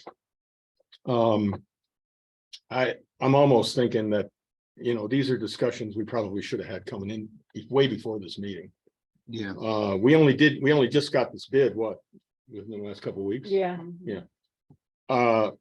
Suggestion I'm gonna make is we put this off for a year and work through it. Yeah, I think that would be Can I the ask prudent thing another to Yeah. do. question? I agree too. For example, I support that notion also. starts leaking. Is that something that the board can take up outside of the regular budgeting process? If you know, since it's a one-time, one item, large capital need, is it something that could be taken up by the board at another time outside of this budgeting process? If we decide it needs to be done before a year, am I making myself clear? Well, yeah, Yeah, I mean, yeah, I know what you're saying. yeah, we could leave the project out of the budget and then resurrect it 6 months from now. Yeah. Or 4 months from now, Yeah. after some research and looking into financing and looking into all of the numbers, doing the calculation that Stacy suggested regarding a possible special That's assessment. not required to run the place, but everything else is. Correct. Yeah, So we this could, is- yeah, we could do that. So this is something that we need to work on. I believe so. Getting Yeah, I think it is. I think And I heard Stacy and Jerry and Jerry both Stacy both. second that, yeah, And how far- so. Just work. John, what do you think? Well, I think it would be very difficult to move forward in approving a budget when all this uncertainty exists surrounding this very major expenditure that eventually is going to have to be made. So I do think at this point, it would probably be good to take a step back. I think Mark makes a good point, or his question suggests a good point, and that is that the board can, at a later date, address this issue. Now, obviously, by approving a budget that does not include it, it kind of limits your alternatives 6 months from now, perhaps. But my feeling is that we need to be working on this for months in advance rather than a week or two. Yeah, and I Yeah. mean, to your comment and Mark's, if this project was resurrected, even in the next 3 or 4 months, so that we could get TL going on it in 2023, the funding for it is not going to come out of incremental amounts from owner assessments. It's going to come from reserves, it's going to come from a loan, or it's going to come from a special assessment. It's going to be one of those three, or a combination, more likely a combination of those three. My sense, it would have to be partially reserves and it's gonna have to be partially financed. Yeah. So now if we do finance it, then that whacks the cash flow, and you're probably not going to want to do it this year. Then it takes you back to here. Then you want to start it next year. You don't want to do it this year, Yeah. because that's going to be a pretty big payment. How many owners do we have? 200 and owners, Yeah. 200 and, no, 300 and Well, I 305. guess it would be No, units. About 311. Is it 311 now? If we did an assessment, it'd be by units. It's by units. It's not By units, not by That's owners. the units. 3, 4. And we might want to take some time to get some idea of how owners feel about financing before we embark on that, because you don't want to go down that route and have people, throw a fit. All these decisions on what happens to the lodge roof, the decision there has implications for future roof replacement. Well, at a minimum, in that vein, at a minimum, whatever we do needs to be communicated very well with the owners. A lot of focus needs to be placed on explaining what we're doing and why we're doing it. Yes. Um, And if we don't do it right now, we need to also explain why we're not doing Yeah. it, because there's a lot of people that I've heard from that are concerned about the Asking danger and the about it. fire. Why haven't we done it yet? When are we gonna do it? Yeah. Yeah, just Yeah, the straight numbers, communication. 800,000 divided by 338, 2367 per owner. Just straight That's numbers. the whole. Ownership. And there's people that can't pay that. There's people that own multiple units too, that would be. Well, there's 378 units. Yeah, 378. units. It's 378 owner units. Of course, if you took half of it out of reserves and you cut that number. So if you took 300,000 out of reserves, and then you special assess based on 500,000, it would be $1,300 a unit. A little more easy to swallow, but Yeah.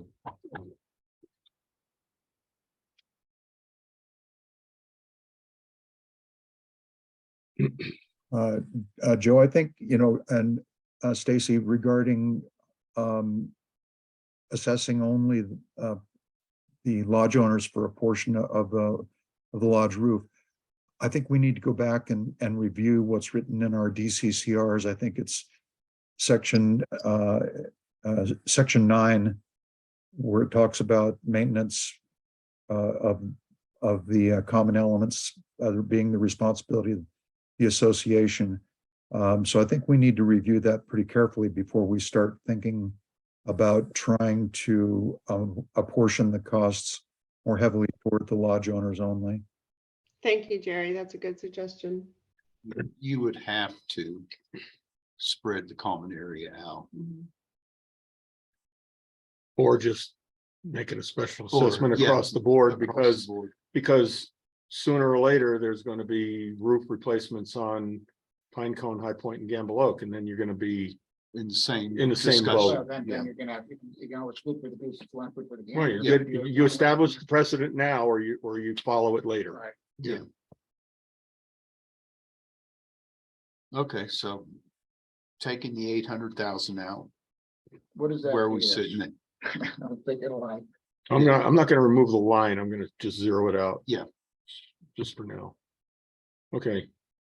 Well, that cuts our capital costs way down. So, yeah, that puts us. Let's see what we do over here. Okay, if we draw $300,000 from the reserves. That would put us right at a pretty close to a zero increase in HOA fees, but I don't think you want to do a zero increase in No, HOA fees. I think would be. There's every justification for Right. raising HOA. We would fees. be irresponsible, I'll take it stronger than that. Would be irresponsible in this inflationary environment not to increase. Fees. Yeah, and to that end, I will tell you that the average annual increase in HOA fees has been right at 2%. That's average, because we've raised it some years, we've not raised it other years. The largest increase we had was 5.5%.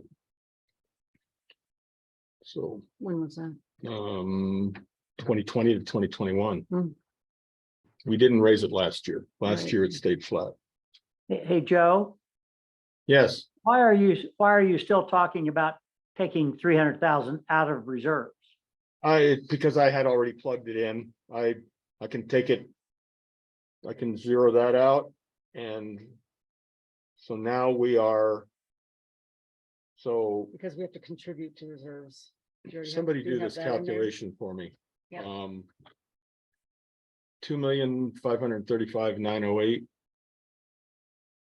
All right. minus. Sorry, one more time. To what?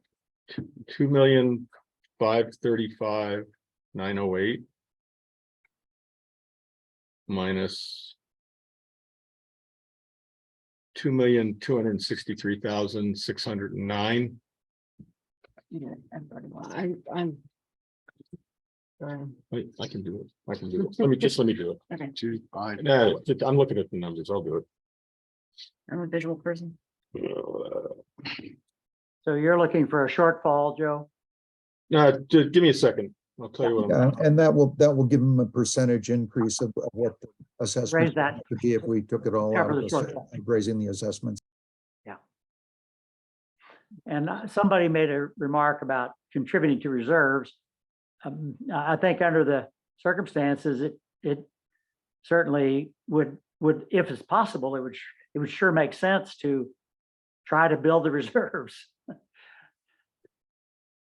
You know, I know it's hard. So what you're suggesting then is a 400, let's just say it's $100,000 contribution to reserves? So if we left the budget exactly the way it is. And we didn't we didn't draw any money out of reserves to support the budget for this year. We'd have to, and like I said, left the budget exactly the way it is. We'd have to increase the HOA fees by 12%.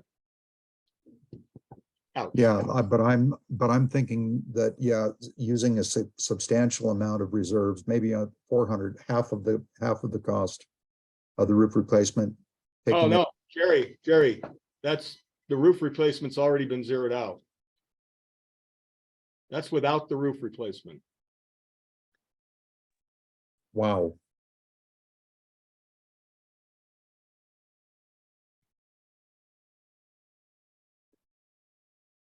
And we haven't done the reserve thing. Reserve page. No, we haven't. We've got, So we we're, got to contribute to, do you have this, a contribution from operations? Because we have to contribute 10%. don't have anything in there yet. Where does that, what page does that go on? Well, if you remember, It's on the, it's on the permanent, it goes on the capital page. right, but don't, we have to take it out of there. Look up there. There. Zero on Look. this page. No, I was thinking, where does it come from? On the permanent On the reserves. other side. Are you looking at this It's page? drawn from this, Are you looking at this page? no, I'm looking at, where's the other side of that transaction? Which one? I don't know what I'm not following you. We're gonna pull money from. What page are you looking at? On the revenue. Okay, I guess you have never put that contribution from reserves, you don't put that on, to reserves, you don't take that out of. I don't have it linked. No, is that what you're No, saying? yeah, like where that, like last year it was 275,000. Right. Where is it? Where's the positive 275? Well, it's right here, drawn from reserves. I don't know. I don't know what you're looking at. Can't see your screen. I think I talked myself out of it.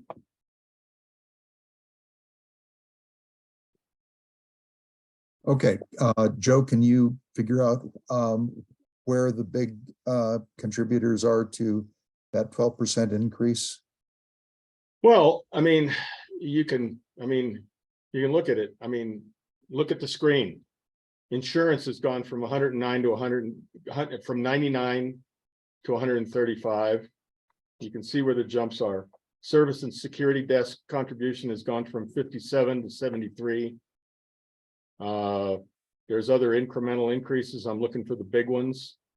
If you go to the operations side, we've added $426,000 for the cost of BHP. I mean, if you just look at the bottom lines, total building and grounds was 482,000 last year. It's 993 now. There's a lot of increases in there. Yeah, salaries went down from 414 to 121, but so that's Doesn't come close to offsetting. huh? That doesn't come close to offsetting the increases. Correct. Utilities went up about 45,000. Capital projects went down. But of course, look, this year we only actually spent 287,000. So it's so that, you know, it's a, And, you know, you have to make improvements for the people to see. yep, I got that. You know, that lawnmower, we didn't vet that, and I gather that was that, who asked for that? BHP. We should have vetted that, because, you know, the question is, can we get by another year on that one? Well, we can still vet it. I mean, Yeah, it's just new projects. You don't have to. But, that Hescovera that they had there was toast last year, and they made it run pretty nicely. But it's 22 years old. And Joe, do we have any estimate of expected surplus at the end of the year? we already, and I mean, here's another, well, yeah, I put 275 in there. So it goes to up, okay. Oh, there's two over on the end. Yeah, that's at the end of this current year. Yes, at the end of 2022, do we have any estimate of what our surplus might be? Yeah, it's right here. You see these lines? See, we have no surplus in the operating account. Last year, I forget how much we had. It was a pretty significant amount. Yeah, because you did it a different way What? last year. You didn't put it right here. You put it, No, I put it there. you got 0 on 2022 in the column. Oh, I didn't. We did it. I didn't sort of- port. Well, let me port those over just so Oh. we have them. Hold on, I'll find it. I've got that. It was probably because from. They said they can probably get another year out of the mower, so you can delete the mower if you need to.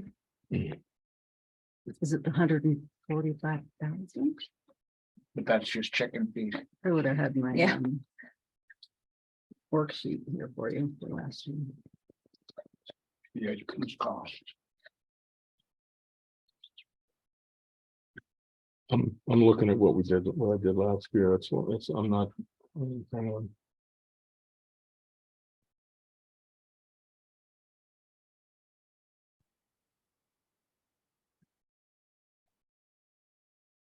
Oh, I see what we did. We put it in, we transferred it to reserves. Okay.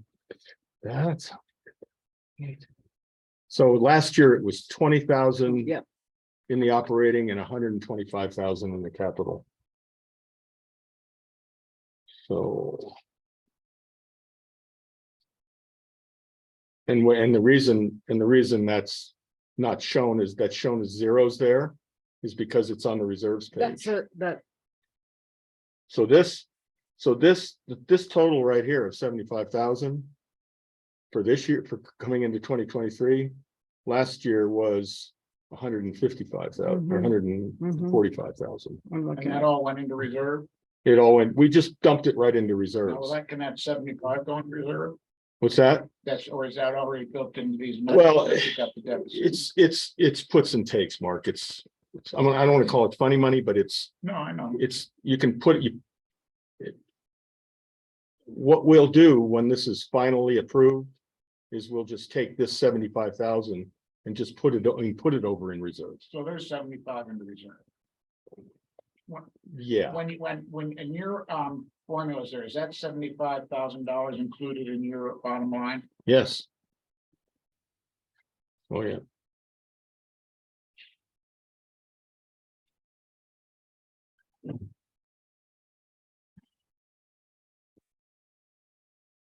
Okay, so I heard you say the lawnmower can go away.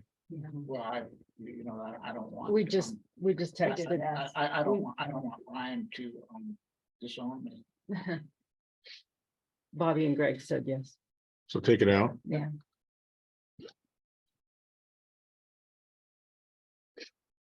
Where was, And on 31, I offered to cut that number You said down. go by some if we scissors. just give, Scissors. compromise. It's still, it's all chicken feed. The big number is on your operating cost. Well, does anybody see anything we can? where was, because I'm not finding it. Do we have a credit on those Nissans Where that are gonna we- get sold? Is that what we're saying that we're gonna get is 6,200 I didn't, bucks? yeah, I didn't see where we, I've got a number to give you if you want, if, assuming what we're selling it for. We've got a $30,000 balance on that loan for those two vehicles.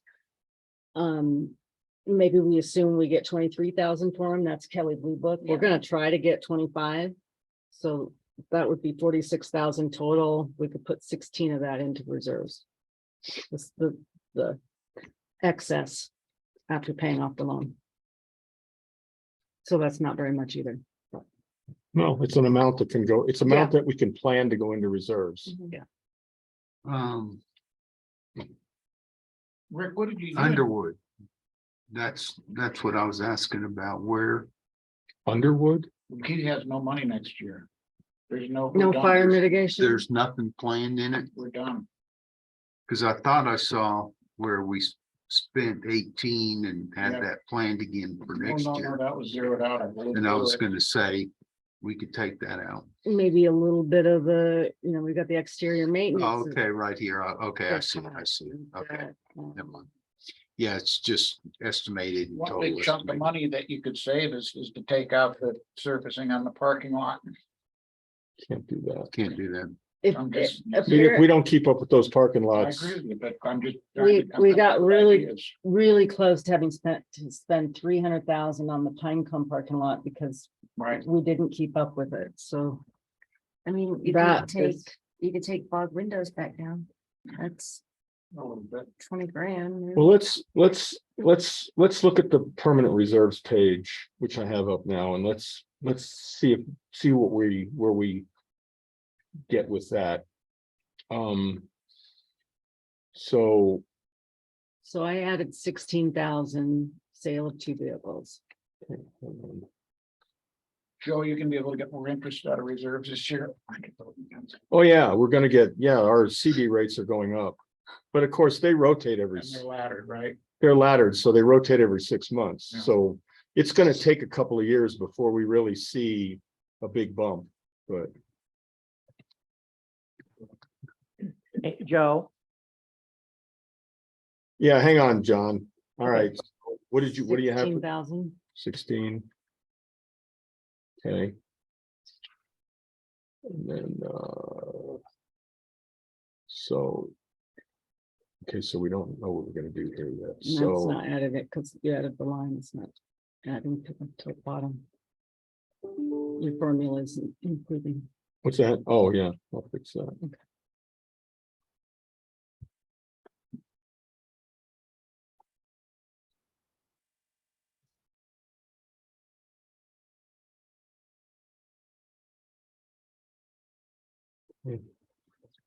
Um.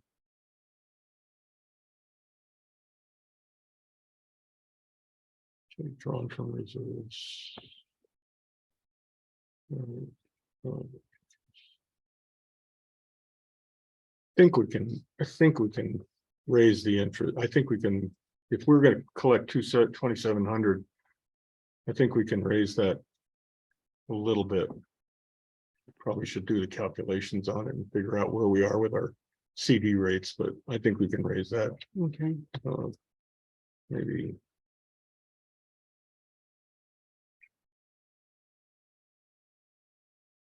$3,000, 3,200, something like that, maybe. Sure. Where I'm lost is our capital project, okay, I forgot Did you figure it out? part of it. Yeah, I was gonna say, our capital projects last year were 404. Take out the 800,000, our capital projects this year are 382.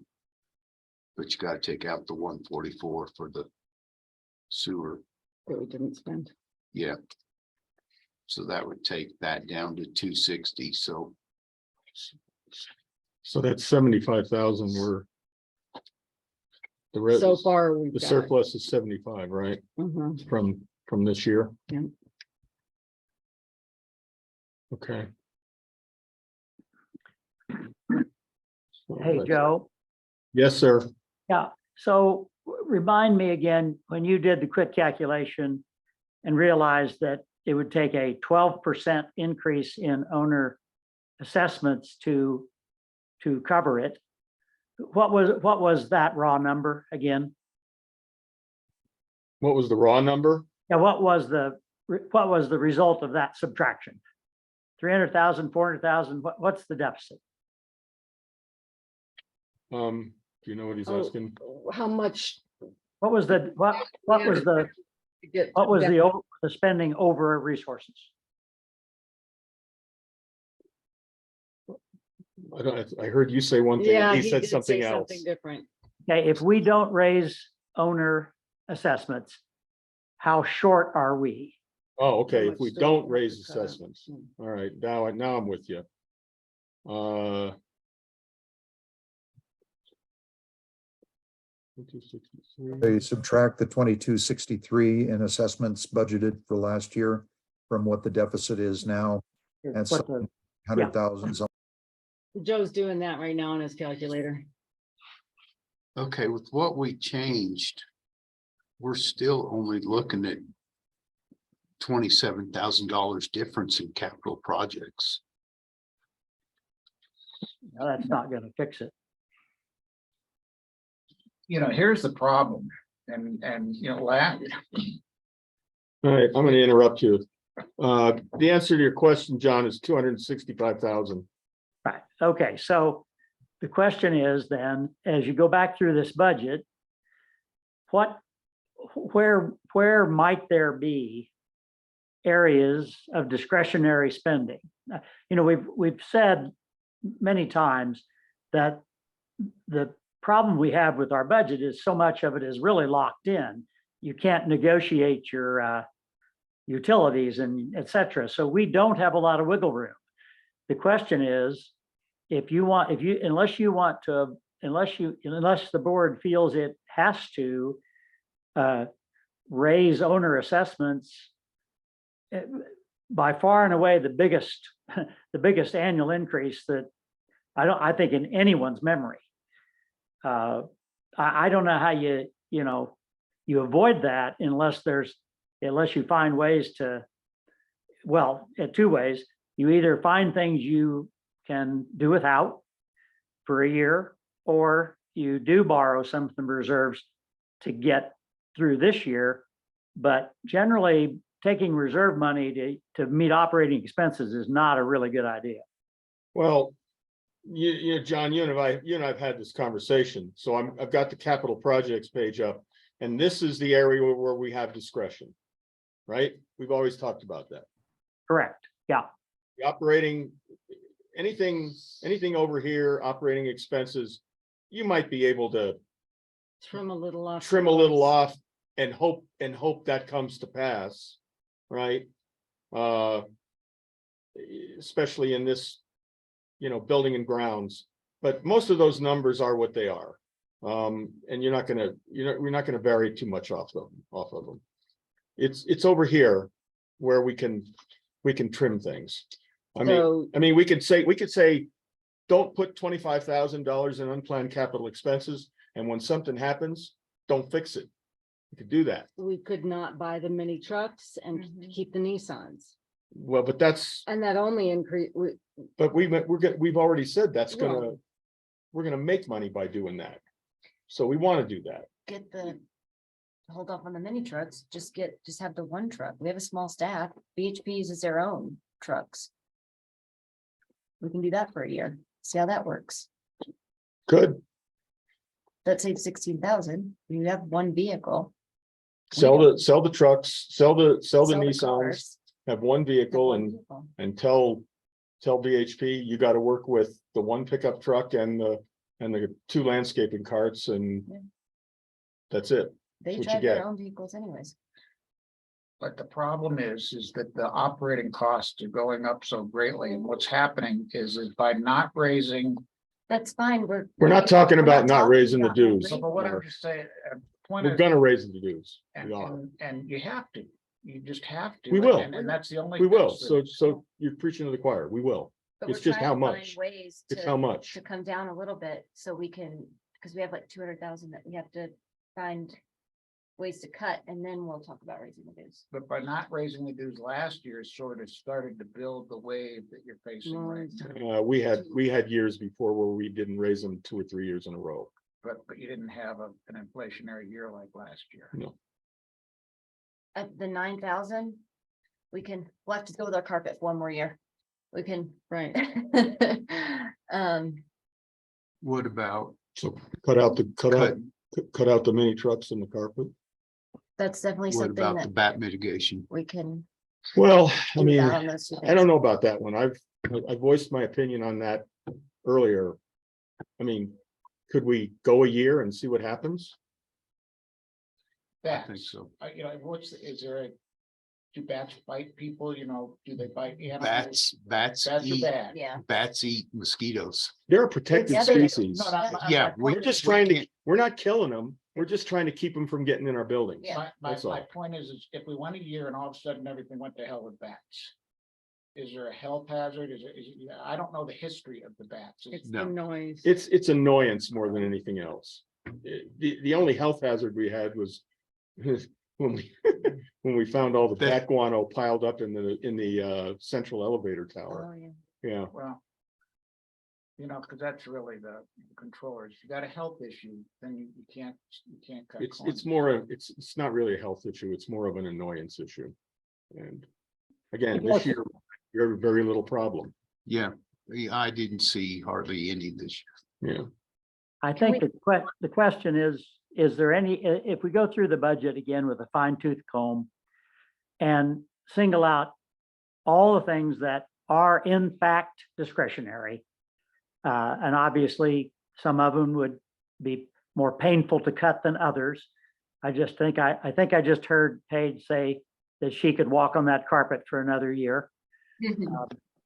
Again, I just think, and I think Mark, I think everybody agrees. Joe has agreed. I mean, it's not that we're not going to raise owner assessments. The question is, how big is that going to be? And, Joe mentioned in recent memory, the biggest thing we've ever done is 5%. And right now we're at 12. John, but John, remember that we've not faced this level of inflation. I agree. I'm not Okay. arguing. I'm not saying we don't have a substantial increase. I just worry a little bit about a double-digit increase. Yeah. And- Yeah, and but you- I think again, if we can pair off on the order of 40,000 or something like that, primarily from the discretionary capital budget, then we drop the increase in assessments needed to maybe just under 10%. 8%, 9%, I think would be just fine. If we, You want to take off 40,000, knock off window washing, Mhm. Do we They have just to- get do we dirty have to right watch- away anyway. They're gonna get dirty right away anyway. South Take the side, fog window thing, knock it from Knock 40,000 back down to 20,000. So you That's just what I say was 40,000. highlighting. There's a bunch of things I feel like in operating that, we Mhm. could, Well, and there's another way to Let's- look all at right, some of well, this. let's go through those, And, can I say one more thing? well, In response to what you said, none of this is chicken feed. None of it. Mhm. When you're looking at 10%, 12% increase, none of this is chicken feed. But, You gotta look at but everything. some of it moves the needle and some of it doesn't. It Any all moves the deduction- needle. It just. any it's a matter deduction of is gonna grades. move the needle. all right, so. You gotta look at the ceiling- aggregate of all of them. 620 ceiling repairs. Yeah, You put that at 30, 40, 30, knock it down, yeah. knock it down to what? 30. And we just, patch the, if Okay. we've got something. Yeah. Grounds, we were only at 25 right now. I know, I don't know how much of, Again, I think out of fairness to the committee's work, we should have some numbers there, but knock $10,000 off of that and that's a compromise. Well, we spent 25, we're planning on spending 30, it looks like. We're gonna hit that budget, right? Is that, Oh, that's the other one. I wouldn't touch that. No. That's all You're not looking at that right. You're- 25 is what we will spend. yeah. oh, So sorry. knock that to 25. Yeah. Hmm. That's gonna cut out some of the things that we had planned for water saving. We've got, we can cut back on a little bit of these exterior maintenance. So what about window washing? Are we gonna Oh, knock it yeah. out? Elisa, I think you've got to wash the windows because Lisa, otherwise you get grunge that builds up on them year over year. You got to clean them at least once a year. Yeah. Elisa, I would recommend that you leave the project, your operating number on grounds as is and take the $10,000 off the capital instead. Oh, different. I hear you're just, you've given me those numbers and they're gonna be inflated next year too. And, you just have to buy stuff to do things. You can control a capital by just not spending it. Mhm. I don't think that's a good idea. Okay, I've left it at 32. And take the $10,000 off the rock work and we'll just do less. We can control that. But could I just make one other comment here? One of the ways governments, and we're kind of a government, deals with a lot of these budget problems is they take things from general revenue to a fee-based type of approach. And the easiest one is windows. Do we want to charge homeowners an annual fee to have their windows done? No, because we own the windows. You can't do that, Mark, sorry. You got to keep those windows clean, otherwise you get year over year, you get grunge buildup on them and they look like hell. You can't do that. And I agree. I'm just saying, you skip it for 1 year, 1 year. but No, I don't Well, I think do you, mine 4 times a season, so. you can't skip it. We used to do it 2 or 3 times a year and we cut it back to 1. I don't think we cut it. I don't think we skip a year. So like all the exterior maintenance, cut those down by, I mean, we Couple cover, thousand. yeah. I mean, I couldn't get we only spent this much. Do we have They areas? should that- have done more. They is should have what- done is more. what I think we were saying. And so they're gonna have But to they buy- said they were gonna do it cheaper, right? Yeah, and they're, so I Than think, connections. oh, yeah. Yeah. But I think what they're gonna have to do is buy a lot of materials that are like wood and there's gear to get up to the lodge to, do the actual replacements. So that's why what they're budgeting for, but I think those numbers can go way down, or go down to what, Elisa? Tom, this is what you've got. You can This is what you spend- have. You can Yeah. spend 20 on Spend it, gamble, out, spend it wisely. spend it, and when you're done, you're not spending And it anymore. hopefully, By the worst, pull the worst wood first. Mhm. So I mean, what do we want them to spend? But this is truly an area that a 6 or an 8 or a 9% increase in fees doesn't cover the inflationary cost of wood and supplies. So they're still staining as well. And so they may not have to do wood replacement. That wood replacement isn't terrible what we saw. And it can go into next year's budget if we feel like that is something that needs to be put off again. They can paint, but the stucco, but the wood replacement is quite expensive, like you're saying. Yeah, it's just on the other side. So depending on that is what we can decide on a number for. So, we've So got, let's do 20,000 High Point, 20,000 Gamble Oak.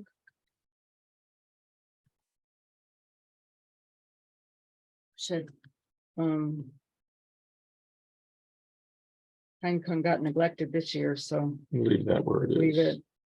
And then, And then maybe, yeah, why do we have 30,000 on the lodge? let's put that at 25, Why did I mean, it we jump almost up? Why did it double? two. because we didn't do anything to the, I don't know. The $2,000 was for the two doors. We restained the doors. So we basically didn't do anything on the lodge. Right.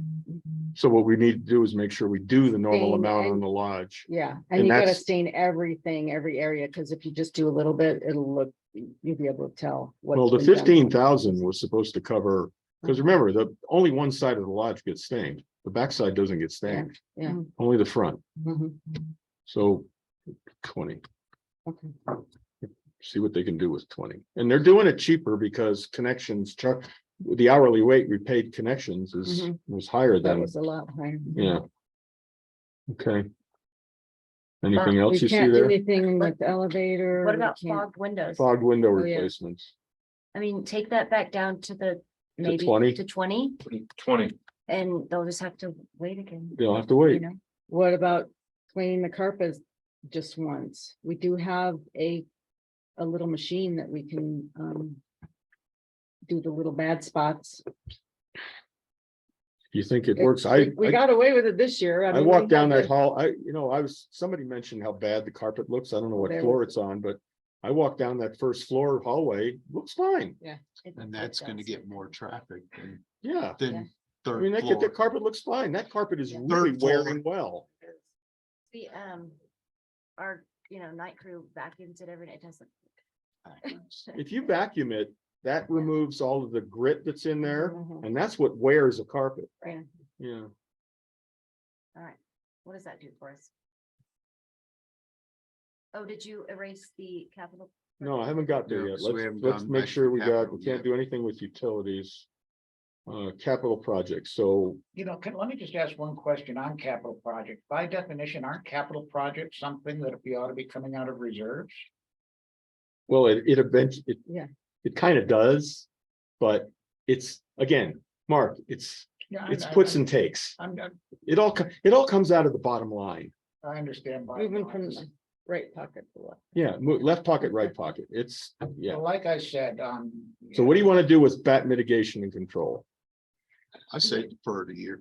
Skip it a year and see what happens? I think Yeah. that's a good plan, because we had no complaints this year, did we? No, Anybody I've remember any never bat seen a complaints bat this we year? didn't have any. Well, let's last see what year. happens if we don't do anything for a year. And Joe, can we check and see where we are in terms of deficit and what needs to be, what the assessments would need to be now? What, right now? Yeah, I mean, because you're updating and changing these things, Much. see what kind of an increase this would be now. I also think that would give us a year on bat mitigation to maybe see if there's anybody else out there that could be cheaper, But these Just guys a could thought. loan to do it themselves. Yeah, I say defer a year. Yeah, maybe I thought that was a good point, Lisa. Maybe BHP can do it themselves. yeah. You can get up there. Now, BHP last year, I can say this, is for grounds, BHP stepped up and did a lot of stuff that hadn't been done Right. before. You're right, they did. Looks to me like we're just a hair under 10% increase in assessments right now. Right, it's just a shade under 10%. So we moved it from 12 to 10. So let's work on these capital projects and see what we come up with there. So bat mitigation, Why is the fire suppressant pump gone up $10,000? It was not what he thought it was gonna cost, the ones you can find and. And he apologized for that mistake. that's, yeah, And that's a safety issue. we have to. Fire, yeah. Yeah, but let's go ahead and try deleting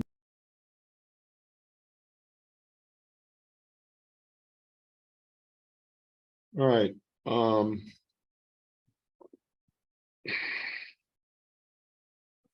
right. Okay, so these new projects, what can we trim or eliminate? We said the mini trucks are gone. We zeroed that out. How about if we just do half of the repainting at Gamble? Do the worst part. Mine's not bad. Half of the repainting. The 19.5, Would it look off if we just did half? Like, would it look, let's do the front bit. I don't know.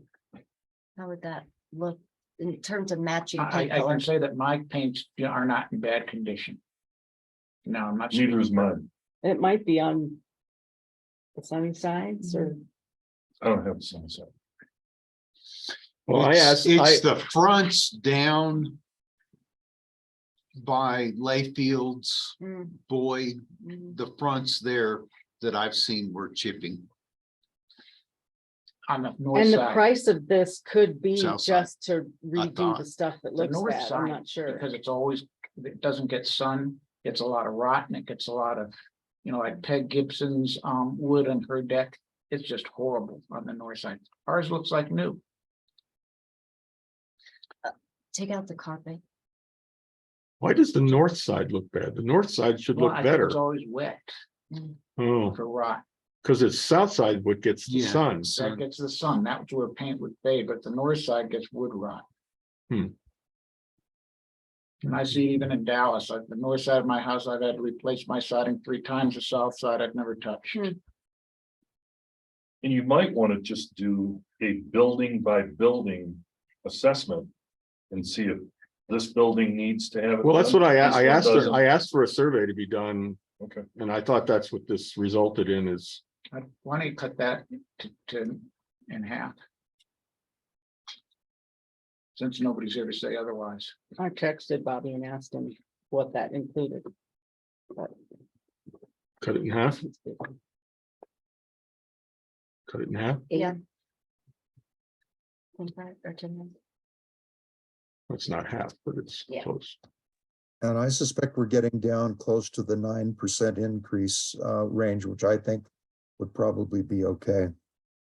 And on the carpet and 27, 28, not having any fish in this fry. People need to have nice places to work, and I would think that you'd want to leave that stuff there. Well, we couldn't get the trucks over the carpet. Oh, that's 16, not 9, but And I wouldn't do the carpet. yeah. you did. Sorry, reduce- Ray. I understand, and we've talked about this. We And- cut so many other things, put that 9 somewhere else, put it back in. To give it back to the owner somewhere. Can we buy one mini truck? Yeah. We don't leave that over And everything else. you did say that we could reduce the gravel on the capital Take it side down, rather than. I go to 350 feet rather than 500, Mhm. And so what could that number be? 15. I Thought mean, we'd already cut it to 15. No, we didn't. No, yet. no, Can we, no, that way I can't, we got a fixed bid on. can we do 8,000 for one mini truck then? So you, That's. Mark, you wanted this number cut from 25 to 15, right? Right, it's done. All right. So what about the carpet and the So- paint and in the office? okay, so the carpet and paint, instead of that, can we do 1 mini truck instead? So, or This was the. But we're still looking to cut countertop. stuff. Yeah, we're not looking to Moving add one things figure back here in. To someplace else doesn't work. We But he need to said we just- are getting cut. We're close now. Jerry just said he would like to keep it. Yeah, I think we're down to, I think, no more than 9% increase. What's our deficit now, Joe? Can I ask just a practical question on the mini truck? So you're gonna get rid of the vehicles. The one thing we don't want to have is, equipment is cheap compared to people. Mhm. And you want to have the people that, if it's a matter of coming back and forth, if they're not gonna have the vehicle to get back and forth, well, then they're gonna have to walk, and that's not gonna be efficient at all. They're not gonna have to walk. We still have the 1 truck and BHP uses their own trucks anyways. Well, that's. a couple of Down the to 8%. parts and Oh, the golf cart. That they golf can't. carts. Well, they can't use those in the I winter. got it down to about 7%, Jerry.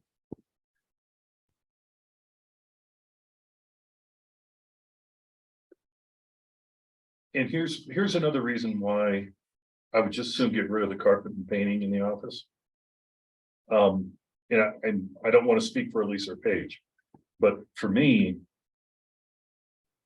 if it's hard to tell owners, Mhm. you're gonna get a 7-8% increase in your assessment. And then they come And in oh, and by the see, way, Yeah. and yeah, then they come in and see, oh, I can't go in there because they're replacing the Right. carpet on the Yeah. floor. yeah, and that's a hard pill to swallow, and I don't like being in that position.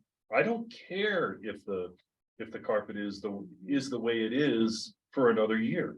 If we're gonna change it next year, change it next year. It's not a big deal. Still under new projects. It, What? Yeah, this'll all, when we finish finalizing the Well, what, budget, this will all become one line. Yeah, well, what I was, but if we're gonna spend the What are you at? What are you looking at? $9,000, the cast iron replacement. Well, that's over on, that's spend it on operations. something like. No, the that. point is, don't No, spend it. that's under But if they new are, projects for give it twenty back to fog twenty-three. windows. It was moved. Okay, You're dealing Well, with, I'm- you haven't, okay. you don't have Yeah, any of yeah. it. You need No, to I look, don't have you need to look up They there. are gonna spend Yeah. it. I'd say don't spend. do it, we period. still have 50,000 there? No, we cut it down to 30. Okay. So back to the capital, take out the 9. Take out the carpet and paint. Yes, Leave the 3 for, is it really gonna cost 3,000 for the countertop? Bobby just threw out 3,000. I think it's gonna be more like 1,500. But I'll make it We'll 2,000. just make it 2. They're hoping to get Something. remnants that we can put in there. right, they can probably pull something out of a remodel. But again, we're down to under 7% increase now, and I think at a 7 to 8% increase in assessments in view of the inflationary environment we have would be just fine. Yeah. If you put in one Yeah. mini truck, does that, What's that? won't put in just one mini truck? And, again, What when would that that's be? announced and rolled out, I think it's important to communicate I to the I homeowners need more than, exactly why more than we're just doing you it. to That would approve be- I that. know, I'm just saying, can we bring that up again? Why do we need those? Do we need those? Do we need one? For Get one this year and one next year? transportation for the guys, I mean, If it can, maybe that's That's why I silly. wanted to know if it's gonna work good. right, I don't know. I mean, How much is it? One for one? they're 8,000 each. Okay. I still But you think, guys, you can talk me out of that, that's, I mean. I'd If we- rather have a mini truck than a remodel, obviously, on the office, but maybe we need to take both out. On the mini truck, Elisa. Yeah. I mean. Obviously, we're in the process here of trying to not spend. Yeah. But again. Will it, I think when you're in a environment like the one we're in right now, where we're trying to limit cost to, so we don't have to assess quite so high. Is the reason for the mini truck to make people, to allow people to do a better job? To do more work, better work, or is it more convenience? Maybe a little bit of both convenience, and so they're not paying for their own fuel to drive around the property. I know some of these guys. yeah, don't we've make tried to much. get away from that Yeah. because that was a big mess when we did it, when Dave was here and we had to reimburse for use of company of personally owned vehicles, and we wanted to get away from that, and we did. Mhm. So we need to not go back to that. I don't Right. think we have to. We'll still have one vehicle if we choose not to go with the mini truck this year. We only have 2 employees and one of them's only here they're here, they have staggered schedules during the week. It's making a suit. But they have to drive there.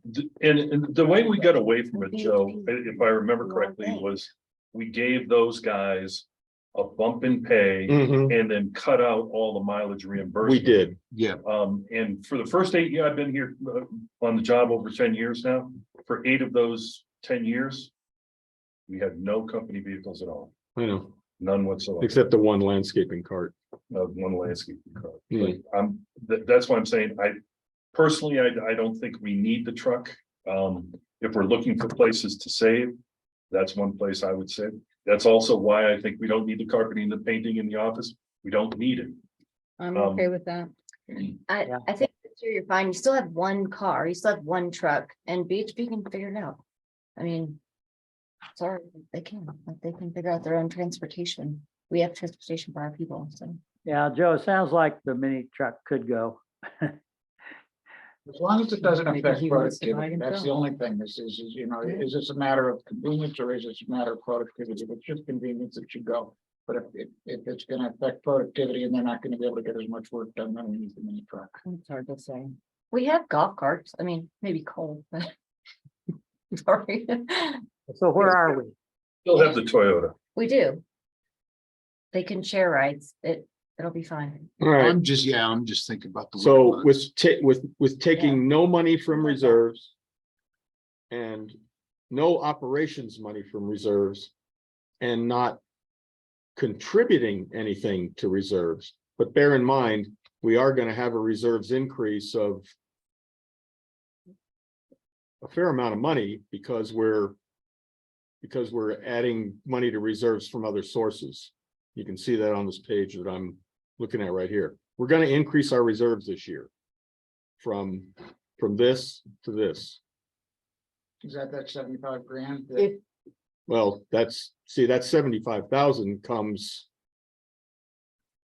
That from the surplus. comes from the 2022. surplus. Elisa, do Now- you think that you may be pessimistic on that? Will they, No, I kept, it's pretty close. you keep a good cushion.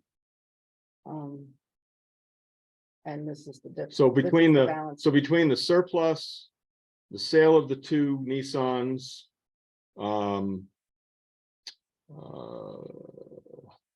The capital contribution from sales, that, It's not gonna be too high. no, I don't think so. What did we, But that was only part of the year, remember? yeah. this wasn't a didn't we full year. reduce The 300, the 420, didn't someone make us reduce the transfer fee down? Mm-mm. Rick said, yeah, we moved 420, the transfer fees to 10,500. That's assuming, that's how many closings? You lost me. Closings. We're assuming 40 sales in 2020. Okay. We need okay. to. That's assuming, So that'd be, yeah, how many is that? 17.5? I mean, it's hard to calculate that because it's based on, Oh. it's based on, Average of 700. That's what I did. Okay. 25, that's 25 closings. Okay, so does that number look okay? that's okay. Yeah. Because some of it's more than. And then the 700. unit, and then the rental revenue. So see here, so see all of these numbers here are additions to reserves, and that's $128,000. And we have to do 10% if we want financing for new and current owners. Right. So we do have to contribute something. Yeah, we will have to put a discretionary amount in there. Uh-huh. Yeah. Okay. That must total 10% of the total budget. So this is. Let's do that. So-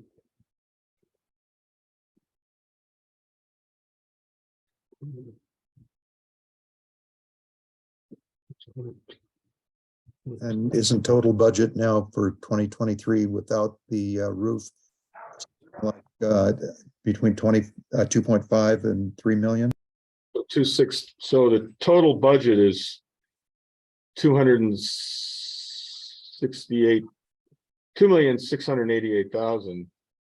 So 10% of that, Yeah. About so we'd have 270,000 or so needs to go in. yeah. So we've got 128. So what do we need now? What do we need? Another 150,000 or so. 150. We'll just, There goes your.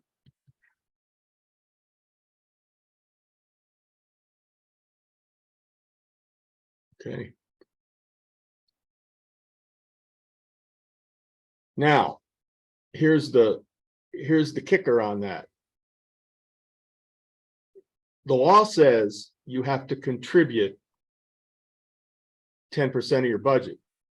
It doesn't say how much, You can take out. it doesn't limit you to how much you can take out. So we can draw back out that 150,000. So the Lord giveth and the Lord taketh away. And we're, it's smoke and mirrors, but we're legal. Woo! Okay, so we contribute 150, take out 150. So now I gotta go over to capital projects, and I gotta put 150 in here, Which one is that? Right there. and then I gotta go to revenue and admin, and I gotta put 150 in there. Okay. Okay. and Now, that- let's look at that and make sure we're Joe, okay. go back down. I was confused by how your formula worked. When you added and take it away, it appeared you added it twice in the bottom line, or maybe I missed something. Where? Go Which back to one? Reserves. The reserves. Yes. So we had, So, oh, wait a minute, hold on. This is a minus number. Yeah, that was a minus. sometimes I catch things. I put mine in as a minus. Yeah, I did. Didn't you see? Yeah, I didn't. So this is one. Number.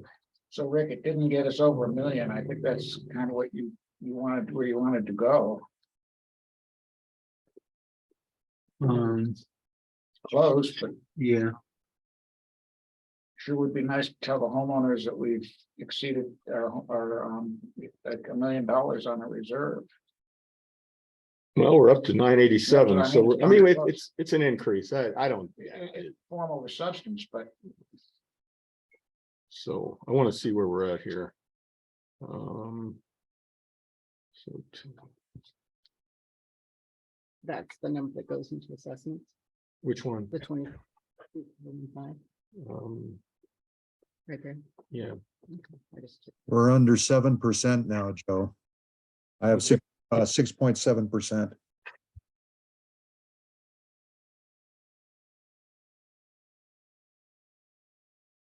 so if we went up to 9, that would give us more money for Joe. I did. yeah, look at your number. All right.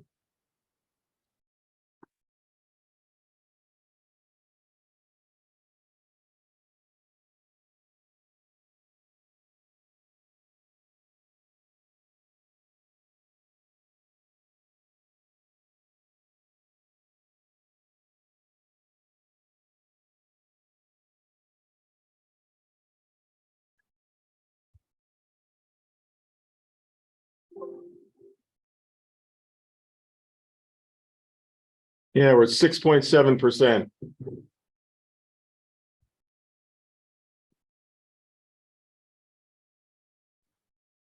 Well, any increase, nobody wants any increase ever. But realistically speaking, given the environment in which we're operating now, to have little to no increase, I mean, like a 2% or none is just not realistic in this environment. It's 908. it's not realistic, it's not responsible either. I'm glad you guys are watching me. What's 3 orders of magnitude among friends? Okay.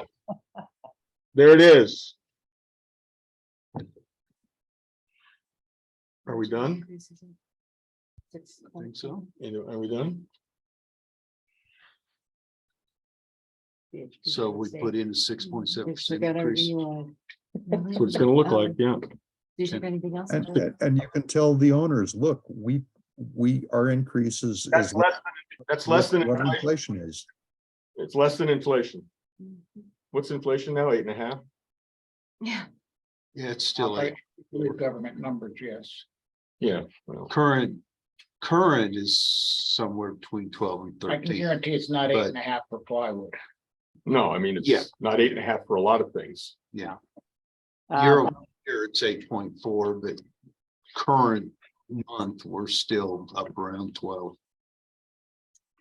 I just want to comment if I might. Since tomorrow is the actual board meeting where owners are allowed and encouraged to participate. I do think that Rick and Joe need to make sure they have, that they explain, that they're able to explain these things in terms that owners can understand. And perhaps should mention that the lodge roof is due for replacement. I'm sorry, I It's didn't. coming up. Two people were talking. Could you, sorry, repeat that, Jerry.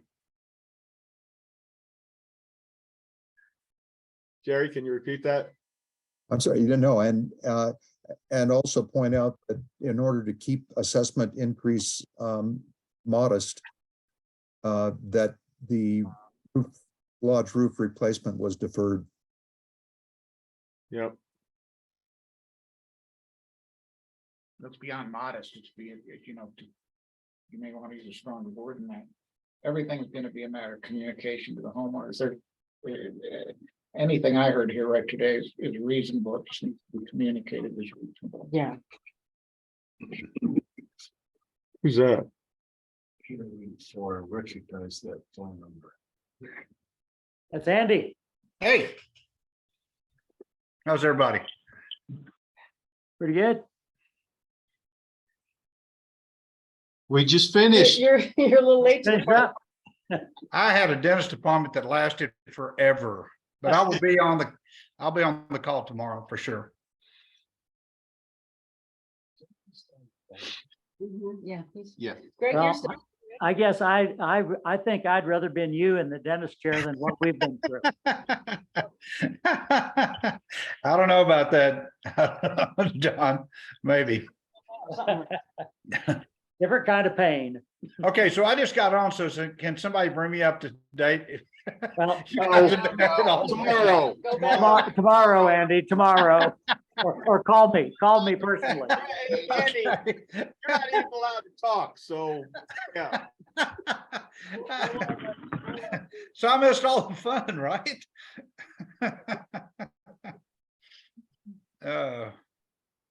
Well, thank you, Joe, once again, for all your good work. Tomorrow we starting at 8:30, 8:30. and members all know that you sent out the 8:30. Are you caught up with this, or do Yeah, this is, you have the same numbers I do? I do. I didn't change some of the wording, but I've got the Okay. same numbers. You got the you do. same numbers, all right. I will. Our fiscal year is the 1st through the 31st. I will go through this. I might clean up a few of the highlights that we don't need anymore, and I'll circulate this to all the board members this afternoon.